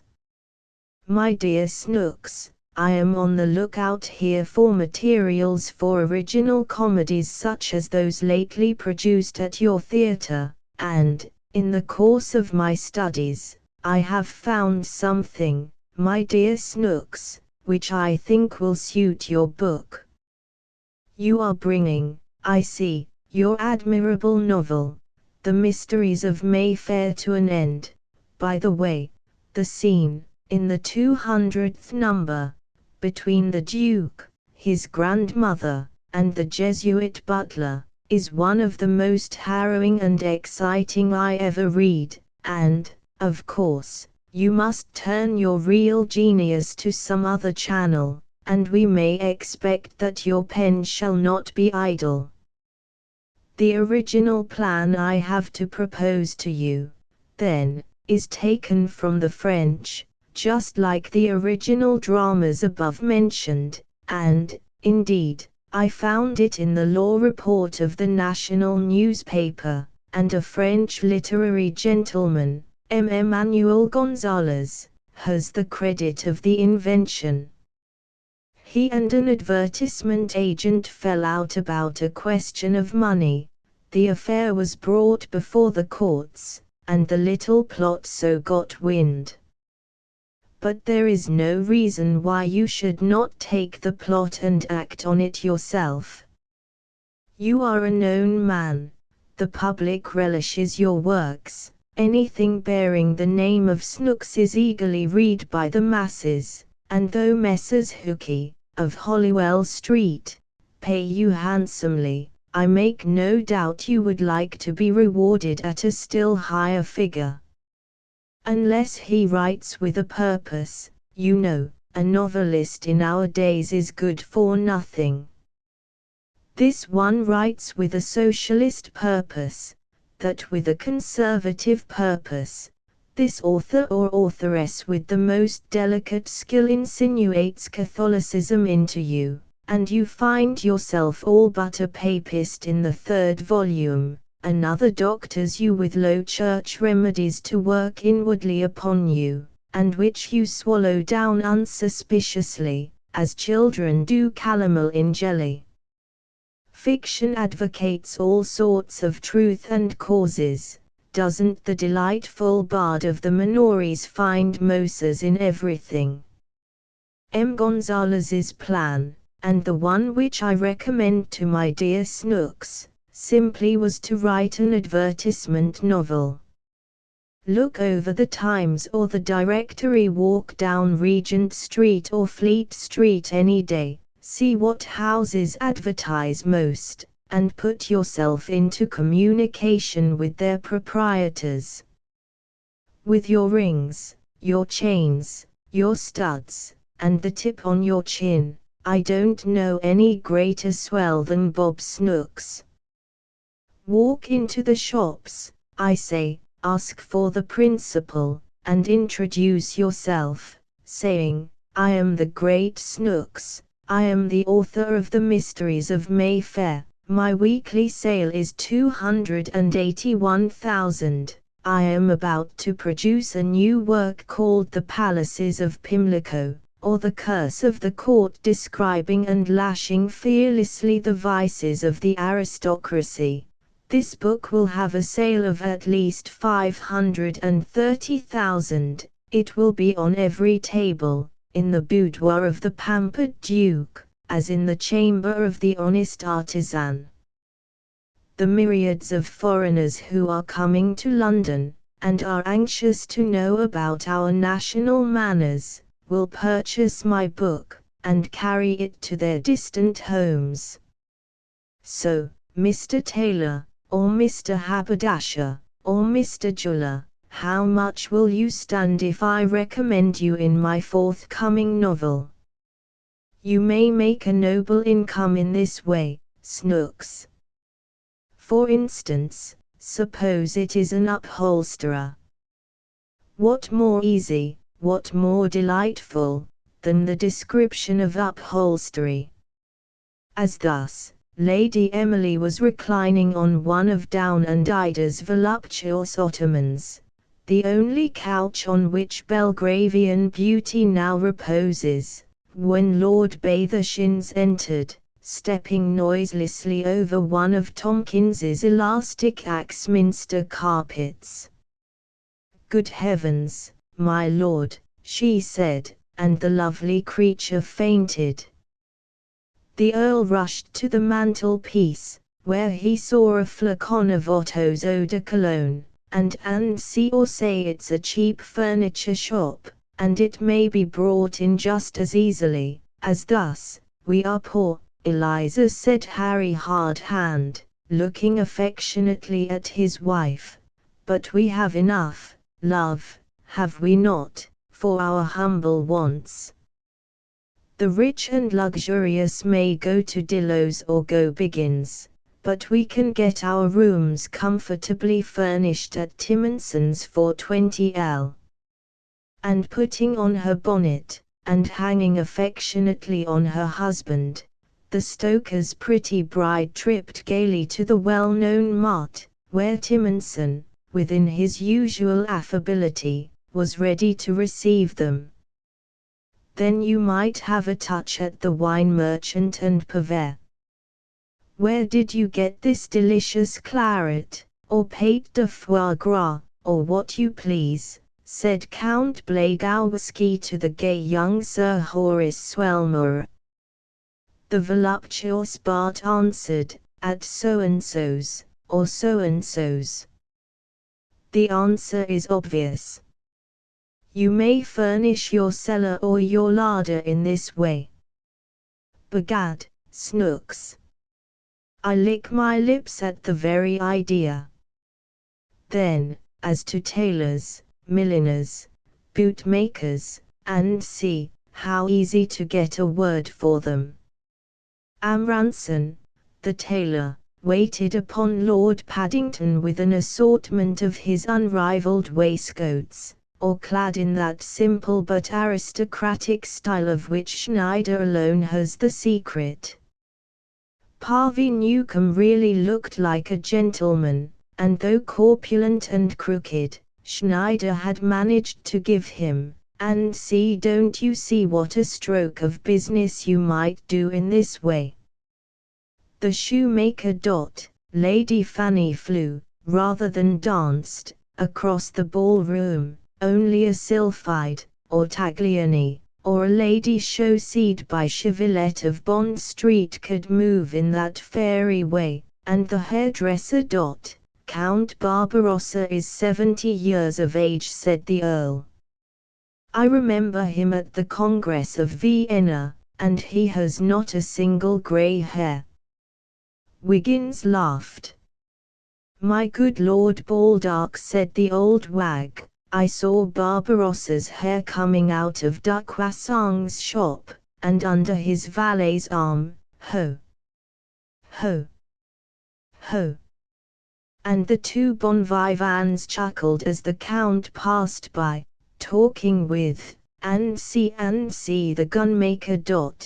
The antagonists faced each other, and undismayed before his gigantic enemy, Kilconnel raised his pistol. It was one of Clicker's manufacture, and Sir Marmaduke knew he could trust the maker and the weapon. "1, 2, 3 cried O'Toole, and the two pistols went off at that instant, and uttering a terrific curse, the Life Guardsman and C. A sentence of this nature from your pen, my dear Snooks, would, I should think, bring a case of pistols and a double-barreled gun to your lodgings, and, though heaven forbid you should use such weapons, you might sell them, you know, and we could make merry with the proceeds. If my hint is of any use to you, it is quite at your service, dear Snooks, and should anything come of it, I hope you will remember your friend. The Diary of C. James de La Plush, Esquires, with his letters. A lucky speculator. Considerable sensation has been excited in the upper and lower circles in the West End, by a startling piece of good fortune which has befallen James Plush, Esquire, lately footman in a respected family in Berkeley Square. One day last week, Mr. James waited upon his master, who is a banker in the city, and after a little blushing and hesitation, said he had saved a little money in service, was anxious to retire, and to invest his savings to advantage. His master, we believe we may mention, without offending delicacy, the well-known name of Sir George Flimsy, of the house of Flimsy, Diddler, and Flash, smilingly asked Mr. James what was the amount of his savings, wondering considerably how, out of an income of 30 guineas, the main part of which he spent in bouquets, silk stockings, and perfumery, Mr. Plush could have managed to lay by anything. Mr. Plush, with some hesitation, said he had been speculating in railroads, and stated his winnings to have been £30,000. He had commenced his speculations with 20, borrowed from a fellow servant. He had dated his letters from the house in Berkeley Square, and humbly begged pardon of his master for not having instructed the railway secretaries who answered his applications to apply at the area bell. Sir George, who was at breakfast, instantly rose, and shook Mr. P. by the hand. Lady Flimsy begged him to be seated, and partake of the breakfast which he had laid on the table, and has subsequently invited him to her grand déjeuner at Richmond, where it was observed that Miss Emily Flimsy, her beautiful and accomplished seventh daughter, paid the lucky gentleman marked attention. We hear it stated that Mr. P. is of a very ancient family. Hugo de la Plush came over with the Conqueror, and the new brougham which he has started bears the ancient coat of his race. He has taken apartments in the Albany, and is a director of 33 railroads. He proposes to stand for Parliament at the next general election on decidedly conservative principles, which have always been the politics of his family. Report says that even in his humble capacity Miss Emily Flimsy had remarked his high demeanour. Well, none but the brave, say we, deserve the fair. Morning paper. This announcement will explain the following lines, which have been put into our box * with a West End postmark. If, as we believe, they are written by the young woman from whom the millionaire borrowed the sum on which he raised his fortune, what heart will not melt with sympathy at her tale, and pity the sorrows which she expresses in such artless language? If it be not too late, if wealth have not rendered its possessor callous, if poor Mary Ann be still alive, we trust, Mr. Plush will do her justice. The letterbox of Mr. Punch, in whose columns these papers were first published. Gems of Berkeley Square. A Elegy. Come all ye gents vot cleans the plate, come all ye ladies maids so fair, while I a story will relate of cruel gems of Buckley Square. A tighter lad, it is confessed, near valked with powder in his hair, or wore a nosegay in his breast, than and some gems of Buckley Square. O Evans, it was the best of sights, behind his master's coach and pair, to see our gems in red plush tights, a driving horse from Buckley Square.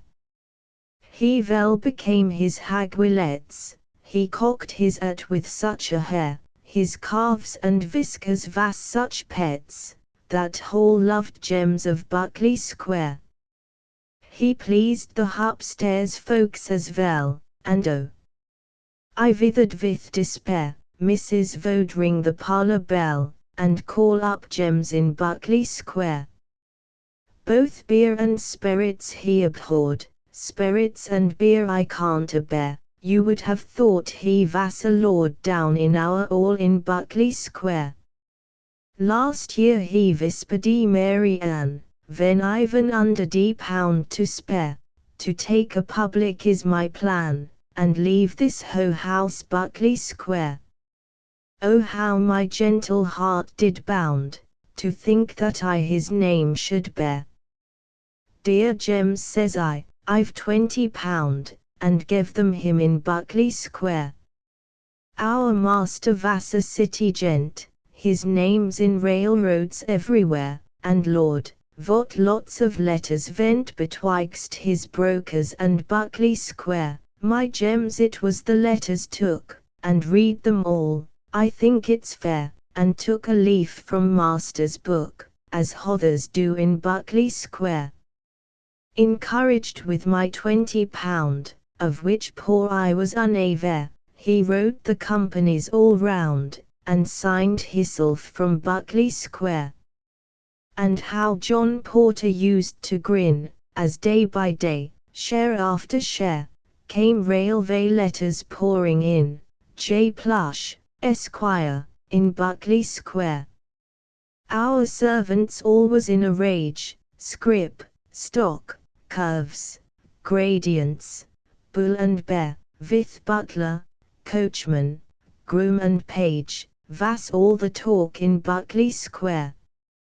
But oh, imagine what I felt last Wednesday week as ever were, I gets a letter, which I spelled Miss Emma Hoggins, Buckley Square. He sent me back my money true, he sent me back my lock of hair, and said, my dear, I bid adieu to Mary Han and Buckley Square. Think not to marry, foolish Han, with people who your betters are, James Plush is now a gentleman, and you, a cook in Buckley Square.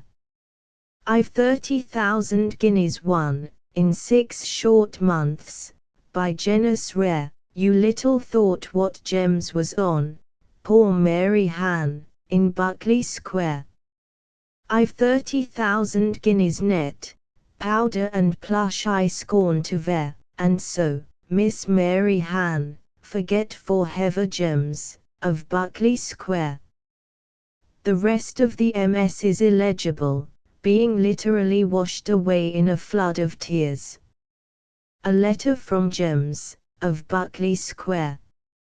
Albany, Letter X, the 10th of August, 1845. Sir, as a regular subscriber to your e-musing paper, I beg leave to state that I should never have done so, had I supposed that it was your habit to expose the mysteries of private life, and to injure the delicate feelings of humble individuals like myself, who have no idea of being made the subject of newspaper criticism. I allude, sir, to the unjust affable use which has been made of my name in your journal, where both my mercantile speculations and the hinmost passion of my art have been brought forwards in a ridiculous way for the public amusement. What call, sir, has the public to inquire into the circumstances of my engagements with Miss Mary Hanogins, or to meddle with their rupture? Why am I to be made the object of your ridicule in a doggerel bullet imputed to her? I say imputed, because, in my time at least, Mary Han could only sign her and mark, as I've often witnessed it for her when she paid hin at the savings bank, and has for sacrificing to the muses and making poetry, she was as incapable as Mr. Walkley himself. With respect to the bullet, my belief is, that it is wrote by a footman in a low family, a poor wretch who attempted to rival me in my affections to Mary Han, a fellow not 5'6", and with no more calves to his legs than a donkey, who was always a writing, having been a doctor's boy, and who I knocked down with a pint of porter, as he well recollects, at the 3 Tons Jermyn Street for daring to try to make a butt of me. He has signed Miss H.'s name to his nonsense and lies, and you lay yourself open to a action for libel for inserting them in your paper. It is false that I have treated Miss H. Hill in any way. That I borrowed £20 of her is true. But she confesses I paid it back. Can whole people say as much of the money they've lent or borrowed? No.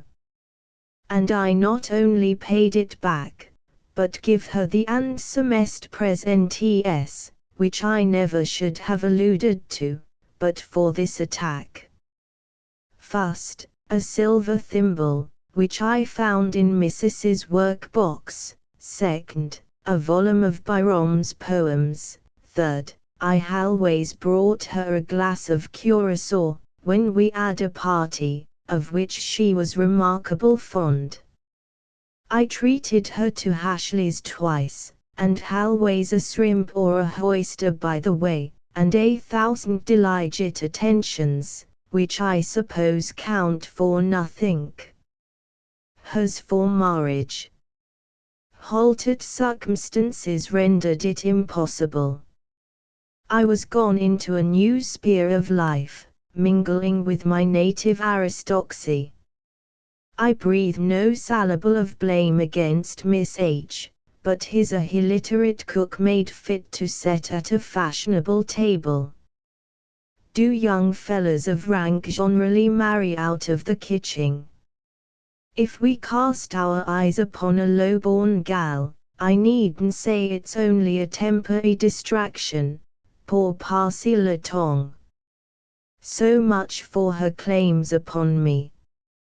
As for that beast of a doctor's boy, he's unworthy the notice of a gentleman.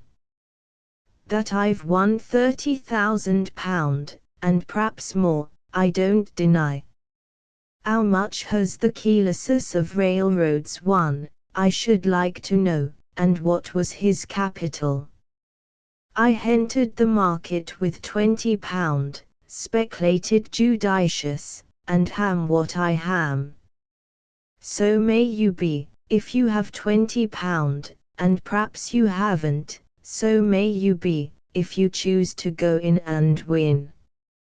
I for my part am justly proud of my success, and could give you 100 instances of my gratitude. For example, the first pair of hoses I bought, and a better pair of steppers I defy you to see in any curricle, I christened Hull and Selby, in grateful allusion to my transactions in that railroad. My riding cob I called very unhappily my Dublin and Galway. He came down with me the other day, and I've just sold him at a quarter discount. At first, with prudence and moderation, I only kept 2 grooms for my stables, one of whom likewise waited on me at table. I have now a confidential servant, a valet de chambre, he curls my hair, inspects my accounts, and answers my invitations to dinner. I call this valley my Trent Valley, for it was the profit I got from that excellent line, which induced me to engage him. Besides my North British plate and breakfast equipage, I have 2 handsome services for dinner, the gold plate for Sundays, and the silver for common use. When I have a great party, Trent, I say to my man, we will have the London and Birmingham plate today, the gold, or else the Manchester and Leeds, the silver. I bought them after realizing on the above lines, and if people suppose that the companies made me a present of the plate, how can I help it? In the same way I say, Trent, bring us a bottle of Bristol amid Exeter, or put some Heston counties in his. He knows what I mean. It's the wines I bought upon the auspicious termination of my connection with those 2 railroads.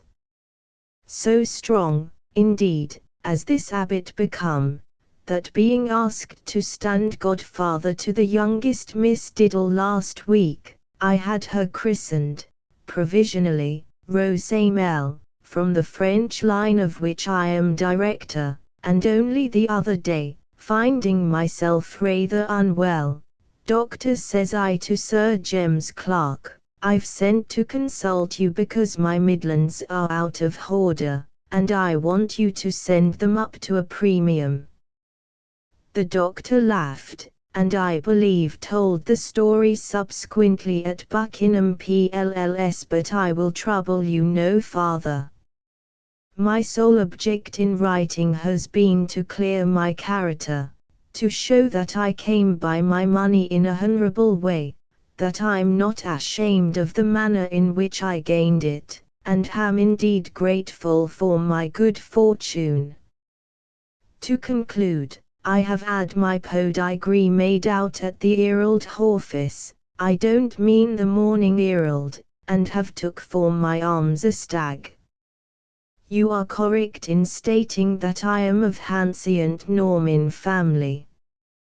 This is more than Peel can say, to whom I applied for a baronetcy, but the Premier being of low extraction, naturally stickles for his order. Conservative though I be, I may change my opinions before the next election, when I intend to offer myself as a candidate for Parliament. Meanwhile, I have the honour to be, Sir, your most obedient servant, Fitzjames de La Plush. The Diary. One day in the panic week, our friend Jems called at our office, evidently in great perturbation of mind and disorder of dress. He had no flower in his buttonhole, his yellow kid gloves were certainly 2 days old. He had not above 3 of the 10 chains he usually sports, and his great coarse knotty-knuckled old hands were deprived of some dozen of the rubies, emeralds, and other cameos with which, since his elevation to fortune, the poor fellow has thought fit to adorn himself. "How's Scrip, Mr. Jems?" said we pleasantly, greeting our esteemed contributor.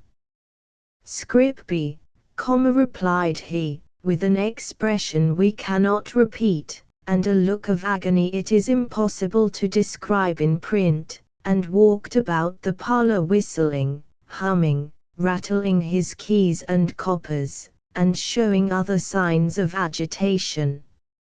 At last, "Mr. Punch," says he, after a moment's hesitation, "I wish to speak to you on a pint of business.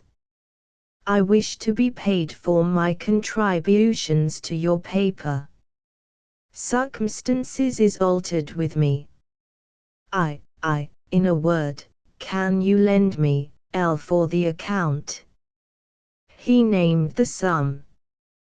It was one so great that we don't care to mention it here, but on receiving a check for the amount, on Messrs. Pump and Allgate, our bankers, tears came into the honest fellow's eyes.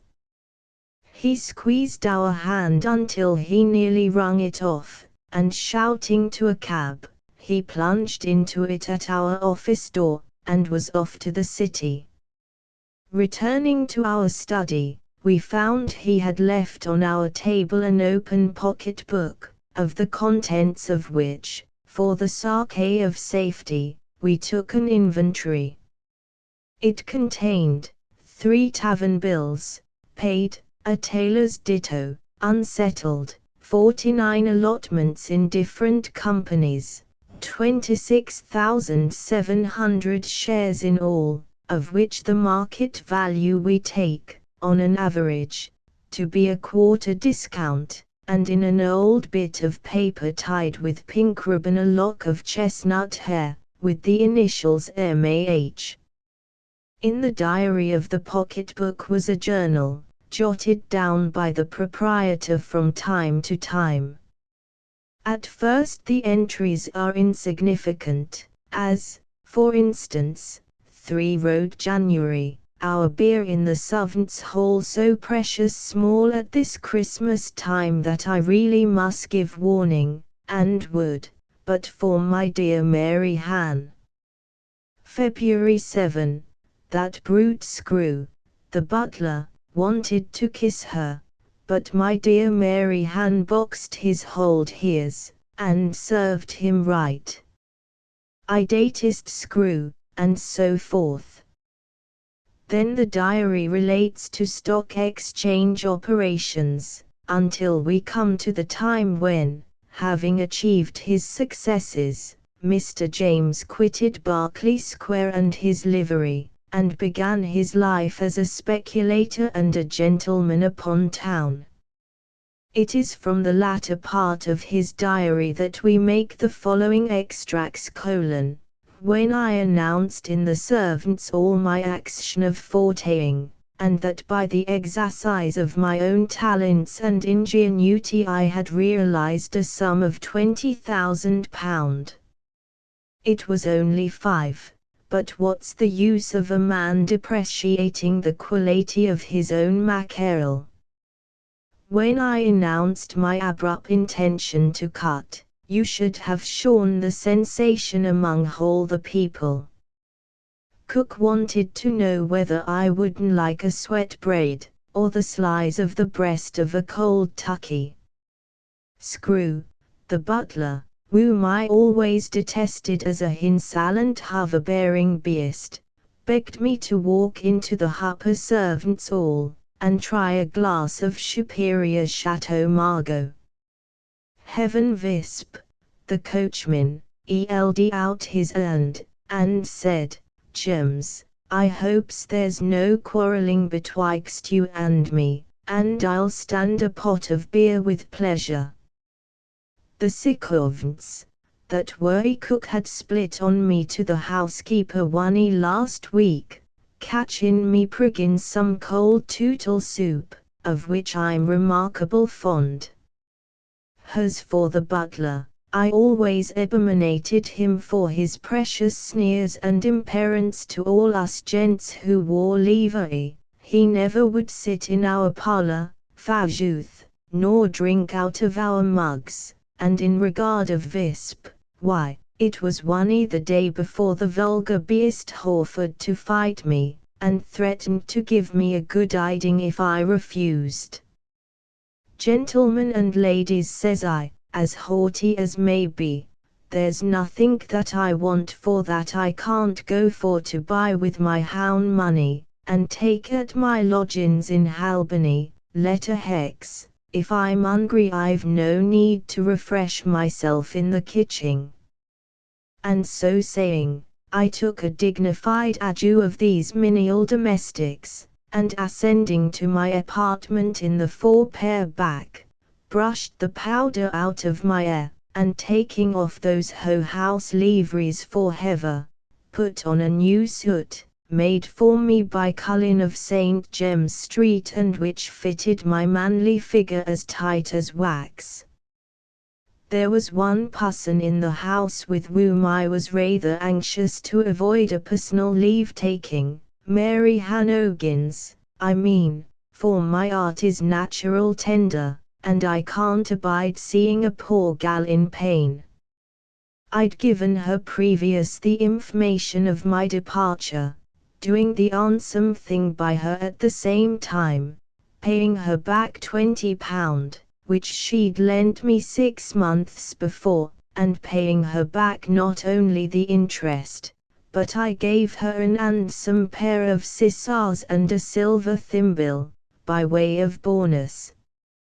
Mary Han, says I, circumstances has altered our relative positions in life.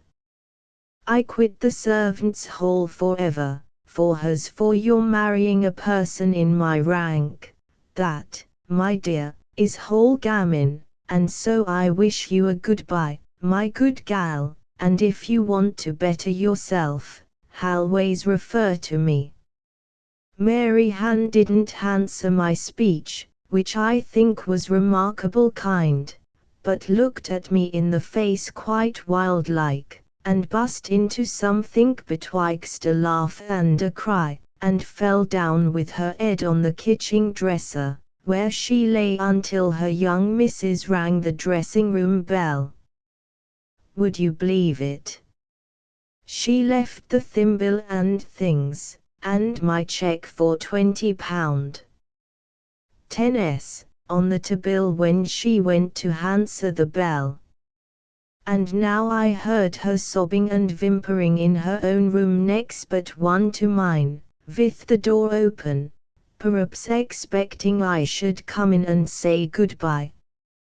But, as soon as I was dressed, I cut downstairs, only desiring Frederick, my fellow servant, to fetch me a cab, and requesting permission to take leave of my lady and the family before my departure. How Miss Hemley did hoggle me, to be sure! Her ladyship told me what a sweet gal she was, amiable, fond of poetry, plays the guitar. Then she asked me if I liked blonde beauties and auburn hair. Auburn, indeed. I don't like carrots. As it must be confessed, Miss Hemlis his, and hers for a blonde beauty, she has pink eyes like a albino, and her face looks as if it were dipped in a bran mash. How she squeeged my hand as she went away. Mary Han now has auburn hair, and a complexion like roses and ivory, and eyes as blue as a vin. I gave Frederick 2 and 6 for fetching the cab, being resolved to act the gentleman in all things. How he stared! 25th. I am now director of 47 advantageous lines, and have passed whole day in the city.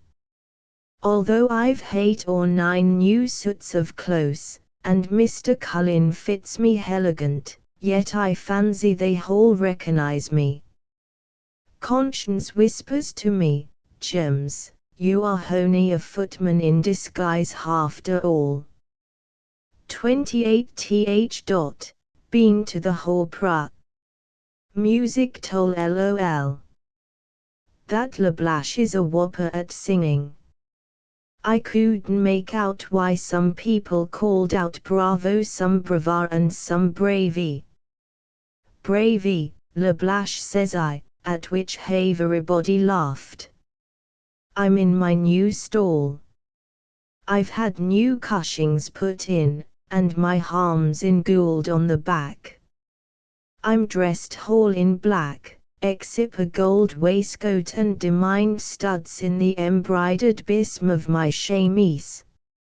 I wear a camellia japonica in my buttonhole, and have a double-barreled opera glass, so big, that I make Timmons, my second man, bring it in the other cab.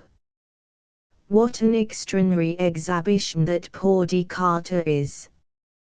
If those 4 gals are fairies, Teleone is certainly the fairy queen. She can do all that they can do, and some think they can't. There's an indescribable grace about her, and Carlotti, my sweet Carlotti, she sets my heart in flames. Ow, that Miss Hemley was nodding and winking at me out of their box on the 4th tier.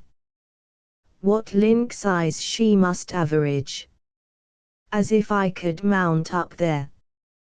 P.S. Talking of mounting up, the St. Helena's walked up 4% this very day. 2nd July. Rode my Bayos desperation in the park. There was me, Lord George Ringwood, Lord Sankbar's son, Lord Ballabunion, Honourable Captain Trapp, and several other young swells. Sir John's carriage there in course.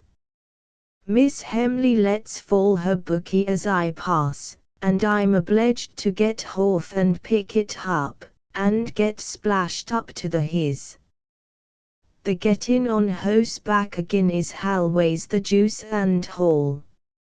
Just as I was on, desperation begins a pouring the hare with his 4 feet, and sinks down so on his haunches, that I'm blessed if I didn't slip off again over his tail, at which Ballabunion and the other chaps roared with laughter. As Bally has estates in Queen's County, I've put him on the St. Helena direction. We call it the Great St. Helena Napoleon Junction from Jamestown to Longwood. The French are taking it up eagerly. 6th July. Dined today at the London Tavern with one of the Welsh Boards of Direction. I'm honourable. The CWRW, MWRW and PLMWYDDLYWM, with tunnels through Snowding and Plinlimmon. Great nationality of course. Ap Shinkin in the chair, Ap LLWYDD in the vice, Welsh mutton for dinner, Welsh iron knives and forks, Welsh rabbit after dinner, and a Welsh harper. Be hanged to him, he went strumming on his hoe-house instrument, and played a tune peculiarly disagreeable to me. It was poor Mary Ann. The claret almost choked me as I tried it, and I very nearly wept myself as I thought of her beautiful blue eyes. Why am I always thinking about that gal? Satiety is satiety, its laws is irresistible. As a man of rank I can't marry a serving maid. What would Sankbar and Ballabunion say? P.S. I don't like the way that Sankbar's has of borrowing money, and always making me pay the bill. £7.6 at the ship Greenwich, which I don't grudge it, for Derbyshire's Brown Ark is the best in Europe, £9.3 at the Trafalgar and £17.16 and 9 at the Star and Garter Richmond, with the Countess St. Emilion and the Baroness Frontignac. Not one word of French could I speak, and in consequence had nothing to do but to make myself almost sick with heating hisses and desert, while the others were chattering and parleyvooing. Ha! I remember going to Greenwich once with Mary Ann, when we were more happy, after a walk in the park, where we had one ginger beer betwixt us, more happy with tea and a simple shrimp than with all this splendour. July 24. My first floor apartments in Albany is now completely and chastely furnished, the drawing room with yellow satin and silver for the chairs and sofas, Hemra green tabinet curtains with pink velvet and gold borders and fringes, a light blue Haxminster carpet, embroidered with tulips, tables, secretaries, consoles, and as handsome as gold can make them, and candlesticks and chandeliers of the purest hormalieu. The dining room furniture is all oak, British oak, round expanding table, like a trick in a pantomime, accommodating any number from 8 to 24, to which it is my wish to restrict my parties. Curtains crimson damask, chairs crimson rookie. Portraits of my favorite great men decorates the wall, namely, the Duke of Wellington. There's 4 of his grace. For I've remarked that if you wish to pass for a man of weight and consideration you should always praise and quote him. I have a valuable one likewise of my Queen, and 2 of Prince Albert, as a field marshal and also as a private gent. I despise the vulgar sneers that are daily hurled against that exalted potentate. But why the Prince and the Duke hangs me, in the uniform of the Cinq-Bar militia, of which Cinq-Bars has made me captain. The library is not yet done. But the bedroom is the gem of the whole. If you could but see it. Such a boudoir. I've a chival dressing glass festooned with Walenciennes lace, and lighted up of evenings with rose-coloured tapers. Gold dressing case and toilet of Dresden cheney. My bed white and gold with curtains of pink and silver brocade held up atop by a gold cupid who seems always a-smilin' angelically on me, as I lay with my head on my pillow all surrounded with the finest muslin. I have a own man, a youth under him, 2 grooms, and a female for the house.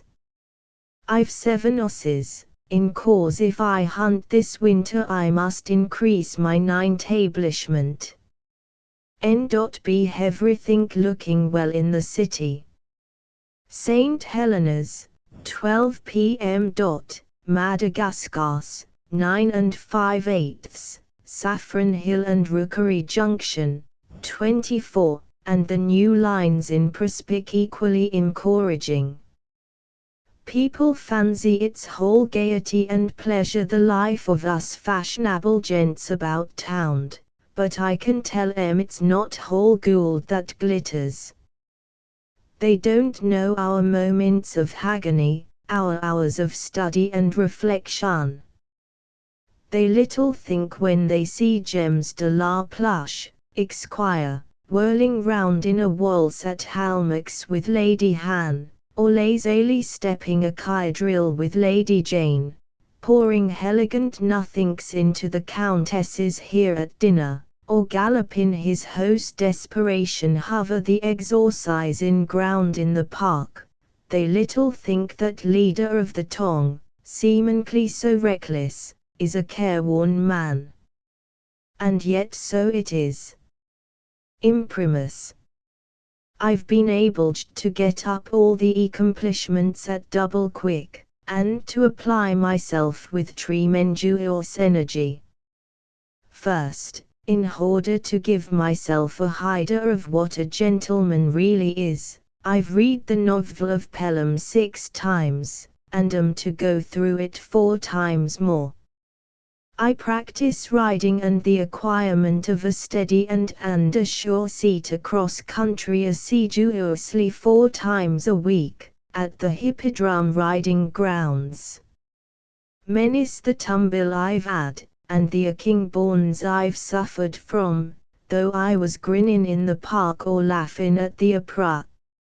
Every morning from 6 till 9, the inhabitants of Albany may have been surprised to hear the sounds of music issuing from the apartments of Gems de la Pluche, Esquire, letter hex. It's my dancing master. From 6 to 9 we have waltzes and porkies, at 9, Mangtian and depoment as he calls it, and the manner of entering a room, complimenting the host and hostess and comporting yourself at table. At 9 I enter from my dressing room, as to a party, I make my bow, my master, he's a marquis in France, and add misfortunes, being connected with young Louis Napoleon, receives me. I had once, speak about the weather and the topics of the day in an elegant and cursory manner. Breakfast is announced by Fitzwarren, my man, we proceed to the festive board, compliments is exchanged with the manner of drinking wind, addressing your neighbor, employing your napkin and finger glass, and see. And then we fall to breakfast, when I promise you the Marquis don't eat like a commoner. He says I'm getting on very well, soon I shall be able to invite people to breakfast, like Mr. Mills, my rival in Albany, Mr. Macaulay, who wrote that sweet book of ballets, The Lays of Ancient Rome, and the great Mr. Rogers himself. The above was wrote some weeks back. I have given breakfast since then, regla deshunis. I have had earls and viscounts, barnets as many as I chose, and the pick of the railway world, of which I form a member. Last Sunday was a grand fête.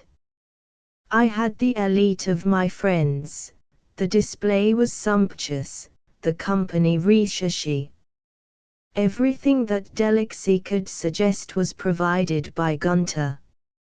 I had a countess on my right hand, the Countess of Wigglesbury, that loveliest and most dashing of stags, who may be called the railway queen, as my friend George H. is the railway king. On my left the Lady Blanche Bluenose, Prince Torowski, the great Sir Huddlestone Fuddlestone from the north, and a score of the first of the fashion.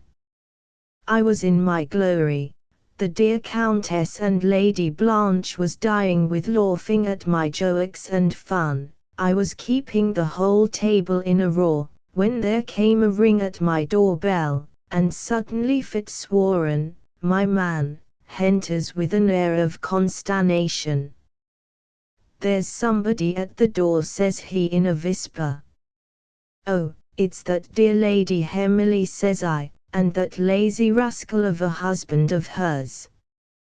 Trot them in, Fitzwarren," for you see by this time I had adopted quite the manners and ease of the aristocracy. And so, going out, with a look of wonder he returned presently, announcing Mr. and Mrs. Blodder. I turned ghastly pale. The table, the guests, the Countess, Torowski, and the rest, wheeled round and round before my hesitated eyes. It was my grandmother and Uncle Bill. She is a washerwoman at Healing Common, and he keeps a vegetable donkey cart. Why hadn't John, the tiger, excluded them? He had tried. But the unconscious, though worthy creatures, advanced in spite of him, Uncle Bill bringing in the old lady grinning on his arm. Fancy my feelings. Imagine when these unfortunate members of my family entered the room, you may fancy the astonishment of the noble company present. Old Gran looked round the room quite astounded by its oriental splendor, and Uncle Bill, pulling off his fantail, and saluting the company as respectfully as his vulgar nature would allow, says, "Crikey, Jims, you've got a better berth here than you had where you were in the plush and powder line. Try a few of them plovers' eggs, sir, I says, wishing, I'm ashamed to say, that something would choke Uncle B. And I hope, ma'am, now you've had the kindness to visit me, a little refreshment won't be out of your way. This I said, determined to put a good face on the matter, and because in early times I'd received a great deal of kindness from the old lady, which I should be a rogue to forget. She paid for my schooling, she got up my fine linen gratis, she's given me many and many a pound, and many's the time in happy days when me and Mary Ann has taken tea. But never mind that. Ma'am, says I, you must be tired after your walk. Walk? Nonsense, Jem, says she, it's Saturday, and I came in the cart. Black or green tea, ma'am, says Fitzwarren, interrupting her. And I will say the fella showed his nous and good breeding in this difficult moment, for he'd already silenced Uncle Bill, whose mouth was now full of muffins, bologna sausage, perigord pie, and other delicacies. Wouldn't you like a little something in your tea, ma'am, says that sly wag Cinq-Bars. He knows what I likes, replies the awful old lady, pointing to me, which I knew it very well, having often seen her take a glass of her house gin along with her bahy, and so I was obliged to order Fitzwarren to bring round the liqueurs, and to help my unfortunate relative to a bumper of Hollands. She tossed it off to the health of the company, giving a smack with her lips after she'd emptied the glass, which very nearly caused me to faint with agony. But, luckily for me, she didn't expose herself much farther, for when Cinq-Bars was pressing her to take another glass, I cried out, "Don't, my lord," on which old Gran, hearing him addressed by his title, cried out, "A lord! O law," and got up and made him a curtsy, and couldn't be persuaded to speak another word. The presence of the noble gent evidently made her uneasy. The Countess on my right hand had shown SYMTMS of extreme disgust at the behaviour of my relations, and having called for her carriage, got up to leave the room, with the most dignified air.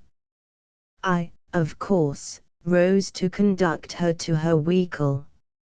Ah, what a contrast it was! There it stood, with stars and garters all over the panels, the footmen in peach-coloured tits, the horses worth 300 apiece, and there stood the horrid linen cart, with Mary Blodder, laundress, Ealing, Middlesex wrote on the board, and waiting till my abandoned old parent should come out. Cinq-Bars insisted upon helping her in. Sir Huddlestone Fuddlestone, the great Barnet from the north, who, great as he is as stupid as a howl, looked on, hardly trusting his goggle eyes as they witnessed the shorn but little lively good-natured Lady Kitty Quickset, who was going away with the Countess, held her little hand out of the carriage to me and said, "Mr. de la Plush, you are a much better man than I took you to be. Though her ladyship is horrified, and though your grandmother did take gin for breakfast, don't give her up. No one ever came to harm yet for honouring their father and mother." And this was a sort of consolation to me, and I observed that all the good fellows thought none the worse of me. Cinq-Bars said I was a trump for sticking up for the old washerwoman. Lord George Gills said she should have his linning, and so they cut their jokes, and I let them. But it was a great relief to my mind when the cart drove forth. There was one pint which my grandmother observed, and which, I must say, I thought likewise. Ho, Jem, says she, all those fine ladies in satins and velvets is very well, but there's not one of 'em can hold a candle to Mary Han. Railway spec is going on famously. You should see how polite they are at my bankers now. Sir Paul Pump Allgate, and company. They bow me out of the back parlour as if I was a nabob. Everybody says I'm worth $500,000. The number of lines they're putting me upon is inconceivable. I've put Fitzwarren, my man, upon several. Reginald Fitzwarren, Esquire, looks splendid in a prospectus, and the rascal owns that he has made 2,000. How the ladies, and men too, follow and flatter me.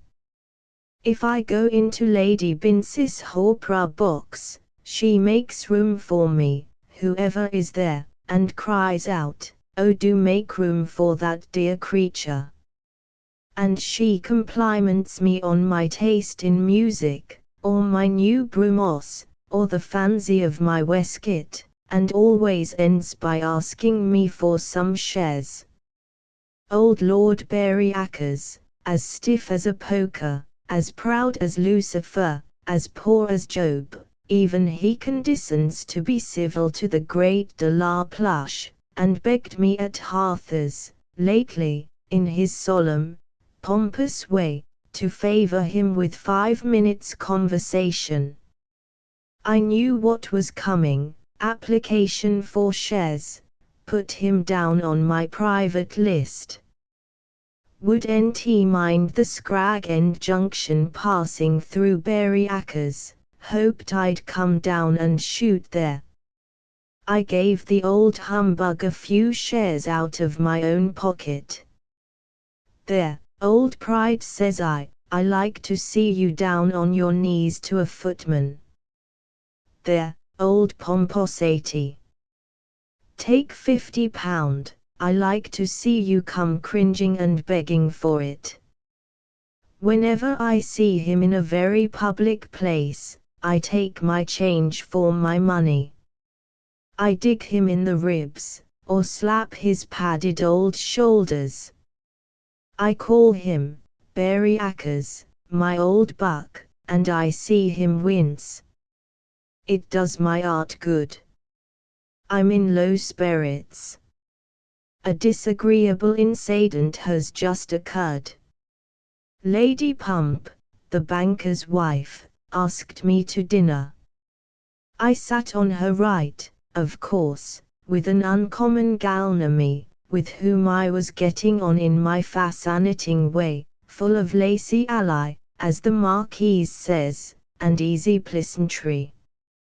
Old Pump, from the end of the table, asked me to drink champagne, and on turning to tack the glass I saw Charles Wackles, with whom I'd been employed at Colonel Spurrier's house, grinning over his shoulder at the butler. The beast recognized me. As I was putting on my palto in the hall, he came up again. "How do, James," says he, in a fiendish whisper.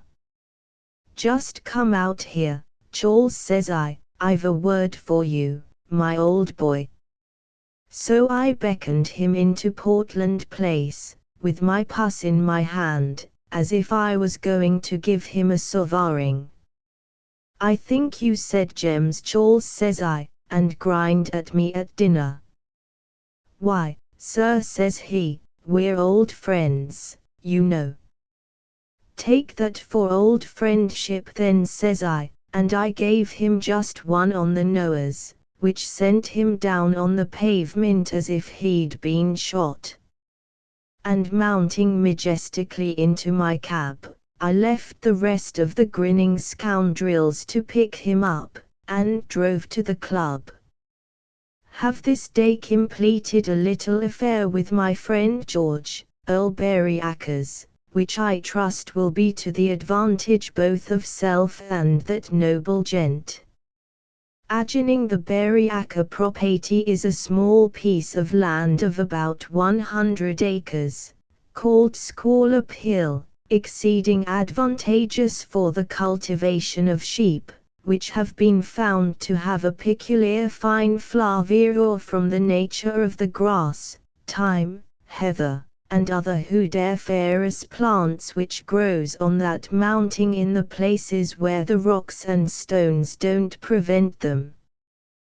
Thistles here is also remarkable fine, and the land is also divided half by luxuriant stone hedges, much more useful and economical than your quickset or any of that rubbishing sort of timber. Indeed the soil is of that fine nature, that timber refuses to grow there altogether. I gave Berryacres 50l. an acre for this land, the exact premium of my St. Helena shares, a very handsome price for land which never yielded 2 shillings an acre, and very convenient to his lordship I know, who had a bill coming due at his banker's which he had given them. James de la Plush, Esquire, is thus for the first time a landed proprietor, or rather, I should say, is about to resume the rank and dignity in the country which his ancestors so long occupied. I have caused one of our engineers to make me a plan of the Scorlop estate, Diddlesexshire, the property of Annecy, bordered on the north by Lord Berryacres' country, on the west by Sir Granby Growler, on the south by the Hoshan. An architect and surveyor, a young fellow of great imagination, whom we have employed to make a survey of the great Caffranan line, has built me a beautiful villa, on paper, Plushton Hall, Diddlesex, the seat of Ida Larpy, Esquire. The house is represented a handsome Italian structure, embosomed in woods, and circumvented by beautiful gardens. There's a lake in front with boats full of nobility and musicians flitting on its placid surface, and a curricle is a driving up to the grand entrance, and me in it, with Mrs., or perhaps Lady Angelina de la Plush. I speak advisedly. I may be going to form a noble connection. I may be, by marriage, going to unite my family once more with aristocracy, from which misfortune has for some centuries separated us. I have dreams of that sort. I've shorn several times in a dallatiful vision asserting ERL, standing in a attitude of benediction, and ratifying my union with a certain beautiful young lady, his daughter. Fancy Mr. or Sir James and Lady Angelina de la Plush. Ho! What will the old washerwoman, my grandmother, say? She may sell her mangle then, and shall too by my honour as a gent.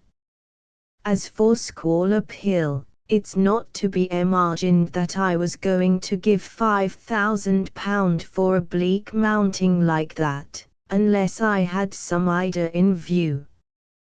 Am I not a director of the Grand Diddlesex?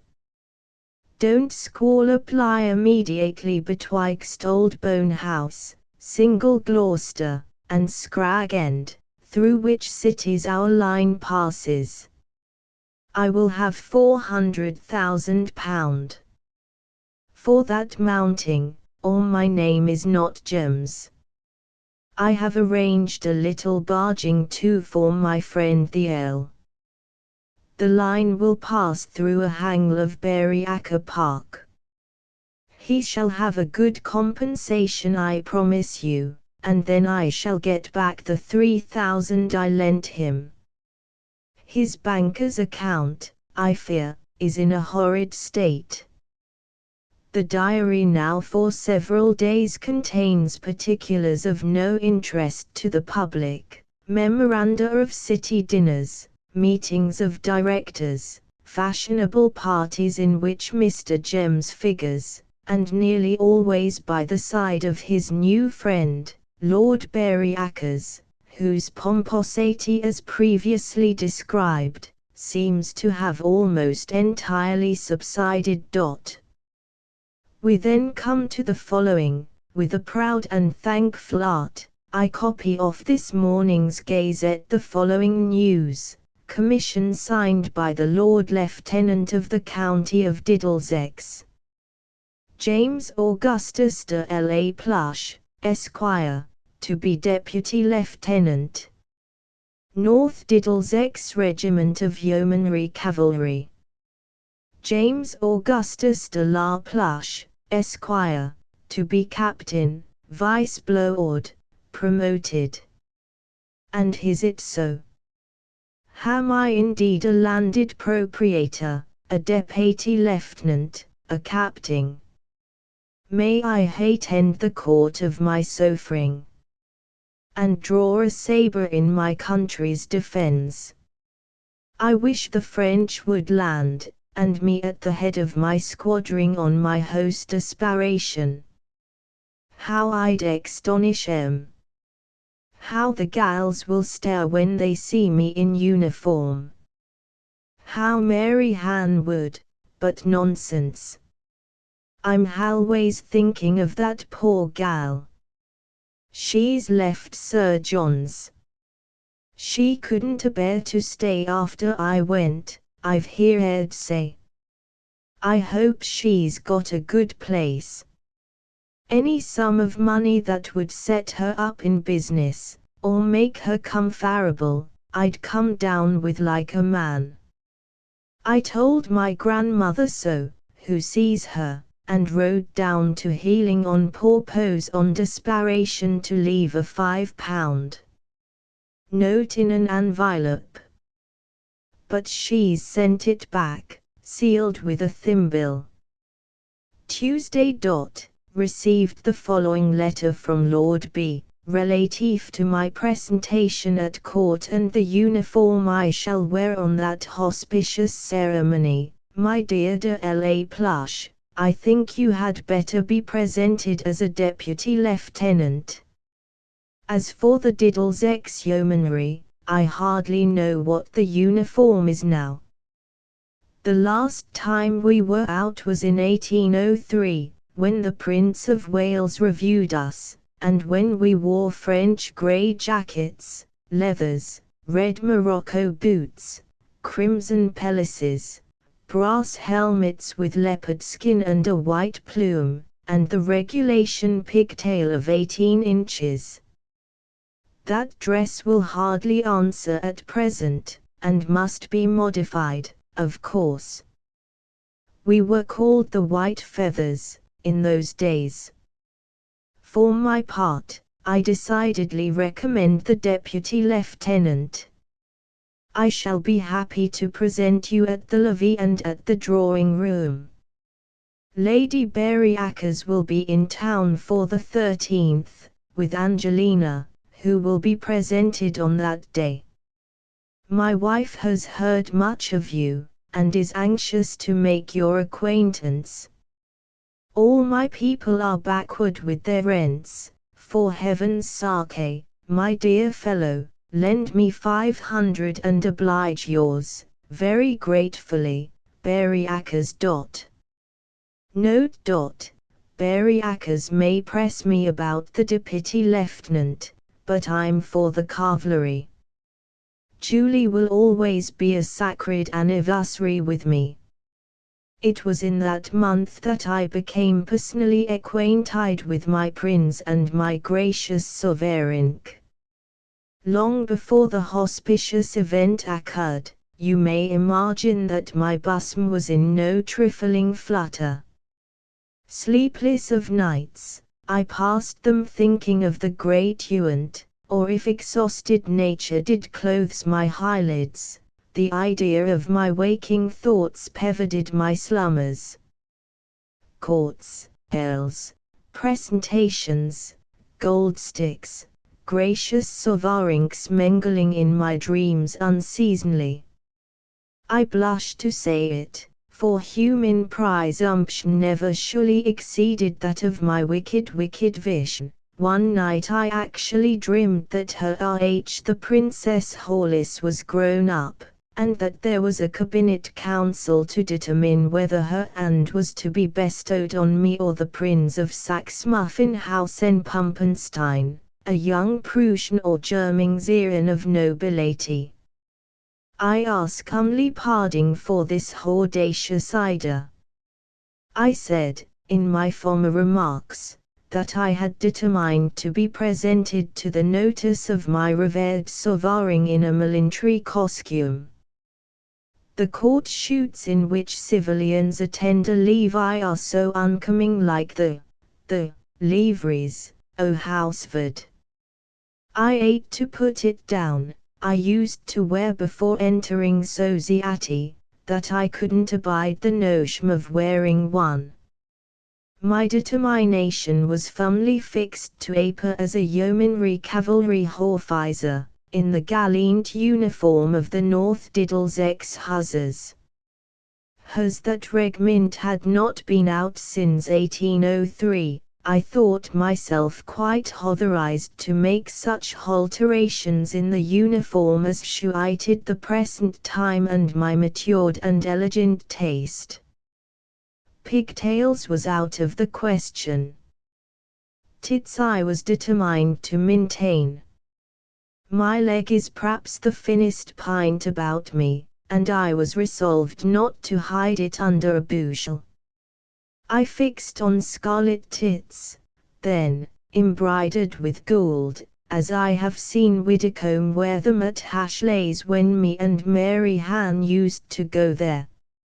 96 guineas worth of rich gold lace and cord did I have meandering all over those superb inexpressibles. Yellow Maracay Hessian boots, red heels, gold spurs and gold tassels as big as bell pulls.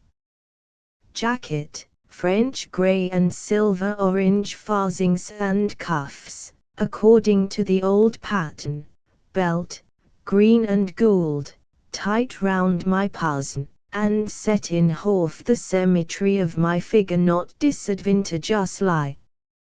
A hussar pelisse of purple velvet and sable fur.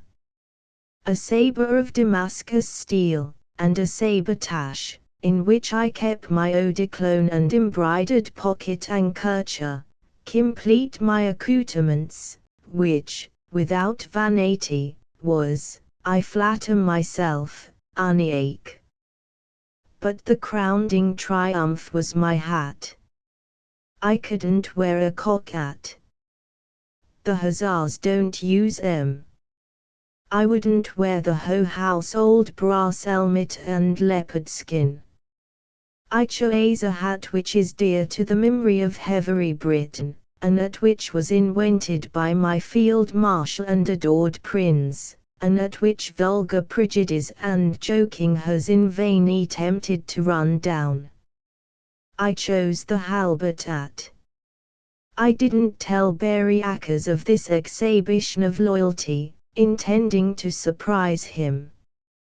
The white plume of the West Middlesex yeomanry I fixed on the top of this shako, where it spread out like a shaving brush. You may be sure that before the fatal day arrived, I didn't neglect to practice my part well, and had several rehearsals, as they say. This was the way. I used to dress myself in my full togs. I made Fitzwarren, my body servant, stand at the door, and figure as the lord-in-waiting. I put Mrs. Bloker, my laundress, in my grand armchair to represent the august cousin of my sovereign, Frederick, my second man, standing on her left, in the attitude of an illustrious prince consort. All the candles were lighted. Captain de la Pluche, presented by Hailberry as Fitzwarren, my man, exclaimed, as advancing I made obeisance to the throne. Kneeling on one knee, I cast a glance of unutterable loyalty towards the British crown, then stepping gracefully up, my Damascus scimitar would git betwixt my legs, in so doing, which at first was very disagreeable, rising up gracefully, I flung a look of manly but respectful homage towards my prince, and then elegantly retreated backwards out of the royal presence. I kept my 4 servants up for 4 hours at this game the night before my presentation, and yet I was the first to be up with the sunrise. I couldn't sleep that night. By about 6 o'clock in the morning I was dressed in my full uniform, and I didn't know how to pass the intervening hours. My grandmother hasn't seen me in full fig, says I. It will rejoice that poor old soul to behold one of her race so successful in life. As they read in the novel of Kenilworth that the Hale goes down in court dress and astonishes Hammy Robsart, I will go down in all my splendor and astound my old washerwoman of a grandmother. To make this determination, to order my broom, to knock down Frederick the groom for delaying to bring it, was with me the work of a moment. The next saw as gallant a cavalier as ever rode in a cab, scouring the road to Healing. I arrived at the well-known cottage. My uncle was absent with the cart, but the door of the humble abode stood open, and I passed through the little garden where the clothes was hanging out to dry. My snowy plume was obliged to bend under the lowly porch, as I entered the apartment. There was a smell of tea there. There's always a smell of tea there. The old lady was at her behee as usual. I advanced towards her, but fancy my astonishment when I saw Mary Ann. I almost fainted with emotion. "Oh, James," she has said to me subsequently, "Marshal man never looked so beautiful as you did when you arrived on the day of the levee. You were no longer martial, you were divine." What little justice the artist has done to my manly attractions in the gross caricature he's made of me. This refers to an illustrated edition of the work. Nothing, perhaps, ever created so great a sensation as my entrance to St. James's, on the day of the levee. The Turkish ambassador himself was not so much remarked as my superb turnout. As a military man, and a North Diddles ex-hussar, I was resolved to come to the ground on horseback. I had desperation figged out as a charger, and got 4 military dresses from Holywell Street, in which I dressed my 2 men, Fitzwarren, hoot of livery, wouldn't stand it, and 2 fellas from Rimnels, where my horses stand at livery. I rode up St. James's Street, with my 4 hadikins, the people huzzing, the gals waving their handkerchiefs, as if I were a foreign prince, all the windows crowded to see me pass. The guard must have taken me for a emperor at least, when I came, for the drums beat, and the guard turned out and saluted me with presented arms. What a moment of triumph it was! I sprung majestically from desperation. I gave the reins to one of my orderlies, and, saluting the crowd, I passed into the presence of my most gracious Mrs. U. Perhaps may expect that I should narrate at length the circumstances of my audience with the British Crown. But I am not one who would gratify impertinent curiosity. Respect for our recognized institutions is my first quality. I, for one, will die rallying round my throne. Suffice it to say, when I stood in the august presence, when I saw on the right hand of my imperial sovereign that most gracious prince, to admire whom has been the chief object of my life, my bosom was seized with an emotion which my pen refuses to describe, my trembling knees almost refused their office. I recollect nothing more until I was found fainting in the arms of the Lord Chamberlain. Sir Robert Peel happened to be standing by. I knew however the Premier by Punch's pictures of him, especially his legs, and he was conversing with a man of whom I shall say nothing, but that he is a hero of 100 fits, and every fight he won. Need I say that I allude to Arthur of Wellington? I introduced myself to these gents, and intend to improve the acquaintance, and perhaps asked government for a baronetcy. But there was another person whom on this drawing room I first had the inexpressible delight to build. This was that star of fashion, that sinecure of neighbouring eyes, as Milton observes, the accomplished Lady Angelina Thistlewood, daughter of my excellent friend, John George Godfrey de Bullion Thistlewood, Earl of Burlesques, Baron Southdown, in the peerage of the United Kingdom, Baron Haggismore, in Scotland, Katie, Lord Lieutenant of the County of Middlesex, and C. This young lady was with her noble ma, when I was conducted towards her. And surely never lighted on this hearth a more delightful vision. In that galaxy of beauty the Lady Angelina was the fairest star, in that wreath of loveliness the sweetest rosebud. Poor Mary Ann, my art's young affections had been centered on thee, but like water through a sieve, her image disappeared in a moment, and left me entranced in the presence of Angelina. Lady Burlesques made me a majestic bow, a grand and awful personage her ladyship is, with a roaming nose, and an enormous plume of ostrich feathers. The fair Angelina smiled with a sweetness perfectly bewildering, and said, "Oh, Mr. de la Pluche, I'm so delighted to make your acquaintance. I have often heard of you." "Who," says I, "has mentioned my insignificant existence to the fair Lady Angelina? Quel bonheur extrême pour moi!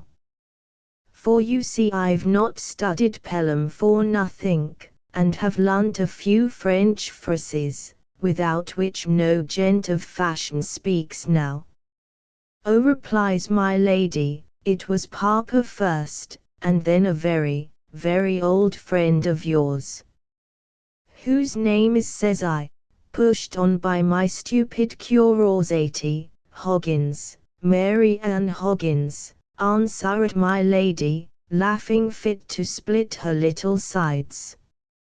"She is my maid, Mr. de la Pluche, and I'm afraid you are a very sad, sad person."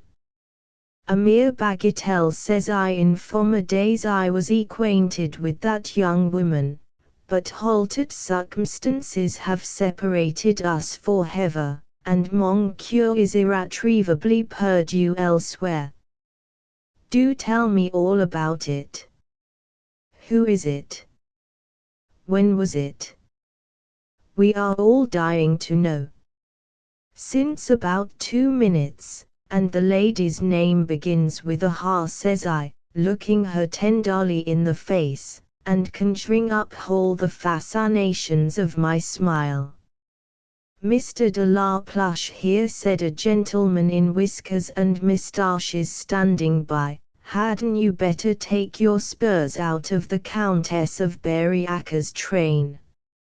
Never mind Mamma's train, said Lady Angelina. This is the great Mr. de la Pluche, who is to make all our fortunes, yours too. Mr. de la Pluche, let me present you to Captain George Silvertop. The captain bent just one jint of his back very slightly. I returned his stare with equal haughtiness. Go and see for Lady Berry-Acre's carriage, George, says his lordship, and whispers to me, a cousin of ours, a poor relation. So I took no notice of the fellow when he came back, nor in my subsequent visits to Hill Street, where it seems a knife and fork was laid regular for this shabby captain. Thursday night. Oh, Angelina, Angelina, my passion for you augments daily. I've been with her to the opera. I sent her a beautiful camellia Japonica from Covent Garden, with a request she would wear it in her raving air. I wore another in my buttonhole.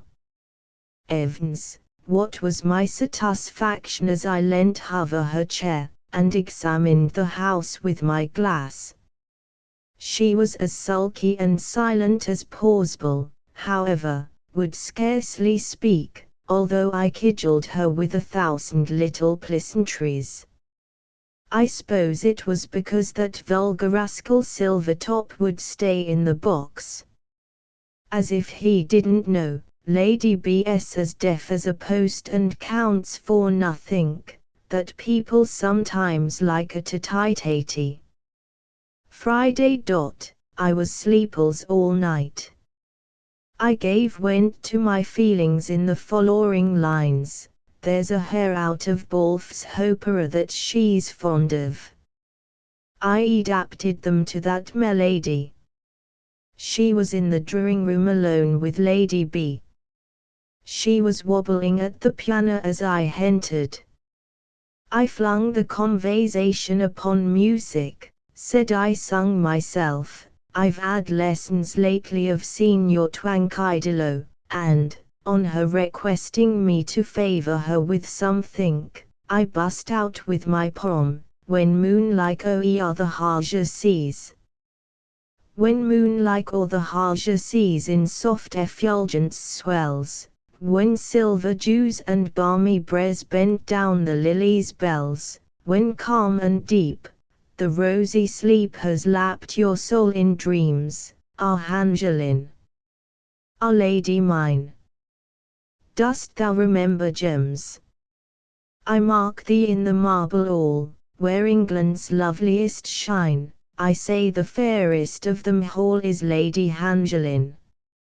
My soul, in desolate eclipse, with recollection teems, and then I ask, with weeping lips, dost thou remember gems? Away! I may not tell thee all this sighing heart endures. There is a lonely spirit call that sorrow never cures. There is a little, little star, that still above me beams, it is the star of hope, but ah! Dost thou remember gems? When I came to the last words, dost thou remember gems? I threw such an expression of unutterable tenderness into the shake at the end, that Angelina could bear it no more. a burst of uncontrollable emotion seized her.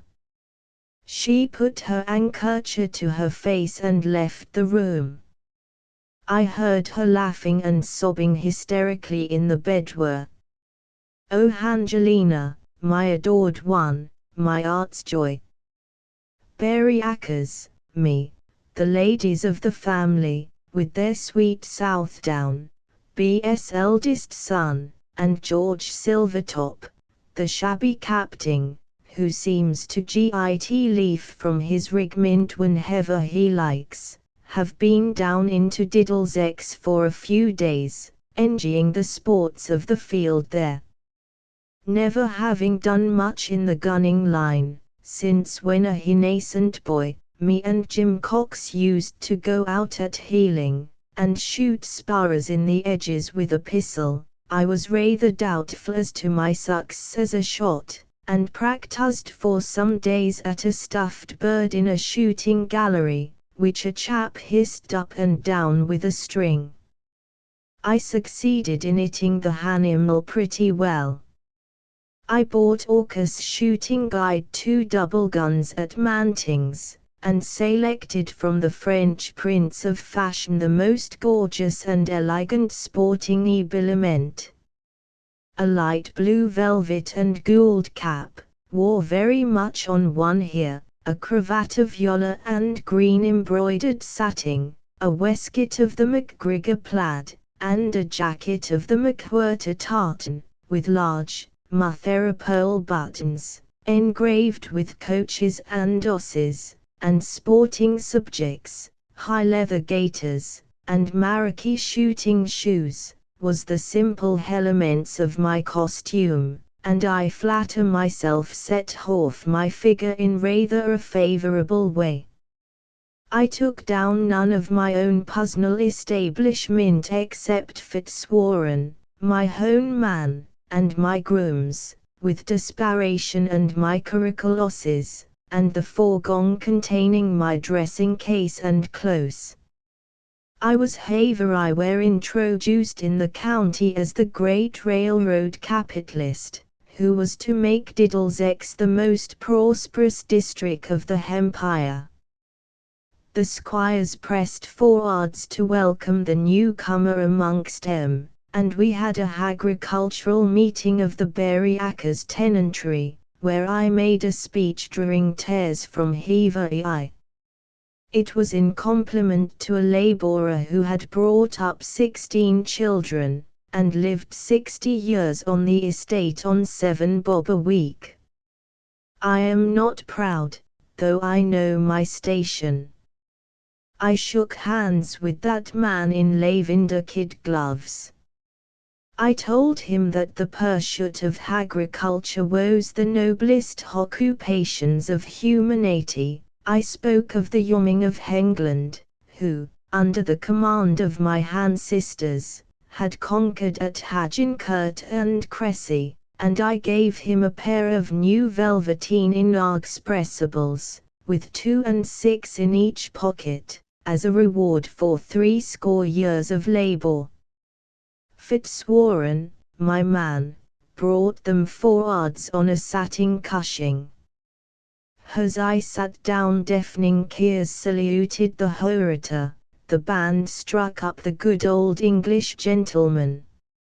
I looked to the ladies' gallery, my Angelina waved her handkerchief and kissed her hand, and I saw in the distance that poor Mary had affected evidently to tears by my eloquence. What an advance that gal has made since she's been in Lady Angelina's company. Since she wears her young ladies' exploded gowns and retired caps and ribbons, there's an elegance about her which is perfectly admirable, and which, added to her own natural beauty and sweetness, creates in my bosom certain sensations. I mustn't give way to feelings unworthy of a member of the aristocracy. What can she be to me but a mere recollection, a vision of former years? I'm blessed if I didn't mistake her for Angelina herself yesterday. I met her in the grand corridor of Burlesques Castle. I saw a lady in a melancholy attitude gazing out or winder at the setting sun, which was illuminating the fair parks and gardens of the ancient demesne. "Beauteous Lady Angelina," says I, "a penny for your ladyship's thought," says I. "Ho, James." "Ho, Mr. de la Pluche," answered a well-known voice, with a accent of sadness which went to my heart.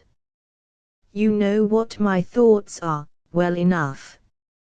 I was thinking of happy old times, when both of us were pooh, or," says Mary Ann, busting out in a fit of crying, "a thing I can't abide." I took her and tried to comfort her. I pointed out the difference of our situations, explained to her that property has its duties as well as its privileges, and that my duty clearly was to marry into a noble family.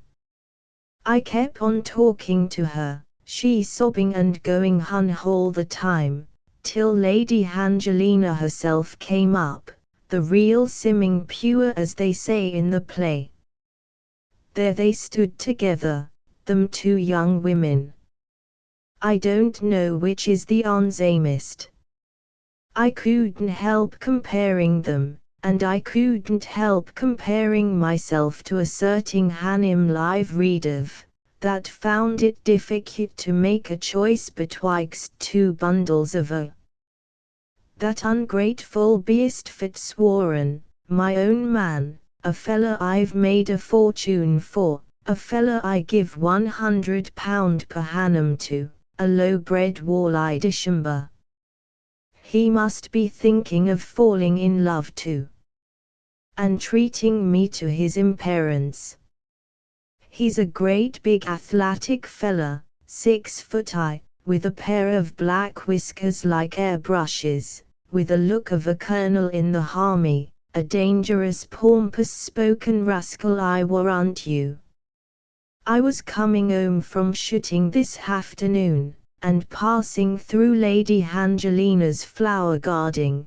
Who should I see in the summer house but Mary Ann pretending to Emin and Keisha, and Mr. Fitzwarren paying his court to her. "You may as well have me, Mary Ann," says he. "I've saved money. We'll take a public house and I'll make a lady of you.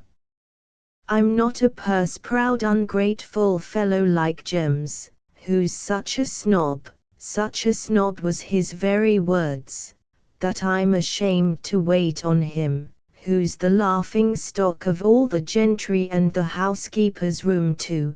Try a man," says he, "don't be taking on about such a humbug as James."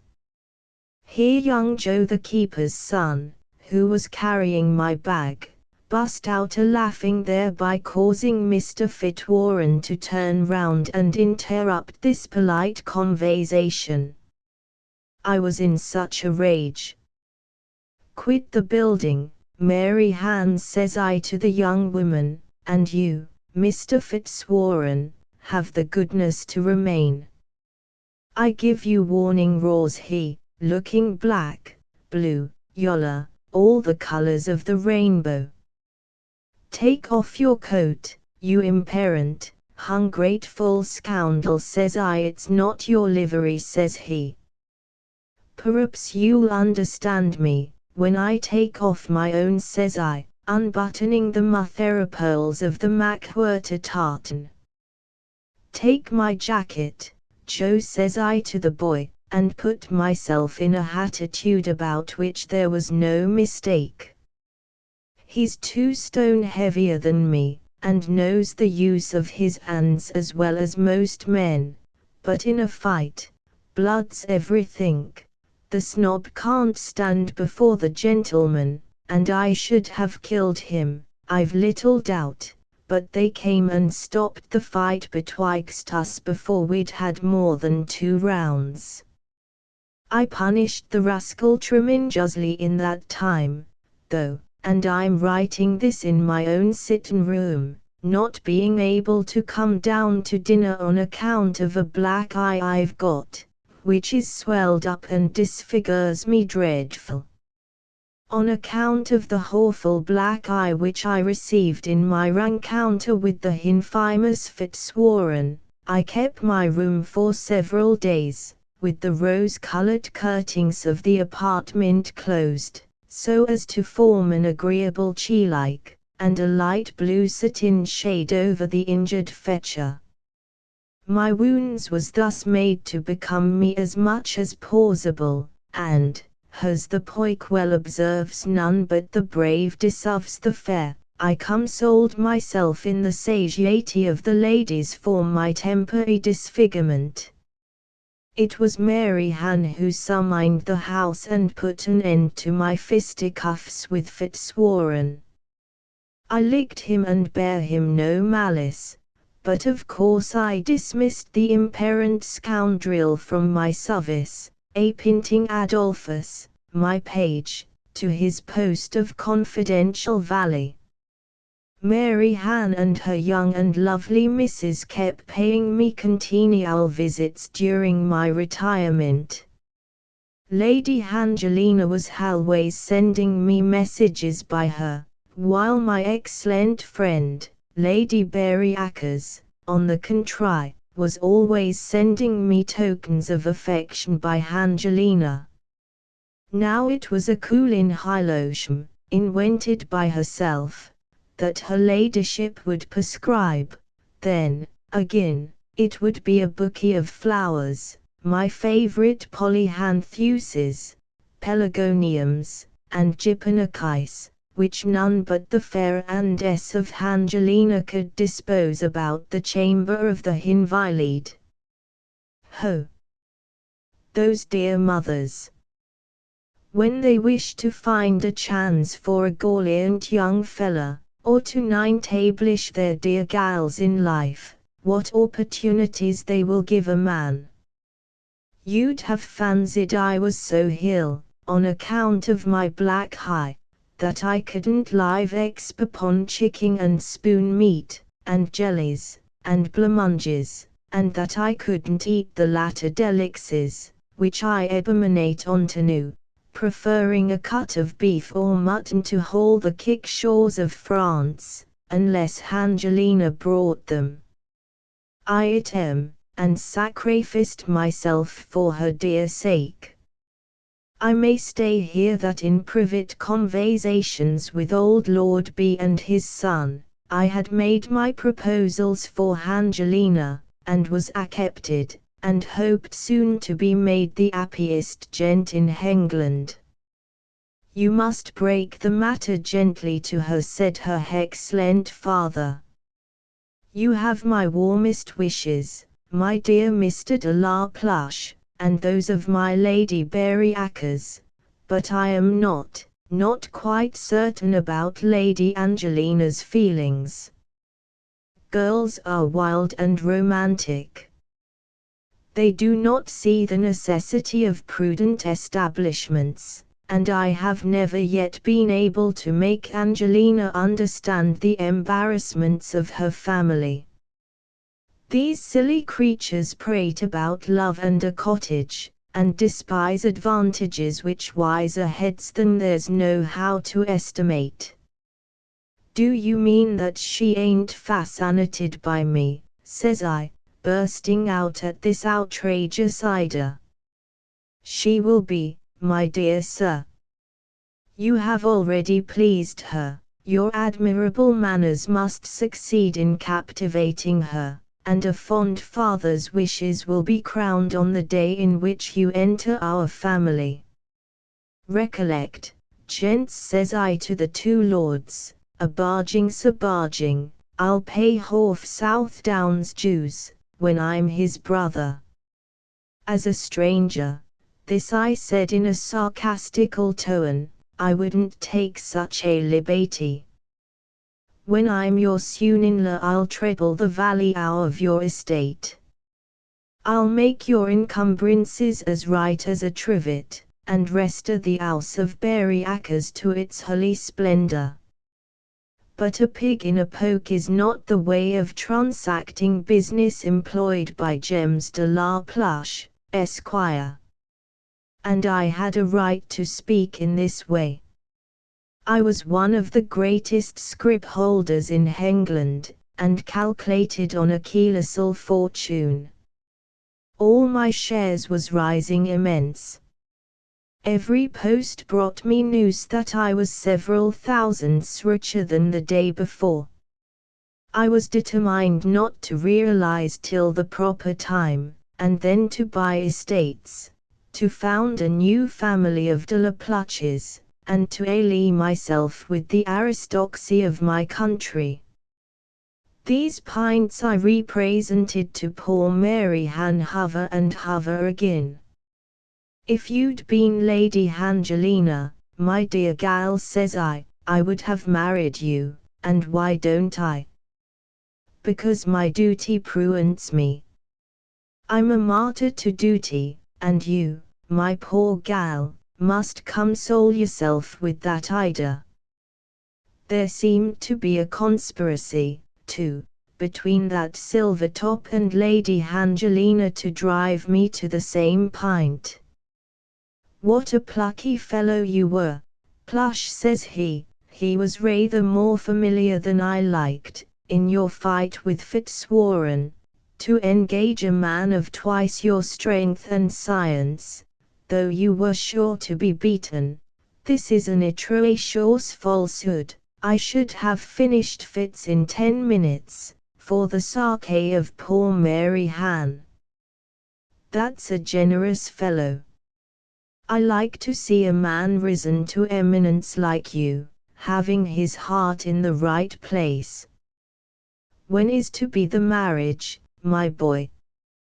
Captain S, says I, my marriage concerns your most humble servant a precious sight more than you, and I gave him to understand I didn't want him to put in his oar. I wasn't afraid of his whiskers, I promise you, Captain, as he was.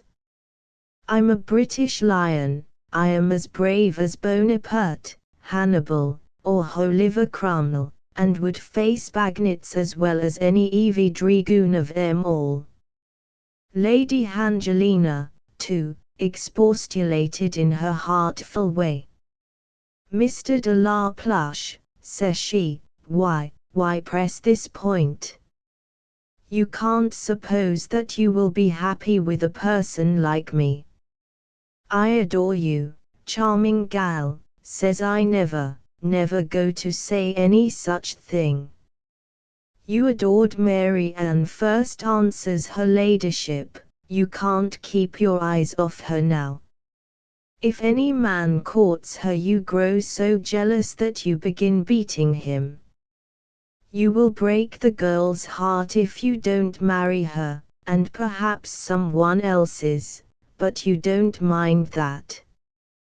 Break yours, you adorable creature. I'd die first.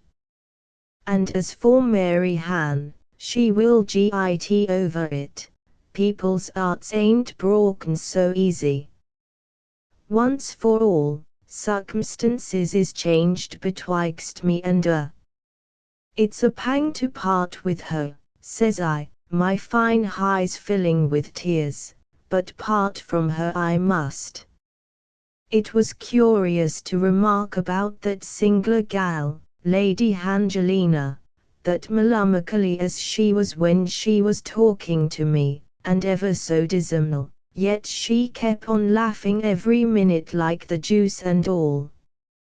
What a sacrifice, says she, it's like Napoleon giving up Josephine. What anguish it must cause to your susceptible heart. It does, says I, Agnes. Another laugh. And if I don't accept you, you will invade the states of the Emperor, my papa, and I am to be made the sacrifice and the occasion of peace between you. I don't know what you're alluding to about Josephine and Hemperus your pas, but I know that your PA's estate is overhead mortgaged, that if someone don't help him, he's no better than an old pauper, that he owes me a lot of money, and that I'm the man that can sell him up horse and foot, or set him up again. That's what I know, Lady Angelina, says I, with a hair as much as to say, put that in your ladyship's pipe and smoke it. And so I left her, and next day a certain fashionable paper announced, marriage in high life. We hear that a matrimonial union is on the tapis between a gentleman who has made a colossal fortune in the railway world, and the only daughter of a noble earl, whose estates are situated in Burlesques. An early day is fixed for this interesting event. Contrary to my expectations, but when or how can we reckon upon the feelings of women? Mary Ann didn't seem to be much affected by the idea of my marriage with Angelina. I was rather disappointed perhaps that the fickle young gal reconciled herself so easy to give me up, for we gents are creatures of vanity after all, as well as those of the opposite sex, and betwixt you and me there was moments, when I almost wished that I'd been born a Mohammedan or Turk, when the law would have permitted me to marry both these sweet beings, whereas I was now condemned to be happy with one. Meanwhile everything went on very agreeable betwixt me and my defianced bride. When we came back to town I commissioned Mr. Showery the great auctioneer to look out for a town moorshing suitable for a gent of my quality. I got from the Herald office, not the Morning Herald, no, I'm not such a mouth as to go there for acre information, an account of my family, my harms and pedigree. I ordered in long hacker 3 splendid equipages, on which my arms and my adored wife's was drawn and quartered, and I got portraits of me and her painted by the celebrated Mr. Shalloon, being resolved to be the gentleman in all things, and knowing that my character as a man of fashion wasn't complete unless I sat to that distinguished artist. My likeness I presented to Angelina. It's not considered flattering, and though she parted with it, as you will hear, mighty willingly, there's one young lady, 1,000 times handsomer, that values it as the apple of her eye. Would any man believe that this picture was sold at my sale for about a 25th part of what it cost me? It was bought in by Mary Ann, though, oh dear gems, says she, often, kissing of it and pressing it to her heart, it isn't handsome enough for you, and hasn't got your angelic smile and the expression of your dear eyes. Angelina's picture was kindly presented to me by Countess B., her mamma, though of course I paid for it. It was engraved for the Book of Beauty the same year. With such a profusion of ringlets I should scarcely have known her, but the hands, feet, and eyes, was very like. She was painted in a jitter supposed to be singing one of my little melodies, and her brother Southdown, who is one of the New England poets, wrote the following stanzas about her, lines upon my sister's portrait. By the Lord Southdown. The castle towers of Burlesques are fair upon the lea, where the cliffs of bonny Burlesques rise up from out the sea. I stood upon the donjon keep and viewed the country o'er. I saw the lands of Burlesques for 50 miles or more. I stood upon the donjon keep, it is a sacred place, where floated for 800 years the banner of my race, argent, a dexter sinople, and gules an azure field, there ne'er was nobler cognizance on knightly warrior's shield. The first time England saw the shield 'twas round a Norman neck, on board a ship from Valois, King William was on deck. A Norman lance the colours wore, in Hastings' fatal fray, Saint Willibald for Berry-Akkers. 'Twas double gules that day. O heaven and sweet Saint Willibald! In many a battle since a loyal-hearted Berry-Akkers has ridden by his prince.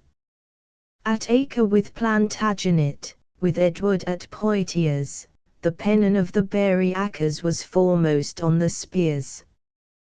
'Twas pleasant in the battle shock to hear our war cry ringing, O grant me, sweet Saint Willibald, to listen to such singing.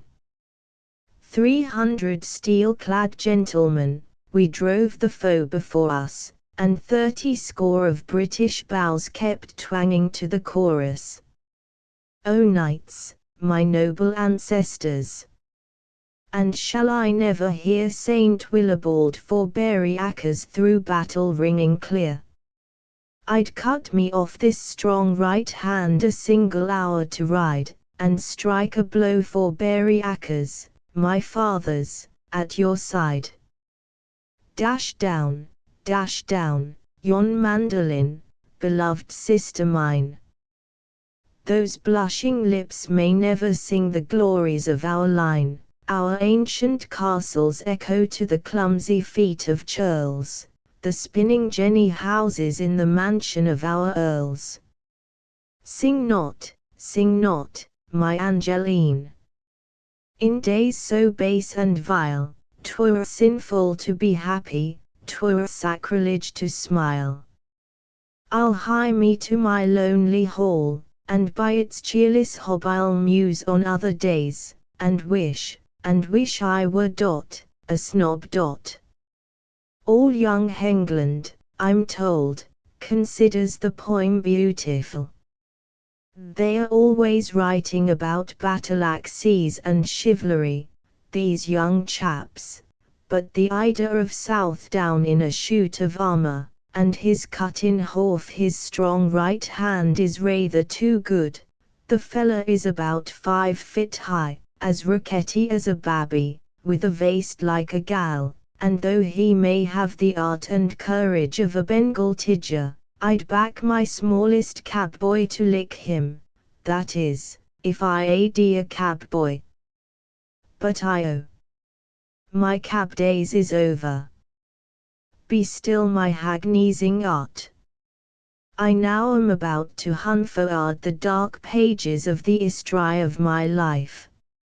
My friends, you've seen me hitherto in the full career of fortune, prosperous but not hover proud of my prosperity, not dizzy though mounted on the hay-picks of good luck, feasting whole the great, like the good old English gent in the song, which he has been my model and example through life, but not forgetting the small. No, my behaviour to my grandmother at Healing shows that. I bought her a new donkey cart, what the French call a carte blanche, and a handsome set of pegs for angieing up her linen, and treated Uncle Bill to a new suit of clothes, which he ordered in St. James's Street, much to the astonishment of my Snyder there, namely an olive green velveteen jacket and small clothes, and a crimson plush waistcoat with glass buttons. These pints of generosity in my disposition I never should have alluded to, but to show that I am naturally of a noble sort, and have that kind of gallant carriage which is equal to either good or bad fortaying. What was the substance of my last chapter?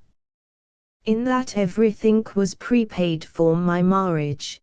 The consent of the parents of my Angelina was gained, the lovely gal herself was ready, as I thought, to be led to Hemmings halter. The trousseau was hoarded, the wedding dresses were being fitted hun, a wedding cake weighing half a ton was a getting ready by Messrs. Gunter of Buckley Square. There was such an account for Chantilly and Honiton laces as would have staggered anybody. I know they did the commissioner when I came up for my stiffykit, and as for Inja shawls I bought a dozen sick fine ones as never was given away, no not by His Innes the Injun Prince Juggernaut Tigor. The jewels, a pearl and diamond shoot, were from the establishment of Messrs. Stowe and Mortimer. The honeymoon I intended to pass in a continental excursion, and was in treaty for the house at Halbertgate, opposite Mr. Hudson's, as my town house. I waited to conclude the purchase until the share market, which was rather depressed, owing I think not so much to the attacks of the miserable times as to the prodigious flams of the Morning Herald, was restored to its healthy tone. I wasn't going to part with scrip which was 20 premium at 2 or 3, and being confident that the market would rally, had bought very largely for the 2 or 3 new accounts.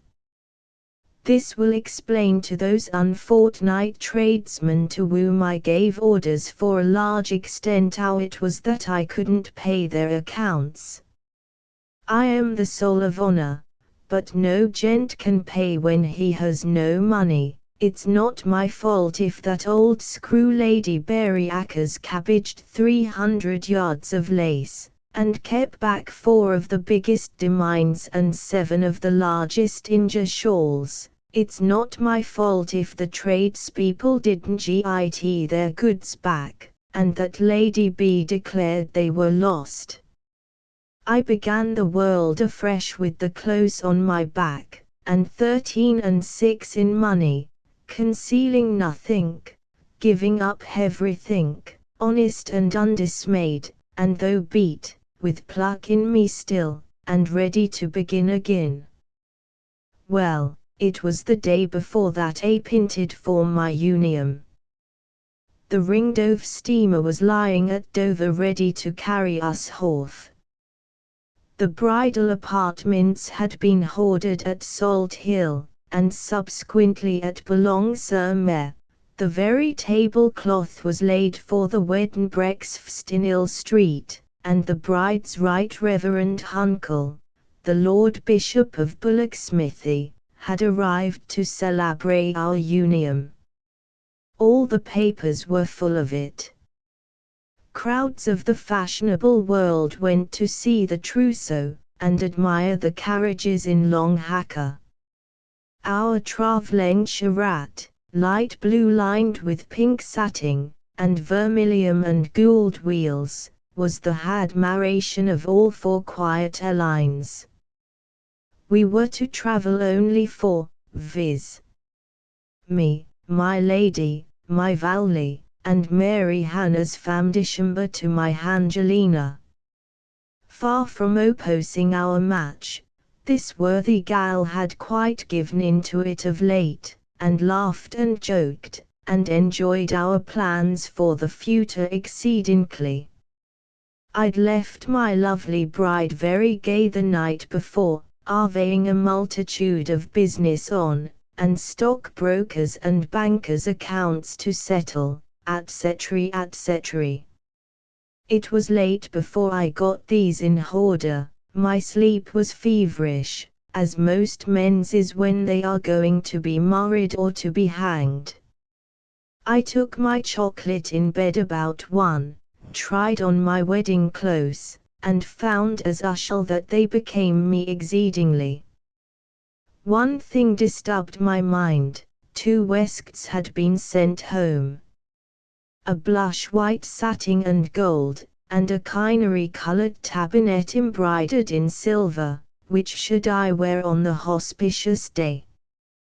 This agitated and perplexed me a good deal. I determined to go down to Hill Street and consult the lady whose wishes were henceforth to be my all-in-all, and wear whichever she fixed on.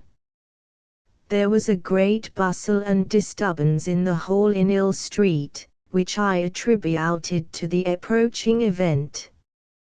The old porter stared most uncommon when I came in. The footman who was to announce me laughed. I thought I was going upstairs. Her ladyship's not at home, says the man, and my lady's ill in bed. Git lunch, says I. I'll wait till Lady Angelina returns. At this the fellow looks at me for a moment with his cheek blown out like a bladder, and then busts out in a regular guffaw. The porter ginned in it. The impudent old rascal. And Thomas says, slapping his hand on his thigh, without the least respect, I say, Huffy, old boy, isn't this a good UN? What do you mean, you infernal scoundrel, says I, hollering and laughing at me. Oh, here's Miss Mary Ann coming up, says Thomas, ask her. And indeed there came my little Mary Ann tripping down the stairs, her hands in her pockets, and when she saw me, she began to blush and look hot and then to grin too. In the name of imperence, says I, rushing on Thomas, and collaring him fit to throttle him, no rascal of a flunky shall insult me, and I sent him staggering up against the porter, and both of them into the hall chair with a flop, when Mary Ann, jumping down, says, Oh James! Oh Mr. Plush! Read this, and she pulled out a billet-doux. I recognized the handwriting of Angelina. Deceitful Angelina's billet ran as follows: I had all along hoped that you would have relinquished pretensions which you must have seen were so disagreeable to me, and have spared me the painful necessity of the step which I am compelled to take. For a long time I could not believe my parents were serious in wishing to sacrifice me, but have in vain entreated them to spare me. I cannot undergo the shame and misery of a union with you. To the very last hour I remonstrated in vain, and only now anticipate by a few hours my departure from a home from which they themselves were about to expel me. When you receive this, I shall be united to the person to whom, as you are aware, my heart was given long ago. My parents are already informed of the step I have taken, and I have my own honor to consult. Even before their benefit, they will forgive me, I hope and feel, before long. As for yourself, may I not hope that time will calm your exquisite feelings too? I leave Mary Ann behind me to console you. She admires you as you deserve to be admired, and with a constancy which I entreat you to try and imitate. Do, my dear Mr. Plush, try, for the sake of your sincere friend and admirer, a P.S. I leave the wedding dresses behind for her. The diamonds are beautiful, and will become Mrs. Plush admirably. This was all confusion. And there stood the footman sniggering, and that hojus Mary Ann half a crying, half a laughing at me. Who has she gone off with, roars I, and Mary Ann, smiling with one eye, just touched the top of one of the John's canes who was going out with the notes to put off the breakfast. It was Silvertop then. I bust out of the house in a state of demoniacal excitement. The story of that elopement I have no art to tell. Here it is from the Morning Tatler newspaper: elopement in high life. the only authentic account. The neighborhood of Berkeley Square, and the whole fashionable world, has been thrown into a state of the most painful excitement by an event which has just placed a noble family in great perplexity and affliction. It has long been known among the select nobility and gentry that a marriage was on the tapis between the only daughter of a noble earl, and a gentleman whose rapid fortunes in the railway world have been the theme of general remark. Yesterday's paper, it was supposed, in all human probability would have contained an account of the marriage of James de la Pelche, Esquire, and the Lady Angelina, daughter of the Right Honourable the Earl of Bury Crescent. The preparations for this ceremony were complete. We had the pleasure of inspecting the rich trousseau, prepared by Miss Twiddler, of Pall Mall, the magnificent jewels from the establishment of Messrs. Stowe and Mortimer, the elegant marriage cake, which, already cut up and portioned, is, alas, not destined to be eaten by the friends of Mr. de la Pelche, the superb carriages, and magnificent liveries, which had been provided in a style of the most lavish yet tasteful sumptuosity. The Right Reverend the Lord Bishop of Bullocksmithy had arrived in town to celebrate the nuptials, and is staying at Mivart's.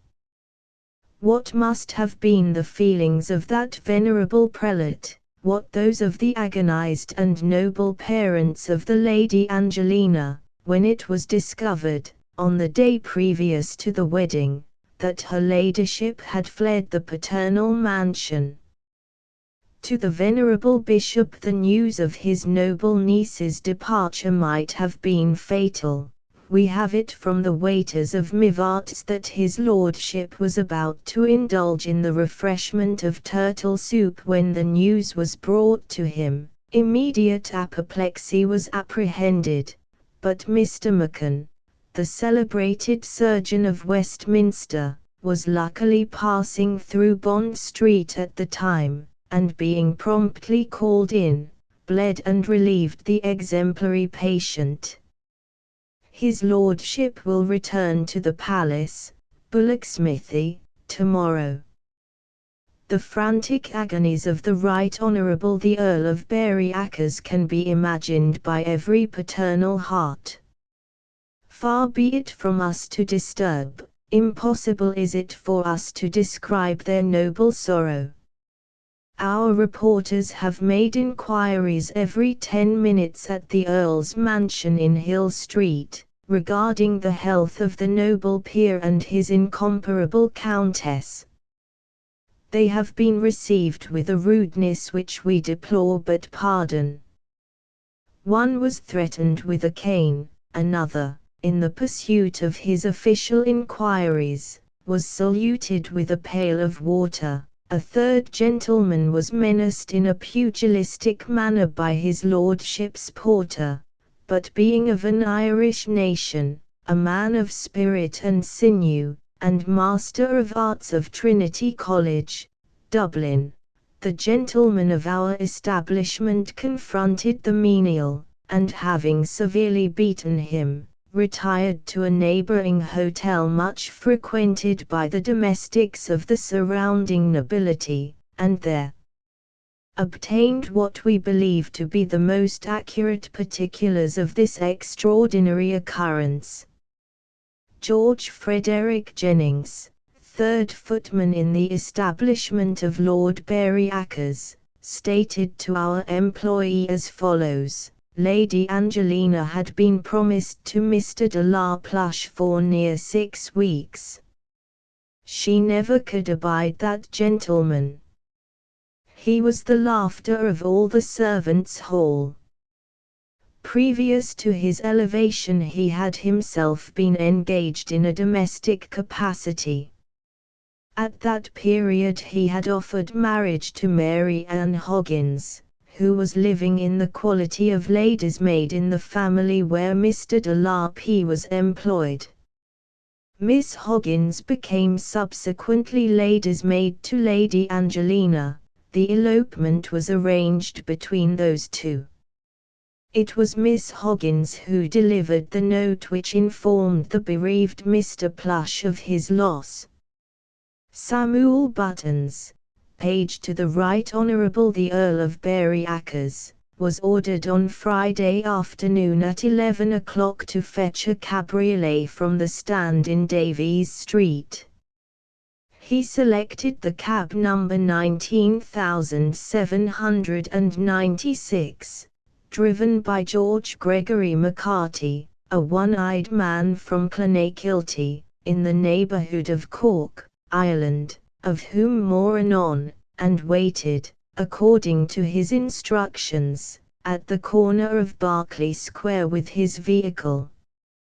His young lady, accompanied by her maid, Miss Mary Ann Hoggins, carrying a bandbox, presently arrived, and entered the cab with the box. What were the contents of that box we have never been able to ascertain.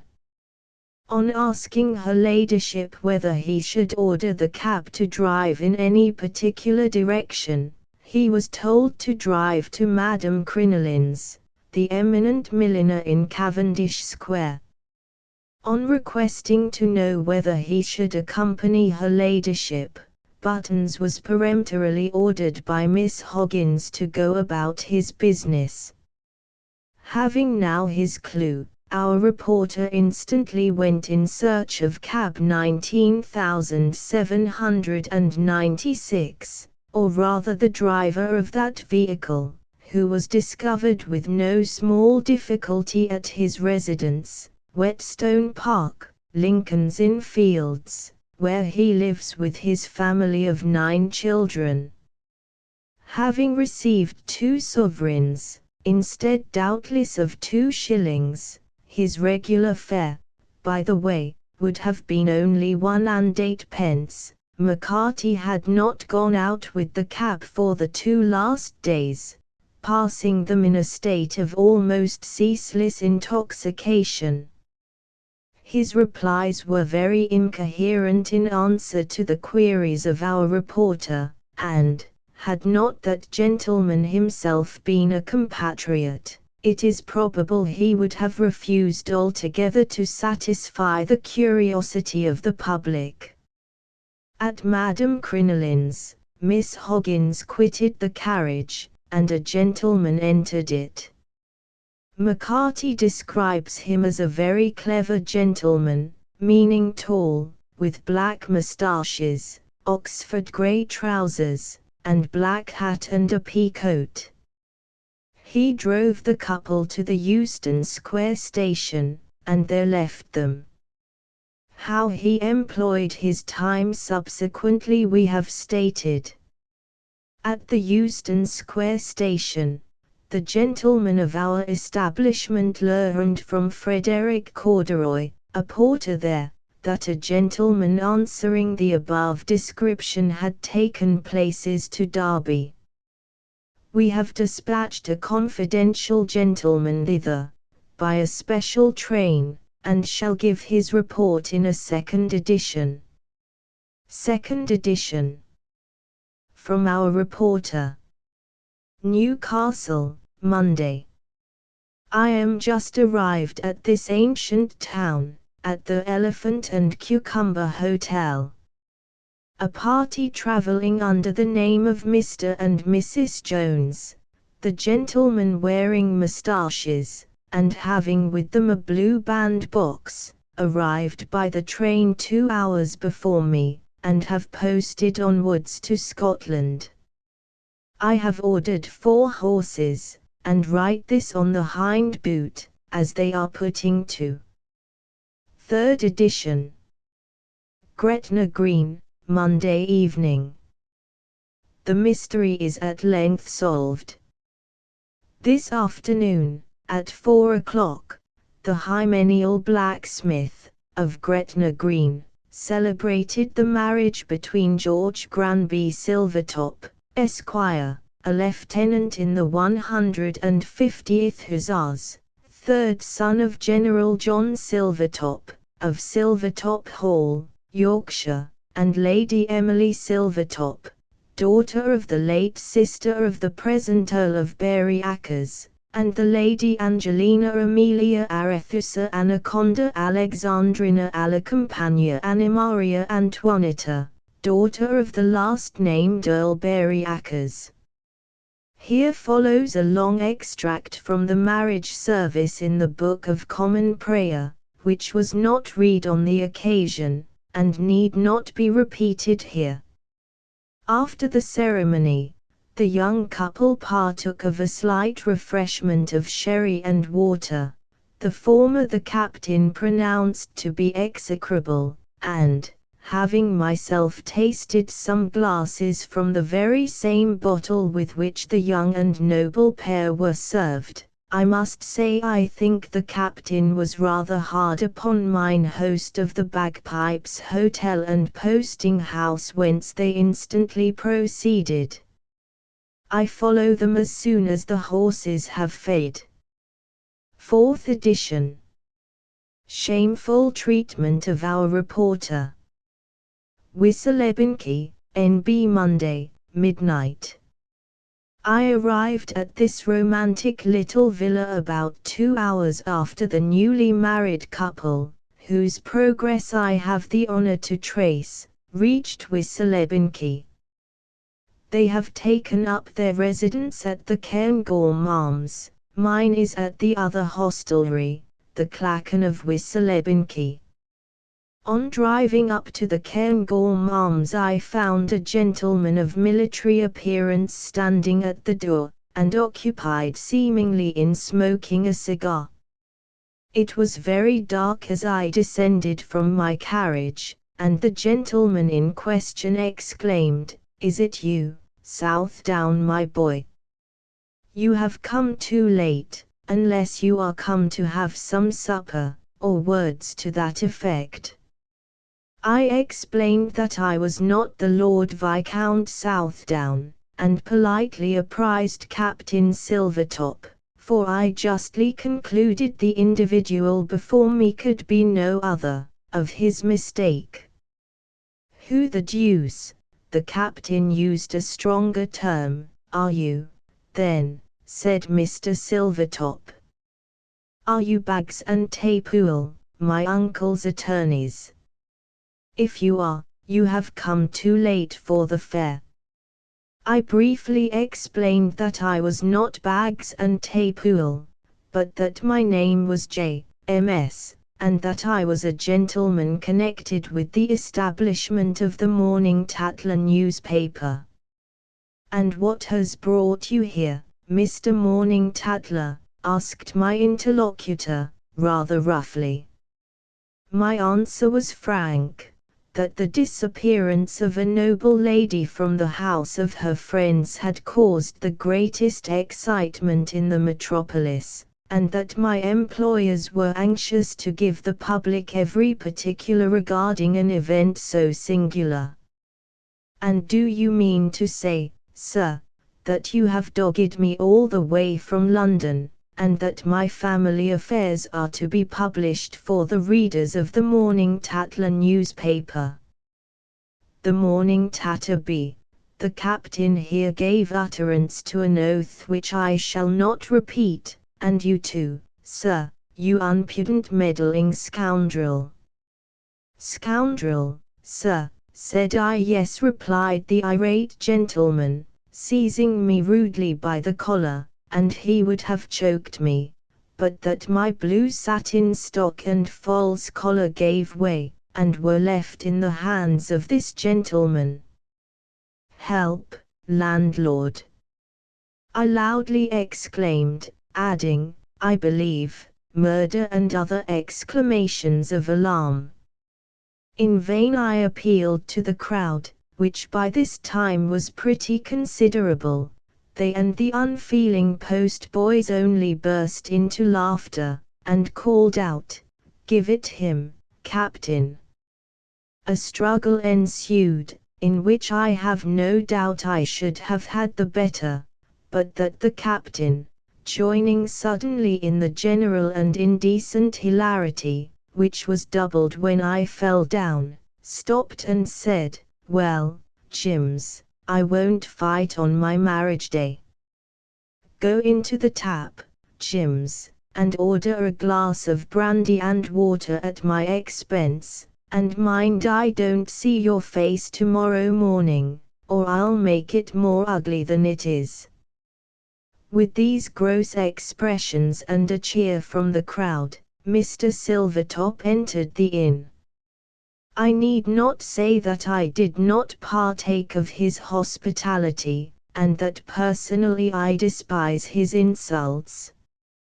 I make them known that they may call down the indignation of the body of which I am a member, and throw myself on the sympathy of the public, as a gentleman shamefully assaulted and insulted in the discharge of a public duty. Thus you've shown how the flower of my affections was torn out of my bosom, and my art was left bleeding. Angelina, I forgive thee. Mayst thou be happy. If ever art felt prayer for others wheeler wailed on I, the being on whom you trampled addresses those subligations to Evan in your B1/2. I went home like a maniac, after hearing the announcement of Angelina's departure. She'd been gone 20 hours when I heard the fatal news. Pursuit was vain. Suppose I did catch her up, they were married, and what could we do? This sensible remark I made to Earl Berry-Akers, when that distracted nobleman expostulated with me. Who was to have been my mother-in-law, the Countess, I never from that moment saw again. My presents, trousseaux, jewels, and were sent back, with the exception of the Demines and cashmere shawl, which her ladyship couldn't find. It was whispered that at the next birthday she was seen with a shawl exactly of the same pattern. Let her keep it. Southdown was for us. He came to me after the eunt, and wanted me at once £50, so that he might pursue his fugitive sister, but I wasn't to be had with that sort of show. There was no more money for that family. So he went away, and gave utterance to his feelings in a poem, which appeared, price 2 guineas, in the Belle Assemblée. All the jewellers, match makers, lacemen, cock builders, upholsterers, horse dealers, and wedding cake makers came pouring in with their bills, aggravating feelings already wounded beyond endurance. That madness didn't seize me that night was a mussy. Fever, fury, and rage racked my agonized brain, and drove sleep from my throbbing eyelids. Whole night I followed Angelina in imagination along the North Road. I vented cusses and maledictions on the infamous Silvertop. I kicked and roared in my unutterable who. I seized my pillar, I pit into it, pummeled it, strangled it. Ha ha! I thought it was Silvertop writhing in my giant grasp, and tove the audacious villain limb from limb in the terrible strength of my despair. Let me drop a cutting over the memories of that night. When my body servant came with my hot water in the morning, the livid corpse in the charnel was not paler than the Gashly de la Plush. "Give me the share list, Mandeville," I mechanically exclaimed. I had not perused it for the past 3 days, my attention being engaged elsewhere. Heavens and earth, What was it I read there? What was it that made me spring out a bed as if somebody had given me cold pig? I read rewind in that share list. The panic was in full operation. Shall I describe that catastrophe with which whole England is familiar? My hand refuses to chronicle the misfortunes which lacerated my bleeding heart in October last. On the 1st of August, where was I? Director of 23 companies, holder of scrip hall at a premium, and worth at least $250,000. On Lord Mayor's Day my St. Helena's quoted at 14 p.m. were down at a half discount, my Central Ishabis at 3/8 discount, my Table Mounting and Hottentot Grand Trunk, nowhere, my Bathershins and dare I name beg, of which I'd bought 2,000 for the account at 17 premium, down to nix, my Juan Fernandez, my great Central Oregons, prostrate. There was a moment when I thought I shouldn't be alive to write my own tale. Here follow in Mr. Plush's MS about 24 pages of railroad calculations, which we preterm it. Those beasts, Pump and Allgate, once so cringing and humble, wrote me a threatening letter because I overdrew my account 3 6/10. Wouldn't he advance me 5,000 on 25,000 worth of scrip? Kept me waiting 2 hours when I asked to see the house, and then sent out Spout, the junior partner, saying they wouldn't discount my paper, and implored me to close my account. I did. I paid the 3 6 balance, and never saw more. The market fell daily. The rewind grew visser and visser. Hagneys. It wasn't in the city alone my misfortunes came upon me. They bearded me in my own home. The biddle who keeps watch at the Albany wouldn't keep misfortune out of my chambers, and Mrs. Twiddler, of Pall Mall, and Mr. Hunks, of Longacre, put execution into my apartments, and swept off every stick of my furniture. Wardrobe and furniture of a man of fashion. What an advertisement George Robbins did make of it, and what a crowd was collected to laugh at the prospect of my ruin.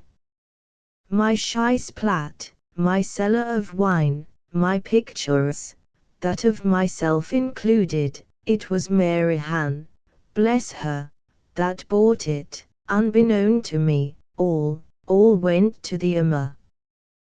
That brutal Fitzwarren, my ex-valet, whom I met, familiarly slapped me on the shoulder, and said, "James, my boy, you'd best go into service agent." I did go into service, the worst of all services. I went into the Queen's Bench prison, and lay there a miserable captive for 6 mortal weeks. Miserable, shall I say? No, not miserable altogether. There was sunlight in the dungeon of the poor prisoner. I had visitors. A cart used to drive up to the prison gates of Saturdays, a washerwoman's cart, with a fat old lady in it, and a young one. Who was that young one? Everyone who has an art can guess. It was my blue-eyed blushing angel of a Mary Ann. Shall we take him out in the linen basket, Grandmamma? Mary Ann said. Bless her, she'd already learned to say Grandmamma quite natural, but I didn't go out that way, I went out by the door a whitewashed man. Ho! What a feast there was at Healing the day I came out. I'd 13 shillings left when I'd bought the gold ring. I wasn't proud. I turned the mangle for 3 weeks, and then Uncle Bill said, "Well, there is some good in the fella," and it was agreed that we should marry. The plush manuscript finishes here. It is many weeks since we saw the accomplished writer, and we have only just learned his fate.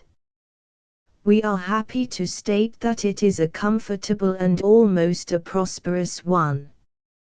The Honourable and Right Reverend Lionel Thistlewood, Lord Bishop of Bullocksmithy, was mentioned as the uncle of Lady Angelina Silvertop. Her elopement with her cousin caused deep emotion to the venerable prelate. He returned to the palace at Bullocksmithy, of which he had been for 30 years the episcopal ornament, and where he married 3 wives, who lie buried in his cathedral church of St. Boniface, Bullocksmithy. The admirable man has rejoined those whom he loved. As he was preparing a charge to his clergy in his study after dinner, the Lord Bishop fell suddenly down in a fit of apoplexy. His butler, bringing in his accustomed dish of devilled kidneys for supper, discovered the venerable form extended on the turkey carpet with a glass of Madeira in his hand, but life was extinct, and surgical aid was therefore not particularly useful. All the late prelate's wives had fortunes, which the admirable man increased by thrift, the judicious sale of leases which fell in during his episcopacy, and c. He left £300,000, divided between his nephew and niece, not a greater sum than has been left by several deceased Irish prelates. What Lord Southdown has done with his share we are not called upon to state. He has composed an epitaph to the martyr of Bullocksmithy, which does him infinite credit. But we are happy to state that Lady Angelina Silvertop presented £500 to her faithful and affectionate servant, Mary Ann Hoggins, on her marriage with Mr. James Plush, to whom her ladyship also made a handsome present, namely, the lease, goodwill, and fixtures of the Wheel of Fortune public house, near Shepherd's Market, Mayfair, a house greatly frequented by all the nobility's footmen, doing a genteel stroke of business in the neighbourhood, and where, as we have heard, the Butler's Club is held. Here Mr. Plush lives happy in a blooming and interesting wife, reconciled to a middle sphere of life, as he was to a humbler and a higher one before. He has shaved off his whiskers, and accommodates himself to an apron with perfect good humour. A gentleman connected with this establishment dined at the Wheel of Fortune the other day, and collected the above particulars. Mr. Plush blushed rather, as he brought in the first dish, and told his story very modestly over a pint of excellent port. He had only one thing in life to complain of, he said, that a witless version of his adventures had been produced at the Princess's Theatre, without with your leave or by your leave as he expressed it. As for the rest the worthy fellow said, I'm happy, p'raps betwixt you and me I'm in my proper sphere. I enjoy my glass of beer or port, with your health and my service to you, sir, quite as much as my claret in my prosperous days. I've a good business, which is likely to be better. If a man can't be happy with such a wife as my Mary Ann, he's a beast, and when a christening takes place in our family, will you give my compliments to Mr. Punch, and ask him to be godfather. Letters of gems. Gems on time bargings. Perhaps at this present moment of railway hesitation and unsafety the following little story of a young friend of mine may act as an wholesome warning to the weak and hirsolute young gents. Young Frederick Timmins was the orphan son of a respectable clergyman in the west of England. Adopted by his uncle, Colonel T, of the Horse Marines, and regardless of expense, this young man was sent to Eton College, and subsequently to Oxford, where he was very nearly being senior wrangler. He came to London to study for the law. His prospects was bright indeed, and he lived in a second floor in Jermyn Street, having a genteel income of 200 lbs. per annum. With this handsome annuity it may be supposed that Frederick wanted for nothing. Nor did he.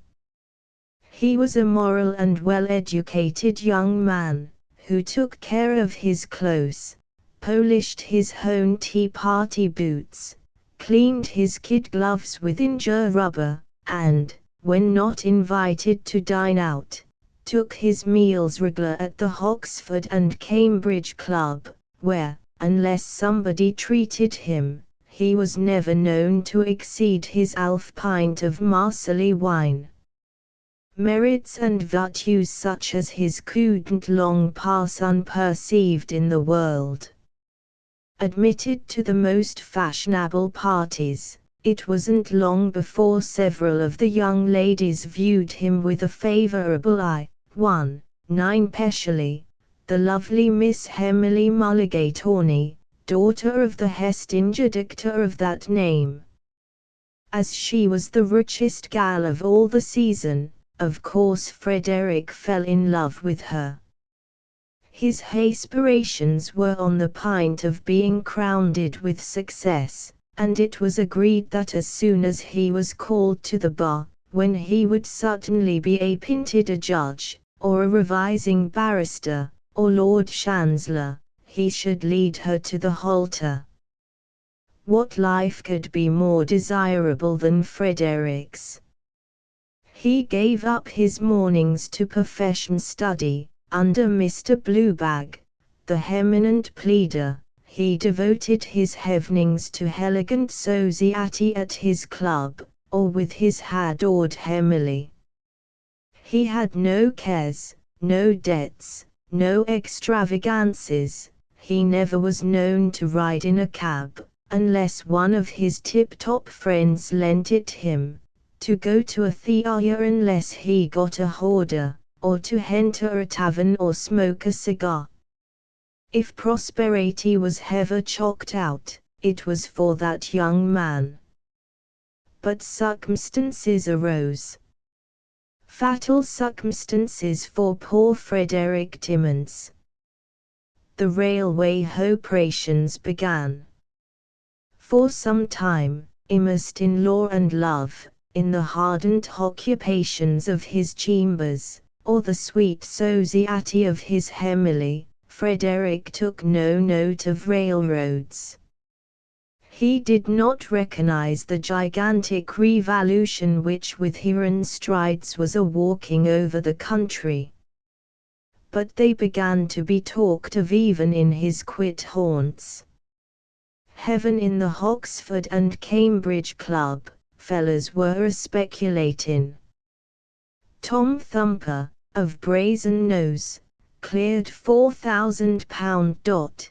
Bob Bullock, of Exeter, who had lost all his property gambling, had set himself up again, and Jack Ducias, who had won it, had won a small estate besides by lucky speculations in the share market. Everybody won. Why shouldn't I, thought poor Fred, and having saved £100, he began a write-in for shares, using, like an economical fella as he was, the club paper to a prodigious extent.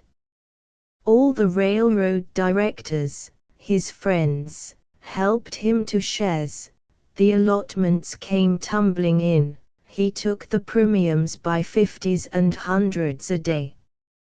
His desk was crammed full of banknotes, his brain whirled with excitement. He gave up going to the temple, and might now be seen whole day about Capel Court. He took no more interest in law, but his whole talk was of railroad lines. His desk at Mr. Bluebag's was filled full of prospectuses, and that legal gent wrote to Fred's uncle, to say he feared he was neglecting his business. Alas, he was neglecting it, and all his sober and industrious habits. He began to give dinners, and thought nothing of parties to Greenwich or Richmond. He didn't see his Emily near so often, although the audacious and misguided young man might have done so much more easily now than before, for now he kept a broom. But there's a terminus to every railway.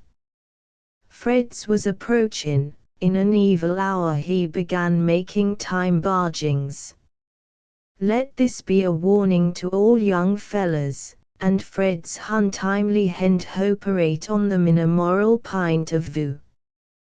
You all know under what favorable circumstances the great African line, the Grand Niger Junction, or Gold Coast and Timbuktu, provisional, atmospheric railway came out 4 weeks ago, deposit 9d per share of 20L. 6 elephants' teeth, 12 tons of palm oil, or 4 healthy niggers, African currency. The shares of this eligible investment rose to 1, 2, 3 in the market. A happy man was Fred when, after paying down 109 pences, 3L15s, he sold his shares for 250L. He gave a dinner at the Star and Garter that very day. I promise you there was no Marcelli there. Next day they were up at 3¼ This put Fred in a rage. They rose to 5, he was in a fury. What an ass I was to sell, said he, when all this money was to be won. And so you were an ass, said his particular friend, Colonel Claw, KXR, a director of the line, a double-eared ass. My dear fellow, the shares will be at 15 next week. Will you give me your solemn word of honor not to breathe to mortal man what I am going to tell you? Honor bright, says Fred. Hudson has joined the line. Fred didn't say a word more, but went tumbling down to the city in his broom. You know the state of the streets. Claw went by water. Buy me 1,000 Africans for the 30th, cries Fred, busting into his brokers, and they were done for him at 4 7/8. Can't you guess the rest? Haven't you seen the share list? Which says, Great Africans, paid 9D. Price a quarter par. And that's what came of my poor dear friend Timmons's time barging. What'll become of him I can't say, for nobody has seen him since. His lodgings in Jermyn Street is to let. His brokers in vain deplores his absence. His uncle has declared his marriage with his housekeeper, and the Morning Herald, that amusing print, has a paragraph yesterday in the fashionable news, headed Marriage in High Life. The rich and beautiful Miss Mulligate Horney, of Portland Place, is to be speedily united to Colonel Claw, KXR Gems. Gems on the gauge question. You will scarcely perhaps recognize in this little sketch asterisk the haltered lineaments of one, with whose face the reddest of your valuable misalni were once familiar, the unfortunate Gems de la Pluche, fondly so celebrated in the fashionable suckles, now the poor Gems Pluche, landlord of the Wheel of Fortune public house. Yes, that is me, that is my hay-pun which I wear as becomes a publican, those is the checkers which ornament the pillows of my door. I am like the Roman general, Saint Senatus, equal to any emergency of fortune. I, who have drunk champagne in my time, ain't now above drawing a pint of small beer. As for my wife, that angel, I've not ventured to depict her. Fancy her a-sittin' in the bar, smiling like a sunflower and, ho, dear Punch. Happy in nursing a dear little darling totsy-wozy of a Gems, with my hair to a curl, and my eyes to 80. Asterisk this refers to an illustrated edition of the work. I never thought I should have been induced to write anything but a bill again, much less to address you on railway subjects, which with all my soul I abhor. Railway letters, obligations to pay up, genteel inquiries as to my solicitor's name, and see, I despise and scorn heartily. But as a man, an husband, a father, and a free-born Briton, my duty compels me to come forwards, and express my opinion upon that national nuisance, the break of gauge. An interesting eunuch in a noble family with which I once very nearly had the honor of being connected, occurred a few weeks since, when the Lady Angelina S., daughter of the Earl of B. Crescent, presented the gallant captain, her husband, with a son and heir. Nothing could satisfy her ladyship but that her old and attached femme de chambre, my wife Mary Ann Plush, should be present upon this auspicious occasion. Captain S. was not jealous of me on account of my former attachment to his lady. I consented that my Mary Ann should attend her, and me, my wife, and our dear Babby accordingly set out for our knowable friend's residence, Honeymoon Lodge, near Cheltenham. Sick of all railroads myself, I wished to post it in a chaise and four, but Mary Ann, with the obstinacy of her sex, was bent upon railroad travelling, and I yielded, like all husbands. We set out by the Great Western, in an evil hour. We didn't take much luggage, my wife's things in the usual bandboxes, mine in a portmanteau. Our dear little James Angelos, called so in compliment to his noble godmamma, Cadell, and a small supply of a few 100 weight of tops and bottoms, farinaceous food, and ladies' fingers, for that dear child, who is now 6 months old, with a prodigious appetite.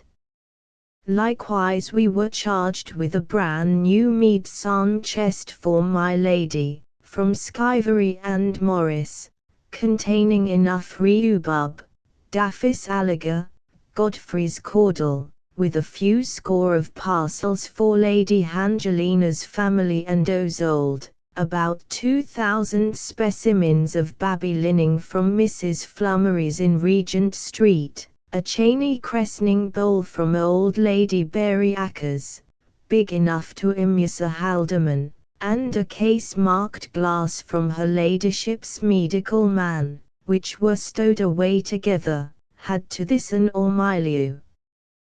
Cradle, with rose-colored satin and pink lace hangings, held up by a gold turtle dove, and see. We had, including James Angelo's rattle and my umbrella, 73 packages in all. We got on very well as far as Swindon, where, in the splendid refreshment room, there was a galaxy of lovely gals in cotton velvet spencers, who serves out the soup, and one of whom made an impression upon this art which I shouldn't he like Mary Han to know, and here, to our infinite disgust, we changed carriages.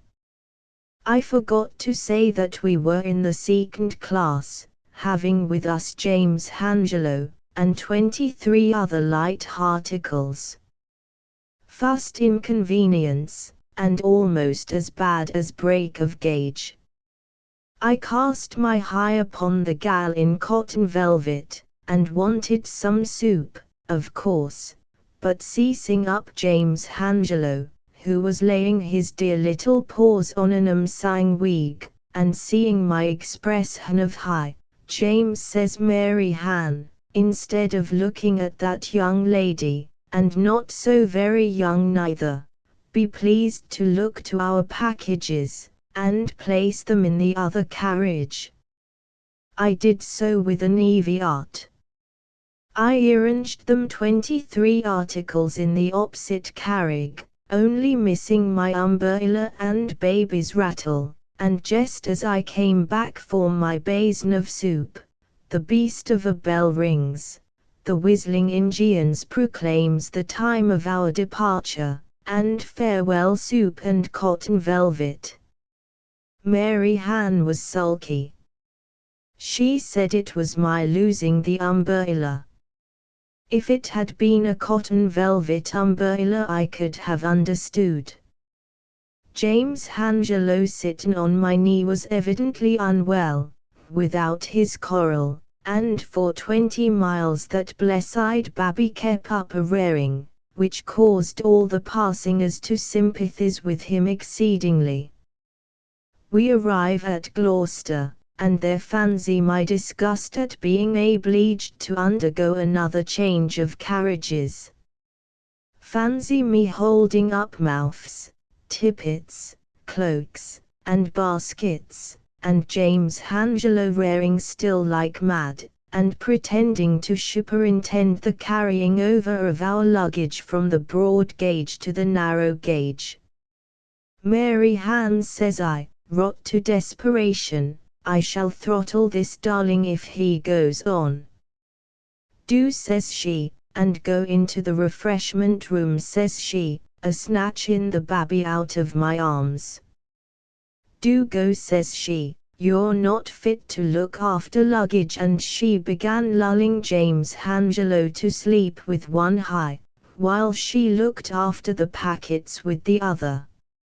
Now, sir, if you please, mind that packet, pretty darling, easy with that box, sir, it's glass, beauty poppet, where's the deal case, marked arrowwood, number 24, she cried, reading out of a list she had and poor little James went to sleep.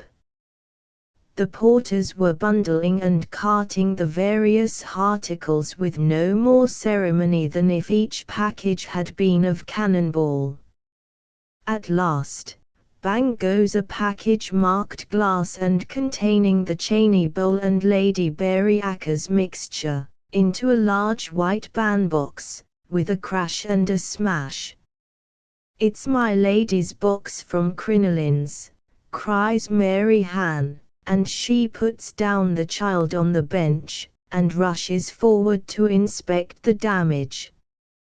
You could hear the Cheney bowls clinking inside, and Lady B.'s mixture, which had the exact smell of cherry brandy, was dribbling out over the smashed bandbox containing a white child's cloak, trimmed with blown lace and lined with white satin.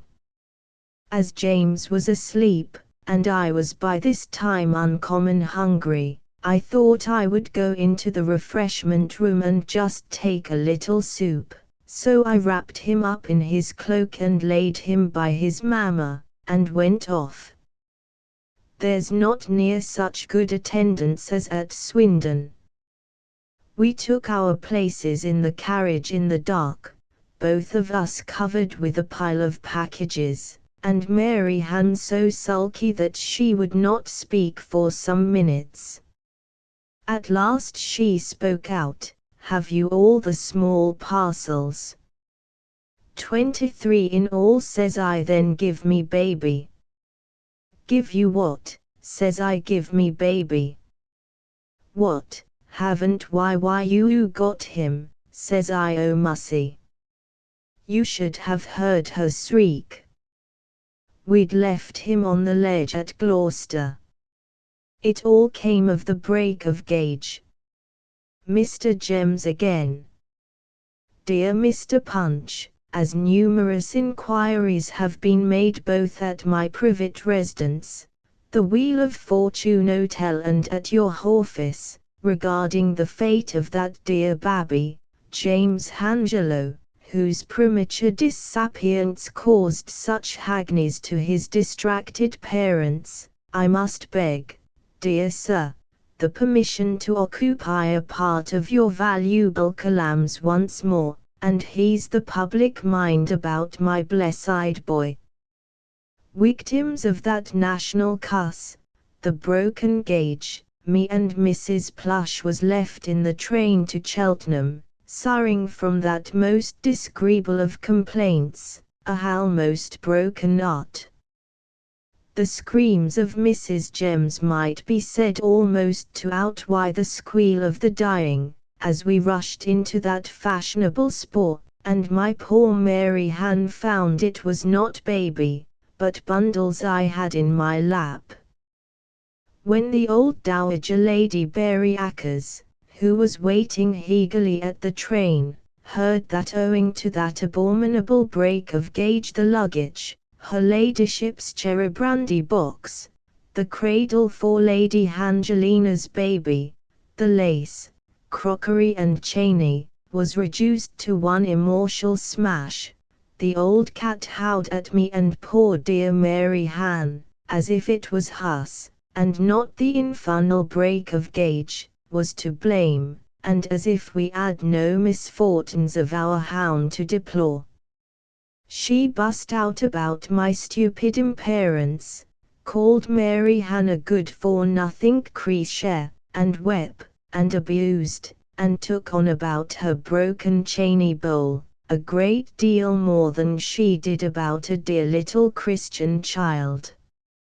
Don't talk to me about your brat of a babby, sush. Where's my bowl, where's my mead son, where's my beautiful pint lace, all in reeling through your stupidity, you brute, you. Bring your action against the Great Western, ma'am, says I, quite riled by this cruel and unfeeling old Wixon. Ask the porters at Gloucester, why your goods is spiled. It's not the first time they've been asked the question. Git the gauge halted against the next time you send for mead son, and meanwhile buy some at the plough. They keep it very good and strong there, I'll be bound. As for us, we're going back to the cussed station at Gloucester, in search of our blessed child. You don't mean to say, young woman sush, that you're not going to Lady Angelina? What's her dear boy to do, who's to nurse it? You nurse it, ma'am, says I. Me and Mary Ann return this moment by the fly. And so, wishing her a sarcastic adieu, Mrs. Gems and I leapt into a one-horse vehicle, and told the driver to go like mad back to Gloucester. I can't describe my poor gal's agony during our ride. She sat in the carriage as silent as a milestone, and as mad as a March hare. When we got to Gloucester she sprang hoot of it as wild as a tigress, and rushed to the station, up to the fatal bench.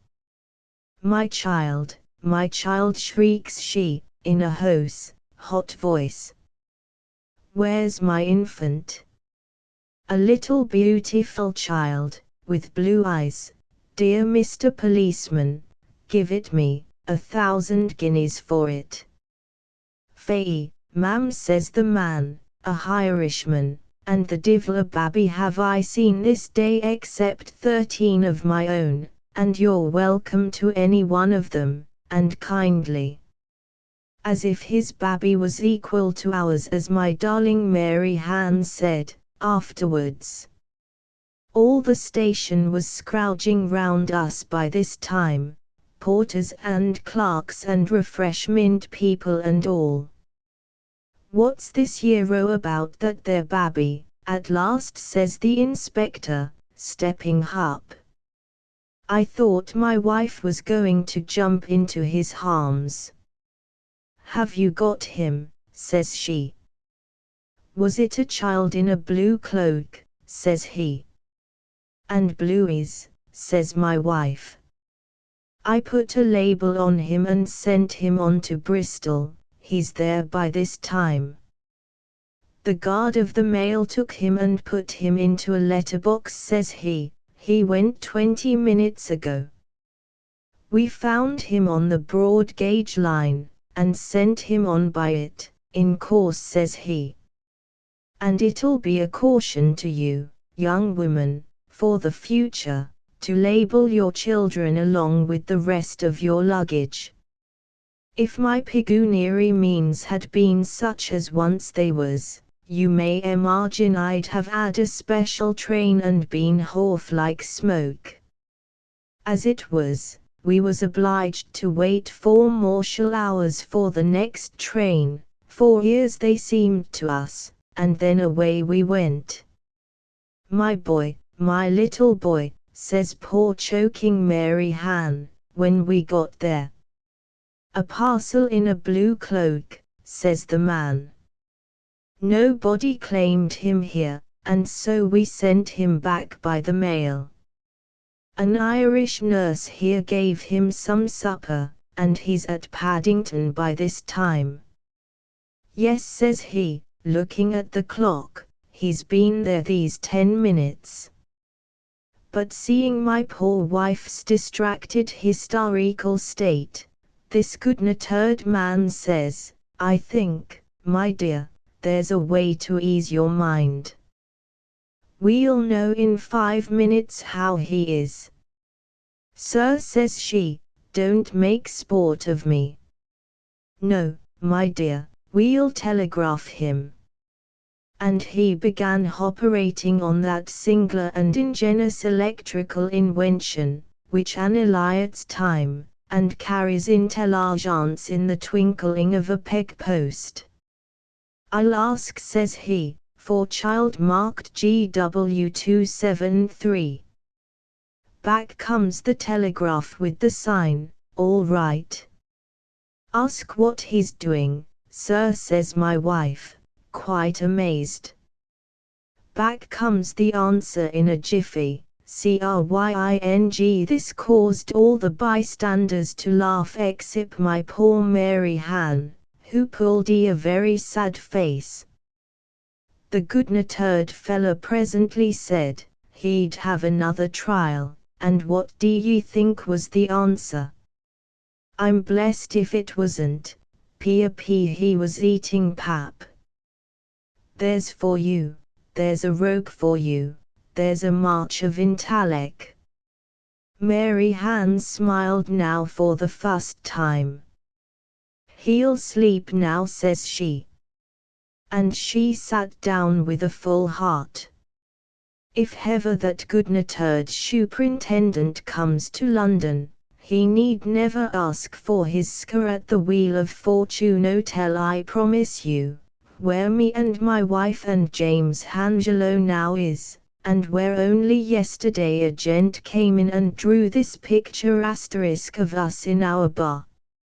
This refers to an illustrated edition of the work.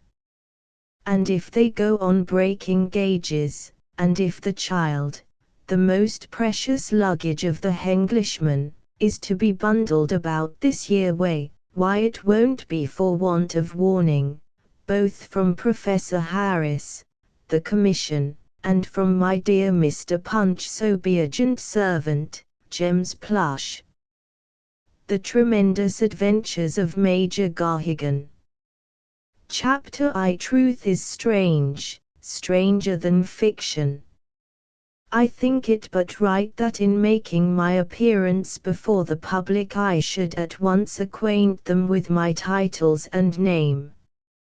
My card, as I leave it at the houses of the nobility, my friends, is as follows: Major Goliah O'Grady Garrigan, HEICS, Commanding Battalion of Irregular Horse, Ahmednagar. Seeing, I say, this simple visiting ticket, the world will avoid any of those awkward mistakes as to my person, which have been so frequent of late.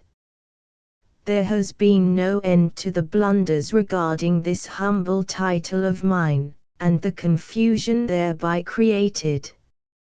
When I published my volume of poems, for instance, the Morning Post newspaper remarked that the Lyrics of the Heart, by Miss Garrigan, may be ranked among the sweetest florets of the present spring season.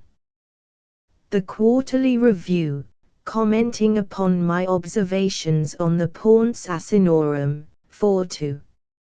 London, 1836, called me Dr. Garrigan and so on. It was time to put an end to these mistakes, and I have taken the above simple remedy. I was urged to it by a very exalted personage. Dining in August last at the palace of the TLRS at Paris, the lovely young Duchess of all, NS, who, though she does not speak English, understands it as well as I do, said to me in the softest Teutonic, Lieber Herr Major, haben Sie den Ahmednagarischen Jägerbataillon gelassen? Warum denn, said I, quite astonished at her LHSS's question. The P.S. then spoke of some trifle from my pen, which was simply signed Goliah Garrigan. There was, unluckily, a dead silence as HRH put this question. Comment donc, said H.M. Lois P.H.Help, looking gravely at Count Mole, le cher Major acquitte l'armée. Nicolas donc sera maître de l'Inde. H.M. and the PRMNSTIA pursued their conversation in a low tone, and left me, as may be imagined, in a dreadful state of confusion.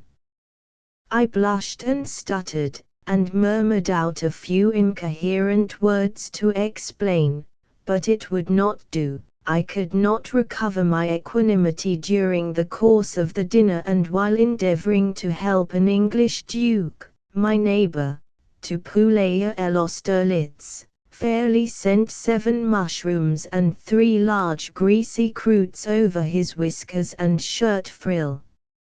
Another laugh at my expense. Ah!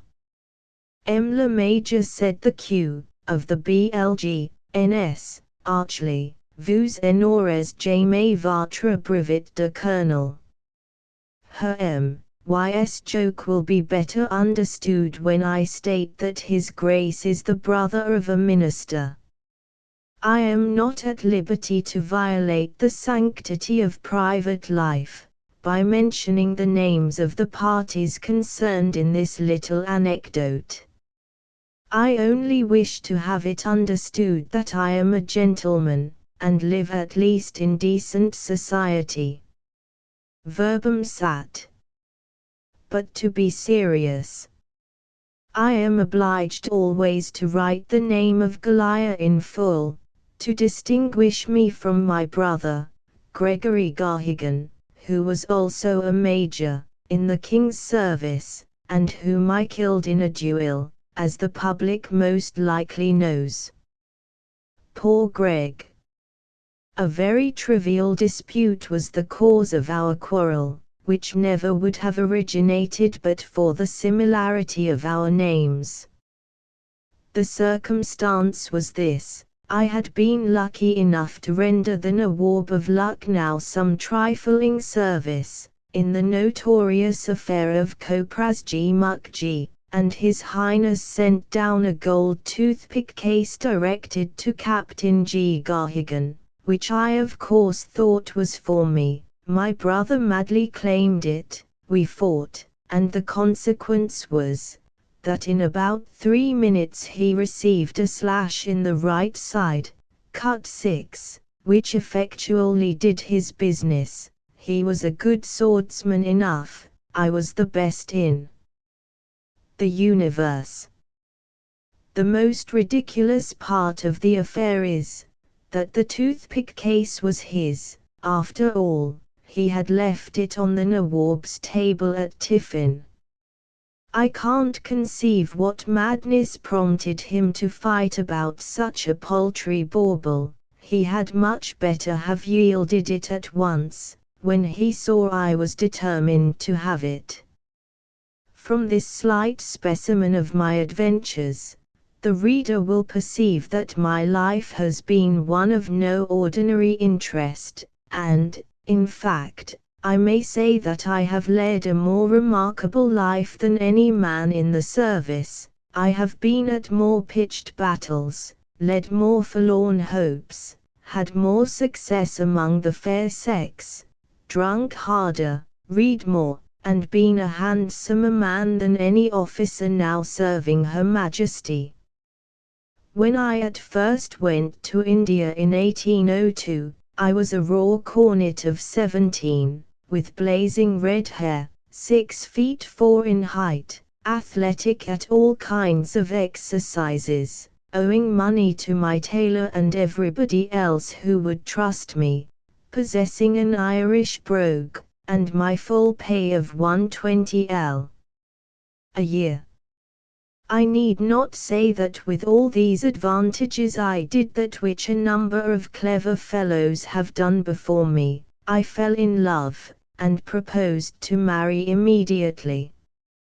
But how to overcome the difficulty? It is true that I loved Julia Jowler, loved her to madness, but her father intended her for a member of council at least, and not for a beggarly Irish ensign.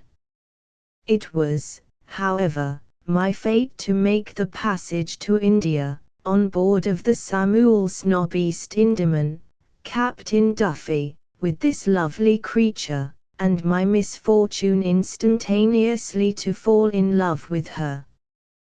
We were not out of the Channel before I adored her, worshipped the deck which she trod upon, kissed 1,000 times the cuddy chair on which she used to sit. The same madness fell on every man in the ship. The 2 mates fought about her at the Cape. The surgeon, a sober, pious Scotchman, from disappointed affection, took so dreadfully to drinking as to threaten spontaneous combustion, and old Colonel Lillywhite, carrying his wife and 7 daughters to Bengal, swore that he would have a divorce from Mrs. L., and made an attempt at suicide. The captain himself told me, with tears in his eyes, that he hated his hitherto adored Mrs. Duffy, although he had had 19 children by her. We used to call her the witch. There was magic in her beauty and in her voice. I was spellbound when I looked at her, and stark staring mad when she looked at me. O lustrous black eyes, O glossy night black ringlets, O lips, O dainty frocks of white muslin, O tiny kid slippers, though old and gouty, Garrigan sees you still. I recollect, off Ascension, she looked at me in her particular way one day at dinner, just as I happened to be blowing on a piece of scalding hot green fat. I was stupefied at once. I thrust the entire morsel, about half a pound, into my mouth.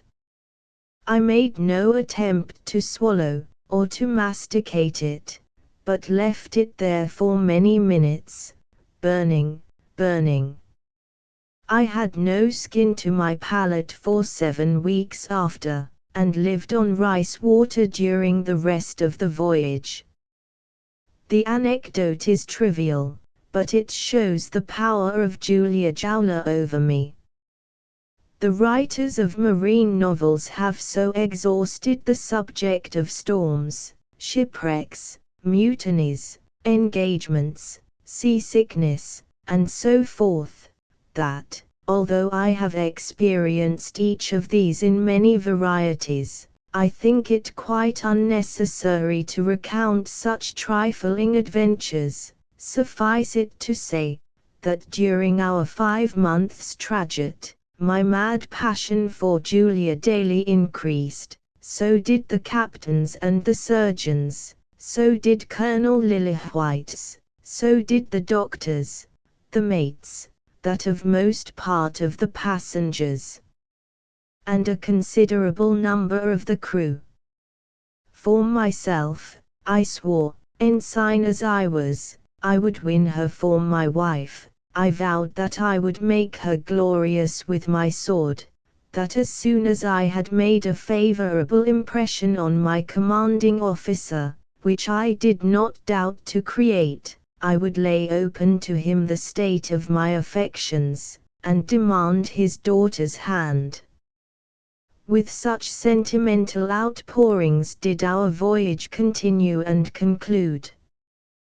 We landed at the Sundarbans on a grilling hot day in December, 1802, and then for the moment Julia and I separated.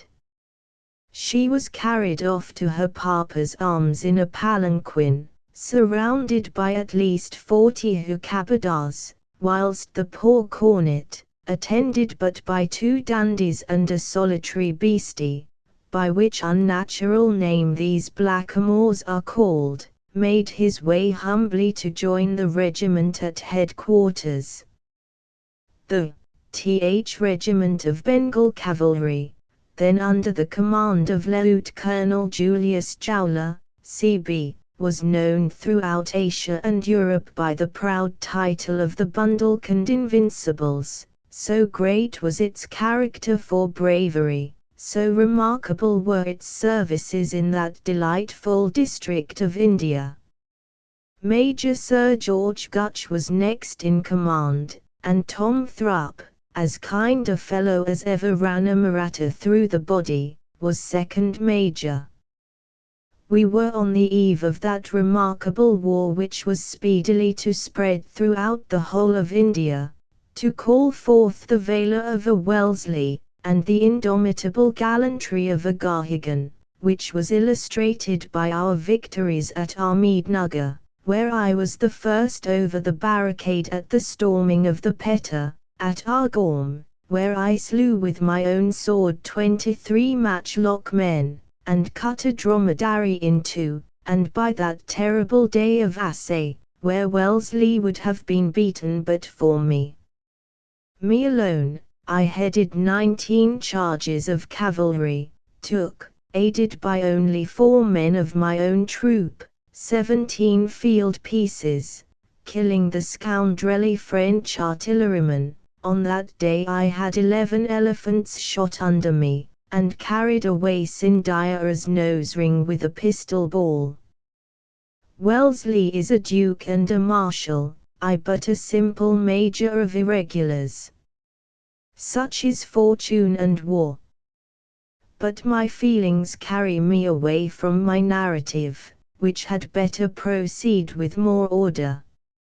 On arriving, I say, at our barracks at Dum Dum, I for the first time put on the beautiful uniform of the Invincibles, a light blue swallow-tailed jacket with silver lace and wings, ornamented with about 3,000 sugarloaf buttons, rhubarb-colored leather inexpressibles, tights, and red Morocco boots with silver spurs and tassels, set off to admiration the handsome persons of the officers of our corps.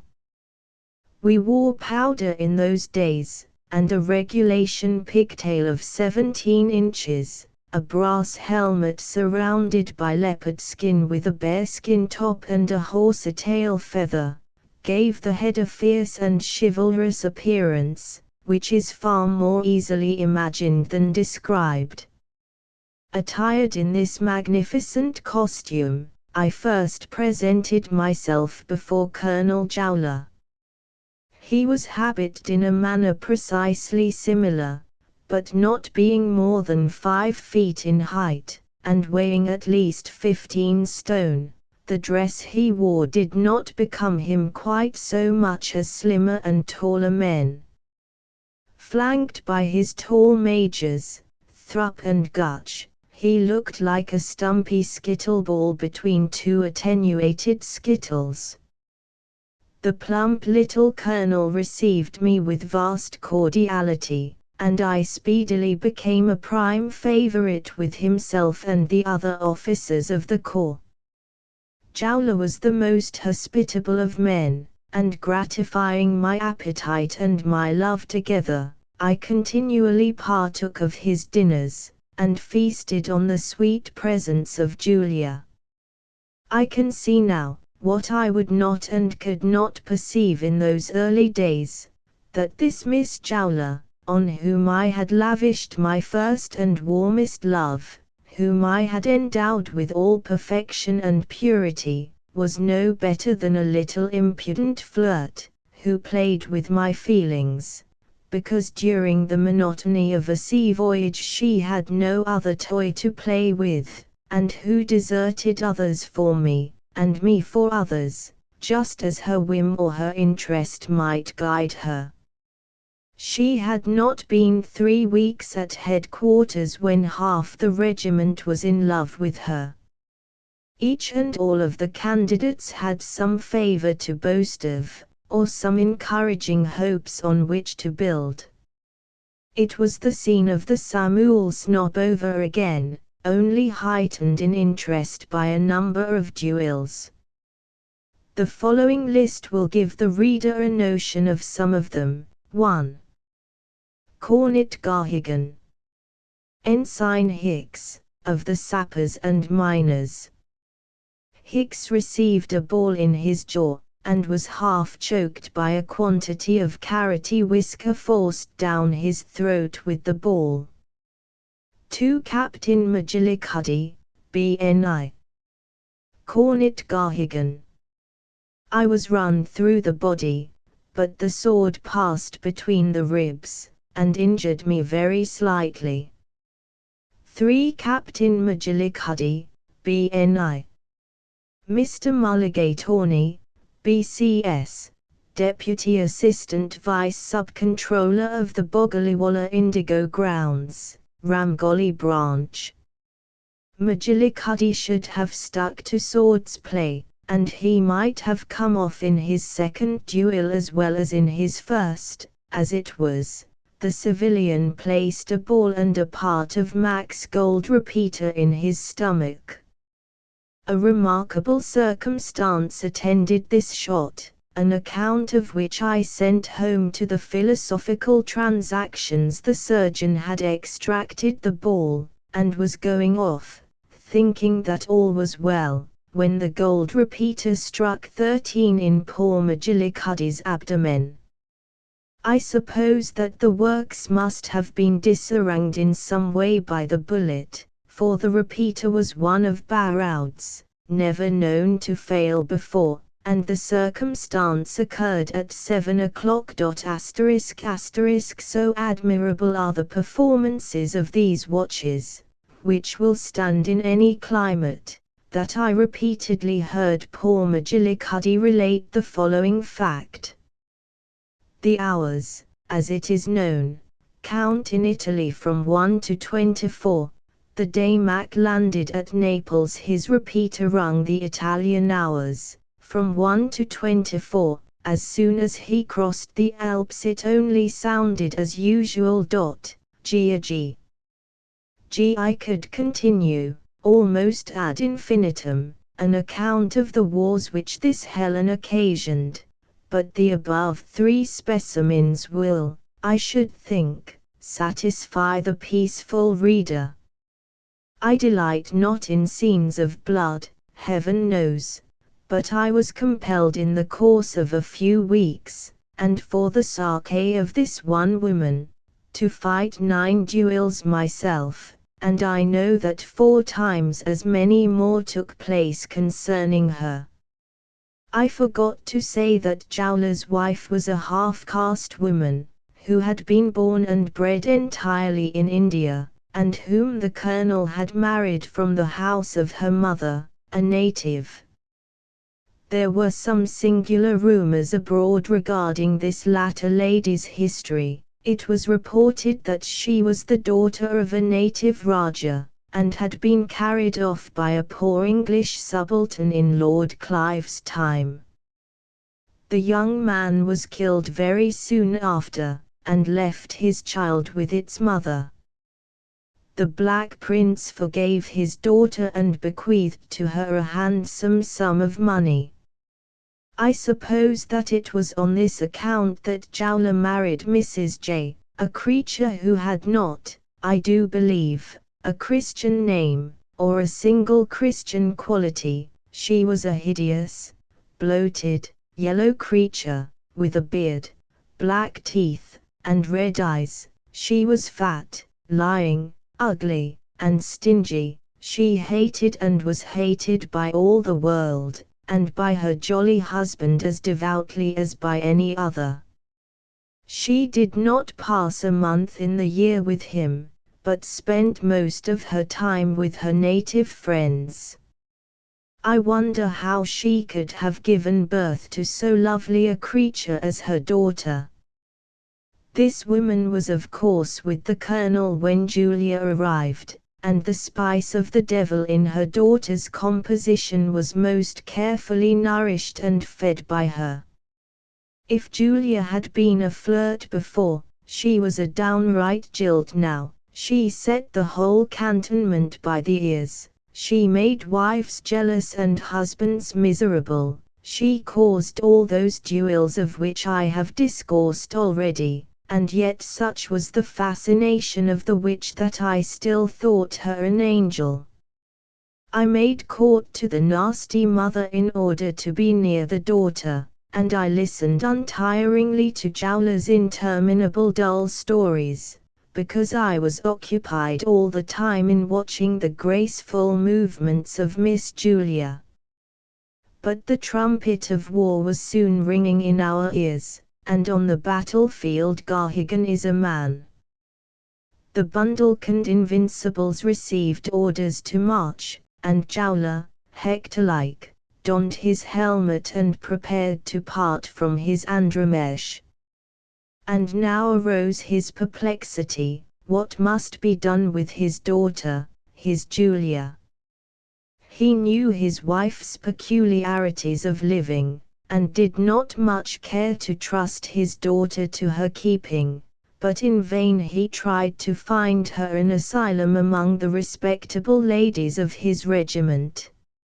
Lady Gutch offered to receive her, but would have nothing to do with Mrs. Jowler. The surgeon's wife, Mrs. Sawbone, would have neither mother nor daughter. There was no help for it.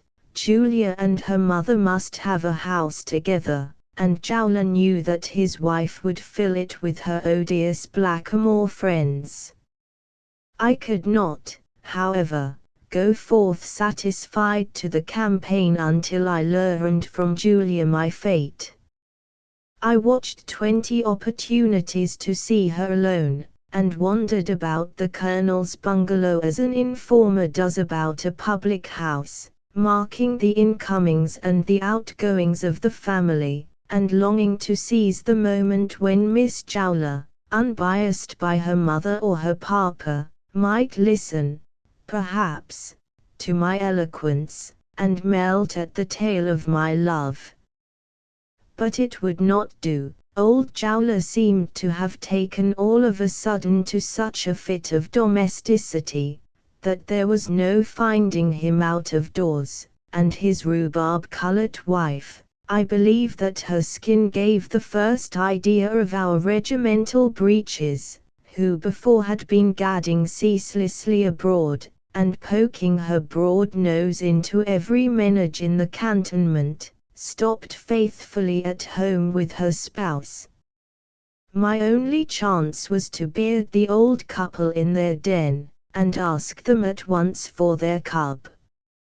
So I called one day at tiffin. Old Jowler was always happy to have my company at this meal. It amused him, he said, to see me drink Hodgson's pale ale. I drank 234 dozen the first year I was in Bengal, and it was no small piece of fun, certainly, to see old Mrs. Jowler attack the currybout. She was exactly the colour of it, as I have had already the honour to remark, and she swallowed the mixture with a gusto which was never equalled, except by my poor friend Dando. Apropos de Hooters. She consumed the first 3 platefuls with a fork and spoon, like a Christian, but as she warmed to her work, the old hag would throw away her silver implements, and dragging the dishes towards her, go to work with her hands, flip the rice into her mouth with her fingers, and stow away a quantity of eatables sufficient for a sepoy company. But why do I diverge from the main point of my story? Julia, then, Jowler, and Mrs. J were at luncheon. The dear girl was in the act to sabre a glass of Hodgson as I entered. "How do you do, Mr. Gadgeon?" said the old hag, leeringly. "Eat a bit o' currybout," and she thrust the dish towards me, securing a heap as it passed. "What? Gagey, my boy, how do, said the fat colonel. "What, run through the body, got well again, have some Hodgson, run through your body too." And at this, I may say, coarse joke, alluding to the fact that in these hot climates the ale oozes out as it were from the pores of the skin, old Jowler laughed. A host of swarthy cobders, kitmatkas, six, consommés, and bobikes laughed too, as they provided me, unasked, with the grateful fluid. Swallowing 6 tumblers of it, I paused nervously for a moment, and then said, "Bobashi, consommé, Ballybaloo hoga." The black ruffians took the hint and retired. "Colonel and Mrs. Jowler," said I solemnly, "we are alone, and you, Miss Jowler, you are alone too. That is, I mean, I take this opportunity to, another glass of ale, if you please, to express, once for all, before departing on a dangerous campaign." Julia turned pale. "Before entering, I say, upon a war which may stretch in the dust my high-raised hopes and me, to express my hopes while life still remains to me, and to declare in the face of heaven, earth, and Colonel Jowler, that I love you." Julia. The colonel, astonished, let fall a steel fork, which stuck quivering for some minutes in the calf of my leg, but I heeded not the paltry interruption. "Yes, by yon bright heaven," continued I love you, Julia. I respect my commander, I esteem your excellent and beauteous mother. Tell me, before I leave you, if I may hope for a return of my affection." Say that you love me, and I will do such deeds in this coming war as shall make you proud of the name of your Gahigan." The old woman, as I delivered these touching words, stared, snapped, and ground her teeth, like an enraged monkey. Julia was now red, now white. The colonel stretched forward, took the fork out of the calf of my leg, wiped it, and then seized a bundle of letters which I had remarked by his side. "A cornet," said he, in a voice choking with emotion, "a pitiful, beggarly Irish cornet aspire to the hand of Julia Jowler. Gag, Gahigan, are you mad, or laughing at us? Look at these letters, young man, at these letters, I say, 124 epistles from every part of India, not including one from the Governor-General, and 6 from his brother, Colonel Wellesley, 124 proposals for the hand of Miss Jowler. Cornet Gahigan," he continued, "I wish to think well of you. You are the bravest, the most modest, and, perhaps, the handsomest man in our corps, but you have not got a single rupee. You ask me for Julia, and you do not possess even an anna." Here the old rogue grinned, as if he had made a capital pun. "No, no," said he, waxing good-natured. "Gagey, my boy, it is nonsense. Julia, love, retire with your mamma. This silly young gentleman will remain and smoke a pipe with me." I took one. It was the bitterest chillum I ever smoked in my life. I am not going to give here an account of my military services. They will appear in my great national autobiography, in 40 volumes, which I am now preparing for the press. I was with my regiment in all Wellesley's brilliant campaigns. Then taking Dork, I travelled across the country northeastward, and had the honour of fighting by the side of Lord Lake at Laswaree, Deeg, Furcabade, Futia, and Purpore. But I will not boast of my actions. The military man knows them, my sovereign appreciates them. If asked who was the bravest man of the Indian Army, there is not an officer belonging to it who would not cry at once, "Gahigan."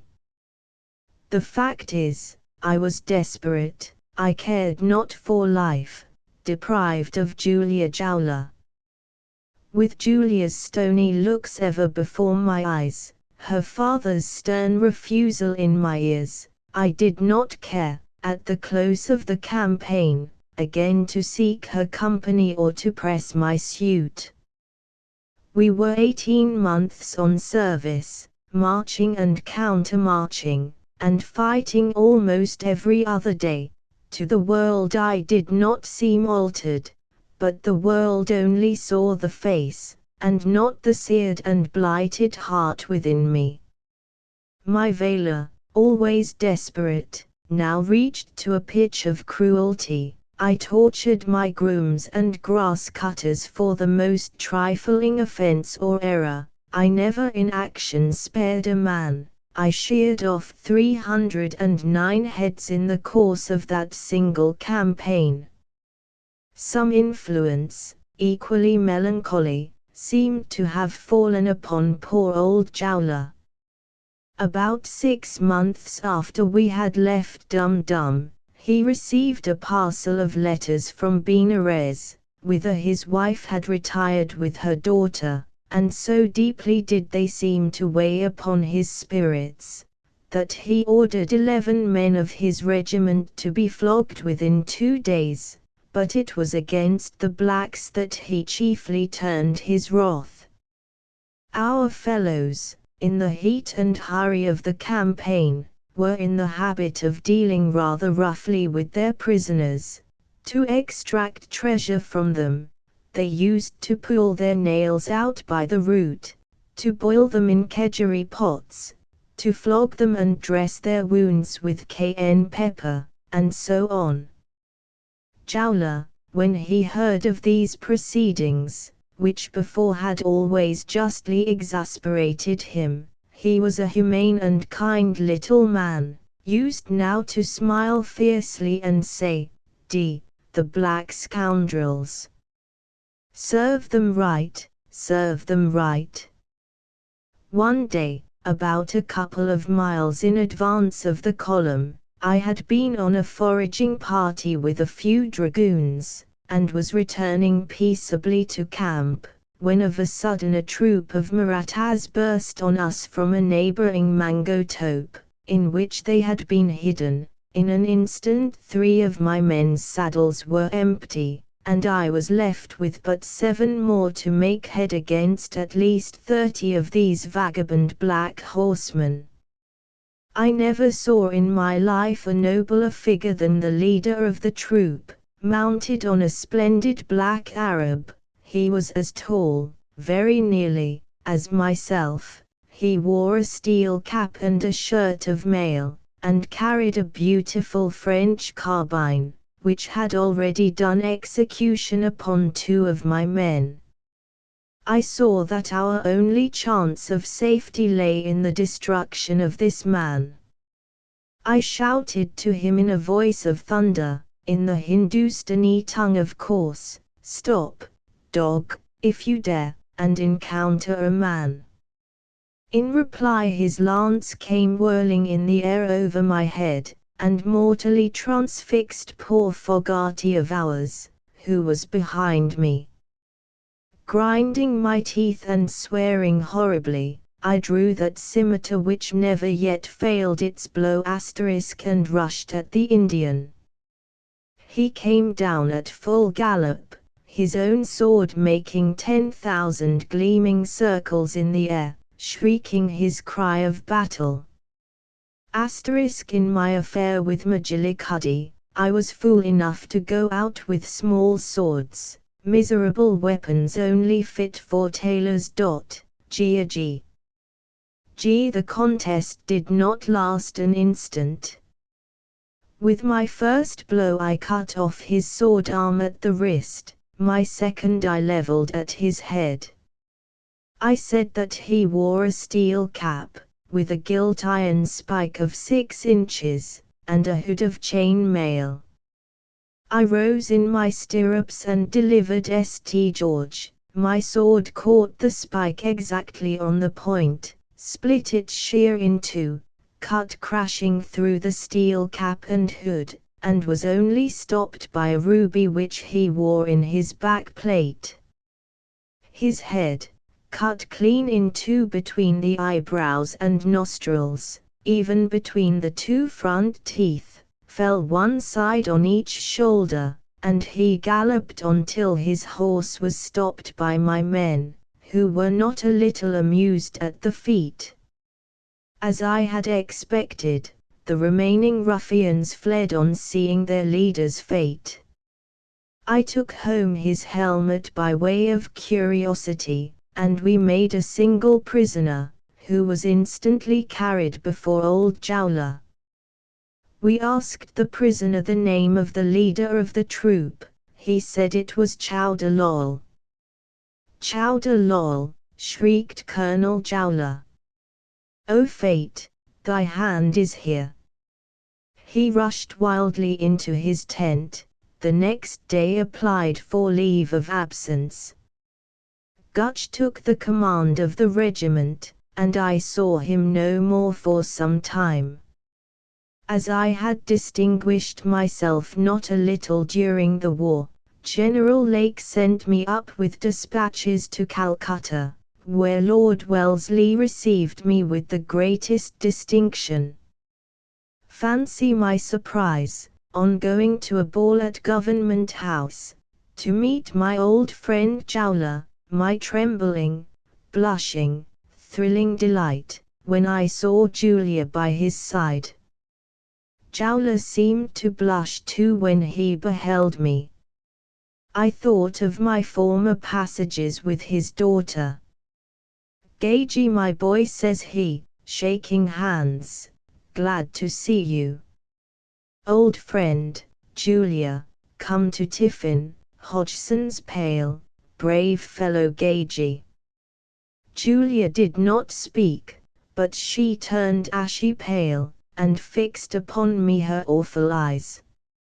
I fainted almost, and uttered some incoherent words.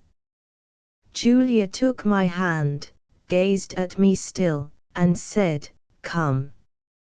Need I say I went? I will not go over the pale ale and carabout again, but this I know, that in half an hour I was as much in love as I ever had been, and that in 3 weeks I was the accepted lover of Julia. I did not pause to ask where were the 124 offers. Why I, refused before, should be accepted now. I only felt that I loved her, and was happy. One night, one memorable night, I could not sleep, and, with a lover's pardonable passion, wandered solitary through the city of palaces until I came to the house which contained my Julia. I peeped into the compound, all was still. I looked into the veranda, all was dark, except a light, yes, one light, and it was in Julia's chamber. My heart throbbed almost to stilling. I would advance, if but to gaze upon her for a moment, and to bless her as she slept. I did look, I did advance, and, oh heaven! I saw a lamp burning, Mrs. Jow, in a night dress, with a very dark baby in her arms, and Julia looking tenderly at an ayah, who was nursing another. "Oh, Mamma," said Julia, "what would that fool Gahigan say if he knew all?" "He does know all," shouted I, springing forward, and tearing down the tatties from the window. Mrs. Jow ran shrieking out of the room, Julia fainted, the cursed black children squalled, and their nurse fell on her knees, gabbling some infernal jargon of Hindustani. Old Jowler at this juncture entered with a candle and a drawn sword. "Liar, scoundrel, deceiver," shouted I, "turn, ruffian, and defend yourself." But old Jowler, when he saw me, only whistled, looked at his lifeless daughter, and slowly left the room. Why continue the tale? I need not now account for Jowler's gloom on receiving his letters from Benares, for his exclamation upon the death of the Indian chief, for his desire to marry his daughter. The woman I was wooing was no longer Miss Julia Jowler, she was Mrs. Chowderlol. Chapter 2. Alia and Laswari. I sat down to write gravely and sadly, for, since the appearance of some of my adventures in a monthly magazine, unprincipled men have endeavored to rob me of the only good I possess, to question the statements that I make, and, themselves without a spark of honor or good feeling, to steal from me that which is my sole wealth, my character as a teller of the truth. The reader will understand that it is to the illiberal strictures of a profligate press I now allude. Among the London journalists, none, luckily for themselves, have dared to question the veracity of my statements. They know me, and they know that I am in London. If I can use the pen, I can also wield a more manly and terrible weapon, and would answer their contradictions with my sword. No gold or gems adorn the hilt of that war-worn scimitar, but there is blood upon the blade, the blood of the enemies of my country, and the maligners of my honest fame. There are others, however, the disgrace of a disgraceful trade, who, borrowing from distance a despicable courage, have ventured to assail me. The infamous editors of the Kelso Champion, the Bungay Beacon, the Tipperary Argus, and the Stoke Pogis Sentinel, and other dastardly organs of the provincial press, have, although differing in politics, agreed upon this one point, and with a scoundrelly unanimity, vented a flood of abuse upon the revelations made by me. They say that I have assailed private characters, and wilfully perverted history to blacken the reputation of public men. I ask, was any one of these men in Bengal in the year 1803? Was any single conductor of any one of these paltry prints ever in Bundelkhand or the Rohilla country? Does this exquisite Tipperary scribe know the difference between Harigurubang and Burumtola? Not he. And because, forsooth, in those strange and distant lands strange circumstances have taken place, it is insinuated that the relator is a liar, nay, that the very places themselves have no existence but in my imagination. Fools! But I will not waste my anger upon them, and proceed to recount some other portions of my personal history. It is, I presume, a fact which even these scribbling assassins will not venture to deny, that before the commencement of the campaign against Sindhia, the English general formed a camp at Kannauj on the Jumna, where he exercised that brilliant little army which was speedily to perform such wonders in the Doab. It will be as well to give a slight account of the causes of a war which was speedily to rage through some of the fairest portions of the Indian continent.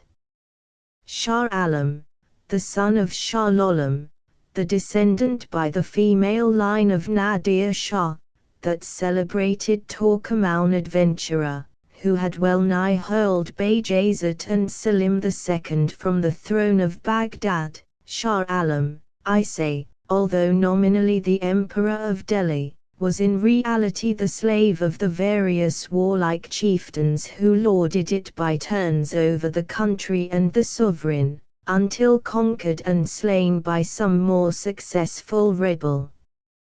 Chowdhury Lal Masolgi, Zabardast Khan, Dowsant Ro Sindhia, and the celebrated Babashi Jung Bahadur, had held for a time complete mastery in Delhi.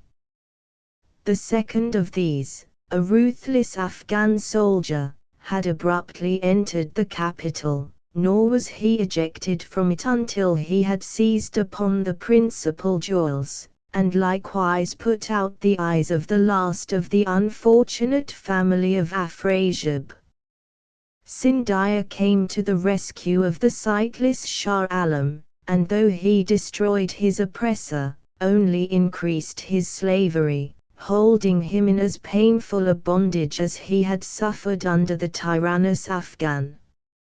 As long as these heroes were battling among themselves, or as long rather as it appeared that they had any strength to fight a battle, the British government, ever anxious to see its enemies by the ears, by no means interfered in the contest. But the French Revolution broke out, and a host of starving sans-culottes appeared among the various Indian states, seeking for military service, and inflaming the minds of the various native princes against the British East India Company.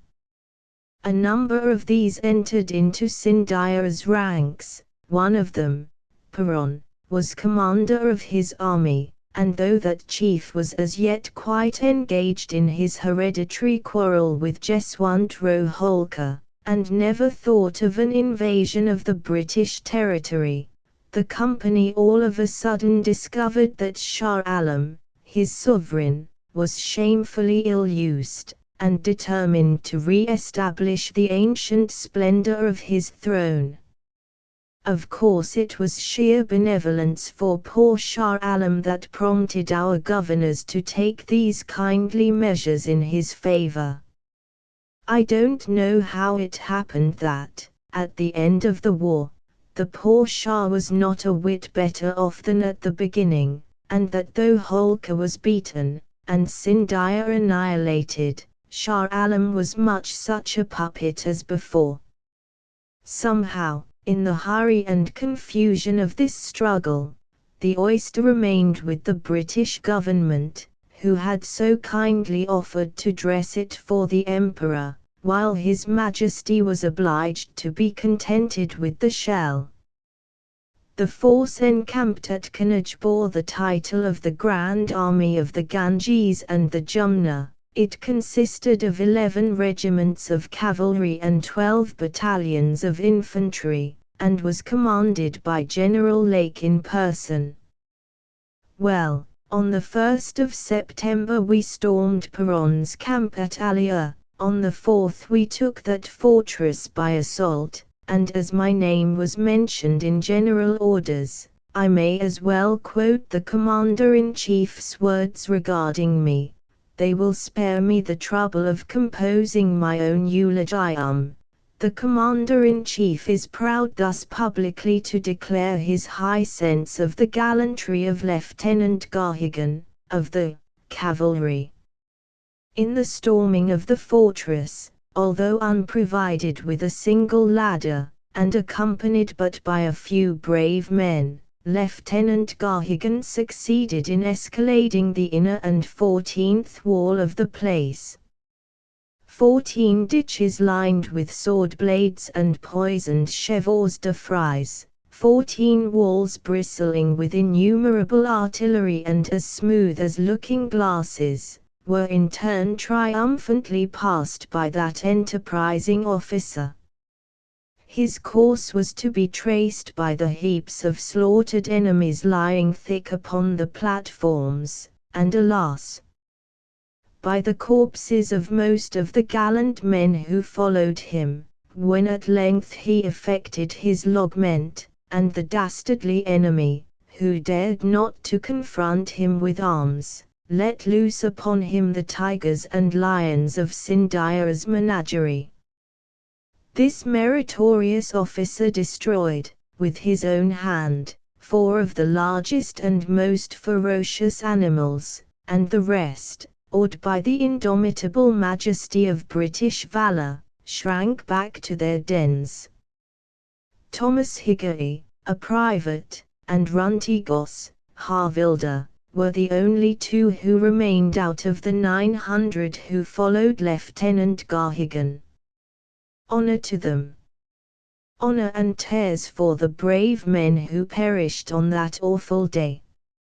I have copied this, word for word, from the Bengal Hurkaru of the 24th of September, 1803, and anybody who has the slightest doubt as to the statement, may refer to the paper itself. And here I must pause to give thanks to fortune, which so marvelously preserved me, Sergeant Major Hickory, and Runty Goss. Were I to say that any valor of ours had carried us unhurt through this tremendous combat, the reader would laugh me to scorn. No, though my narrative is extraordinary, it is nevertheless authentic, and never would I sacrifice truth for the mere sake of effect. The fact is this: the citadel of Aliya is situated upon a rock, about 1,000 feet above the level of the sea, and is surrounded by 14 walls, as His Excellency was good enough to remark in his dispatch. A man who would mount these without scaling ladders, is an ass. He who would say he mounted them without such assistance, is a liar and a knave. We had scaling ladders at the commencement of the assault, although it was quite impossible to carry them beyond the first line of batteries. Mounted on them, however, as our troops were falling thick about me, I saw that we must ignominiously retreat, unless some other help could be found for our brave fellows to escalade the next wall. It was about 70 feet high. I instantly turned the guns of Wall A on Wall B, and peppered the latter so as to make, not a breach, but a scaling place, the men mounting in the holes made by the shot. By this simple stratagem, I managed to pass each successive barrier, for to ascend a wall which the general was pleased to call as smooth as glass is an absurd impossibility. I seek to achieve none such. I dare do all that may become a man, who dares do more, is neither more nor less. Of course, had the enemy's guns been commonly well served, not one of us would ever have been alive out of the three, but whether it was owing to fright, or to the excessive smoke caused by so many pieces of artillery, arrive we did. On the platforms, too, our work was not quite so difficult as might be imagined. Killing these fellows was sheer butchery. As soon as we appeared, they all turned and fled helter-skelter, and the reader may judge of their courage by the fact that out of about 700 men killed by us, only 40 had wounds in front, the rest being bayoneted as they ran. And beyond all other pieces of good fortune was the very letting out of these tigers, which was the dernier resort of Bournonville, the second commandant of the fort. I had observed this man, conspicuous for a tricolored scarf which he wore, upon every one of the walls as we stormed them, and running away the very first among the fugitives. He had all the keys of the gates, and in his tremor, as he opened the menagerie portal, left the whole bunch in the door, which I seized when the animals were overcome. Runtigos then opened them one by one, our troops entered, and the victorious standard of my country floated on the walls of Allier. When the general, accompanied by his staff, entered the last line of fortifications, the brave old man raised me from the dead rhinoceros on which I was seated, and pressed me to his breast. But the excitement which had borne me through the fatigues and perils of that fearful day failed all of a sudden, and I wept like a child upon his shoulder. Promotion, in our army, goes unluckily by seniority, nor is it in the power of the general-in-chief to advance a Caesar, if he finds him in the capacity of a subaltern. My reward for the above exploit was, therefore, not very rich. His Excellency had a favorite horn snuff-box, for, though exalted in station, he was in his habits most simple of this, and about 1/4 of an ounce of high-dried Welsh, which he always took, he made me a present, saying, in front of the line, "Accept this, Mr. Garrigan, as a token of respect from the first to the bravest officer in the army." Calculating the snuff to be worth a halfpenny, I should say that 4d was about the value of this gift, but it has at least this good effect: it serves to convince any person who doubts my story, that the facts of it are really true.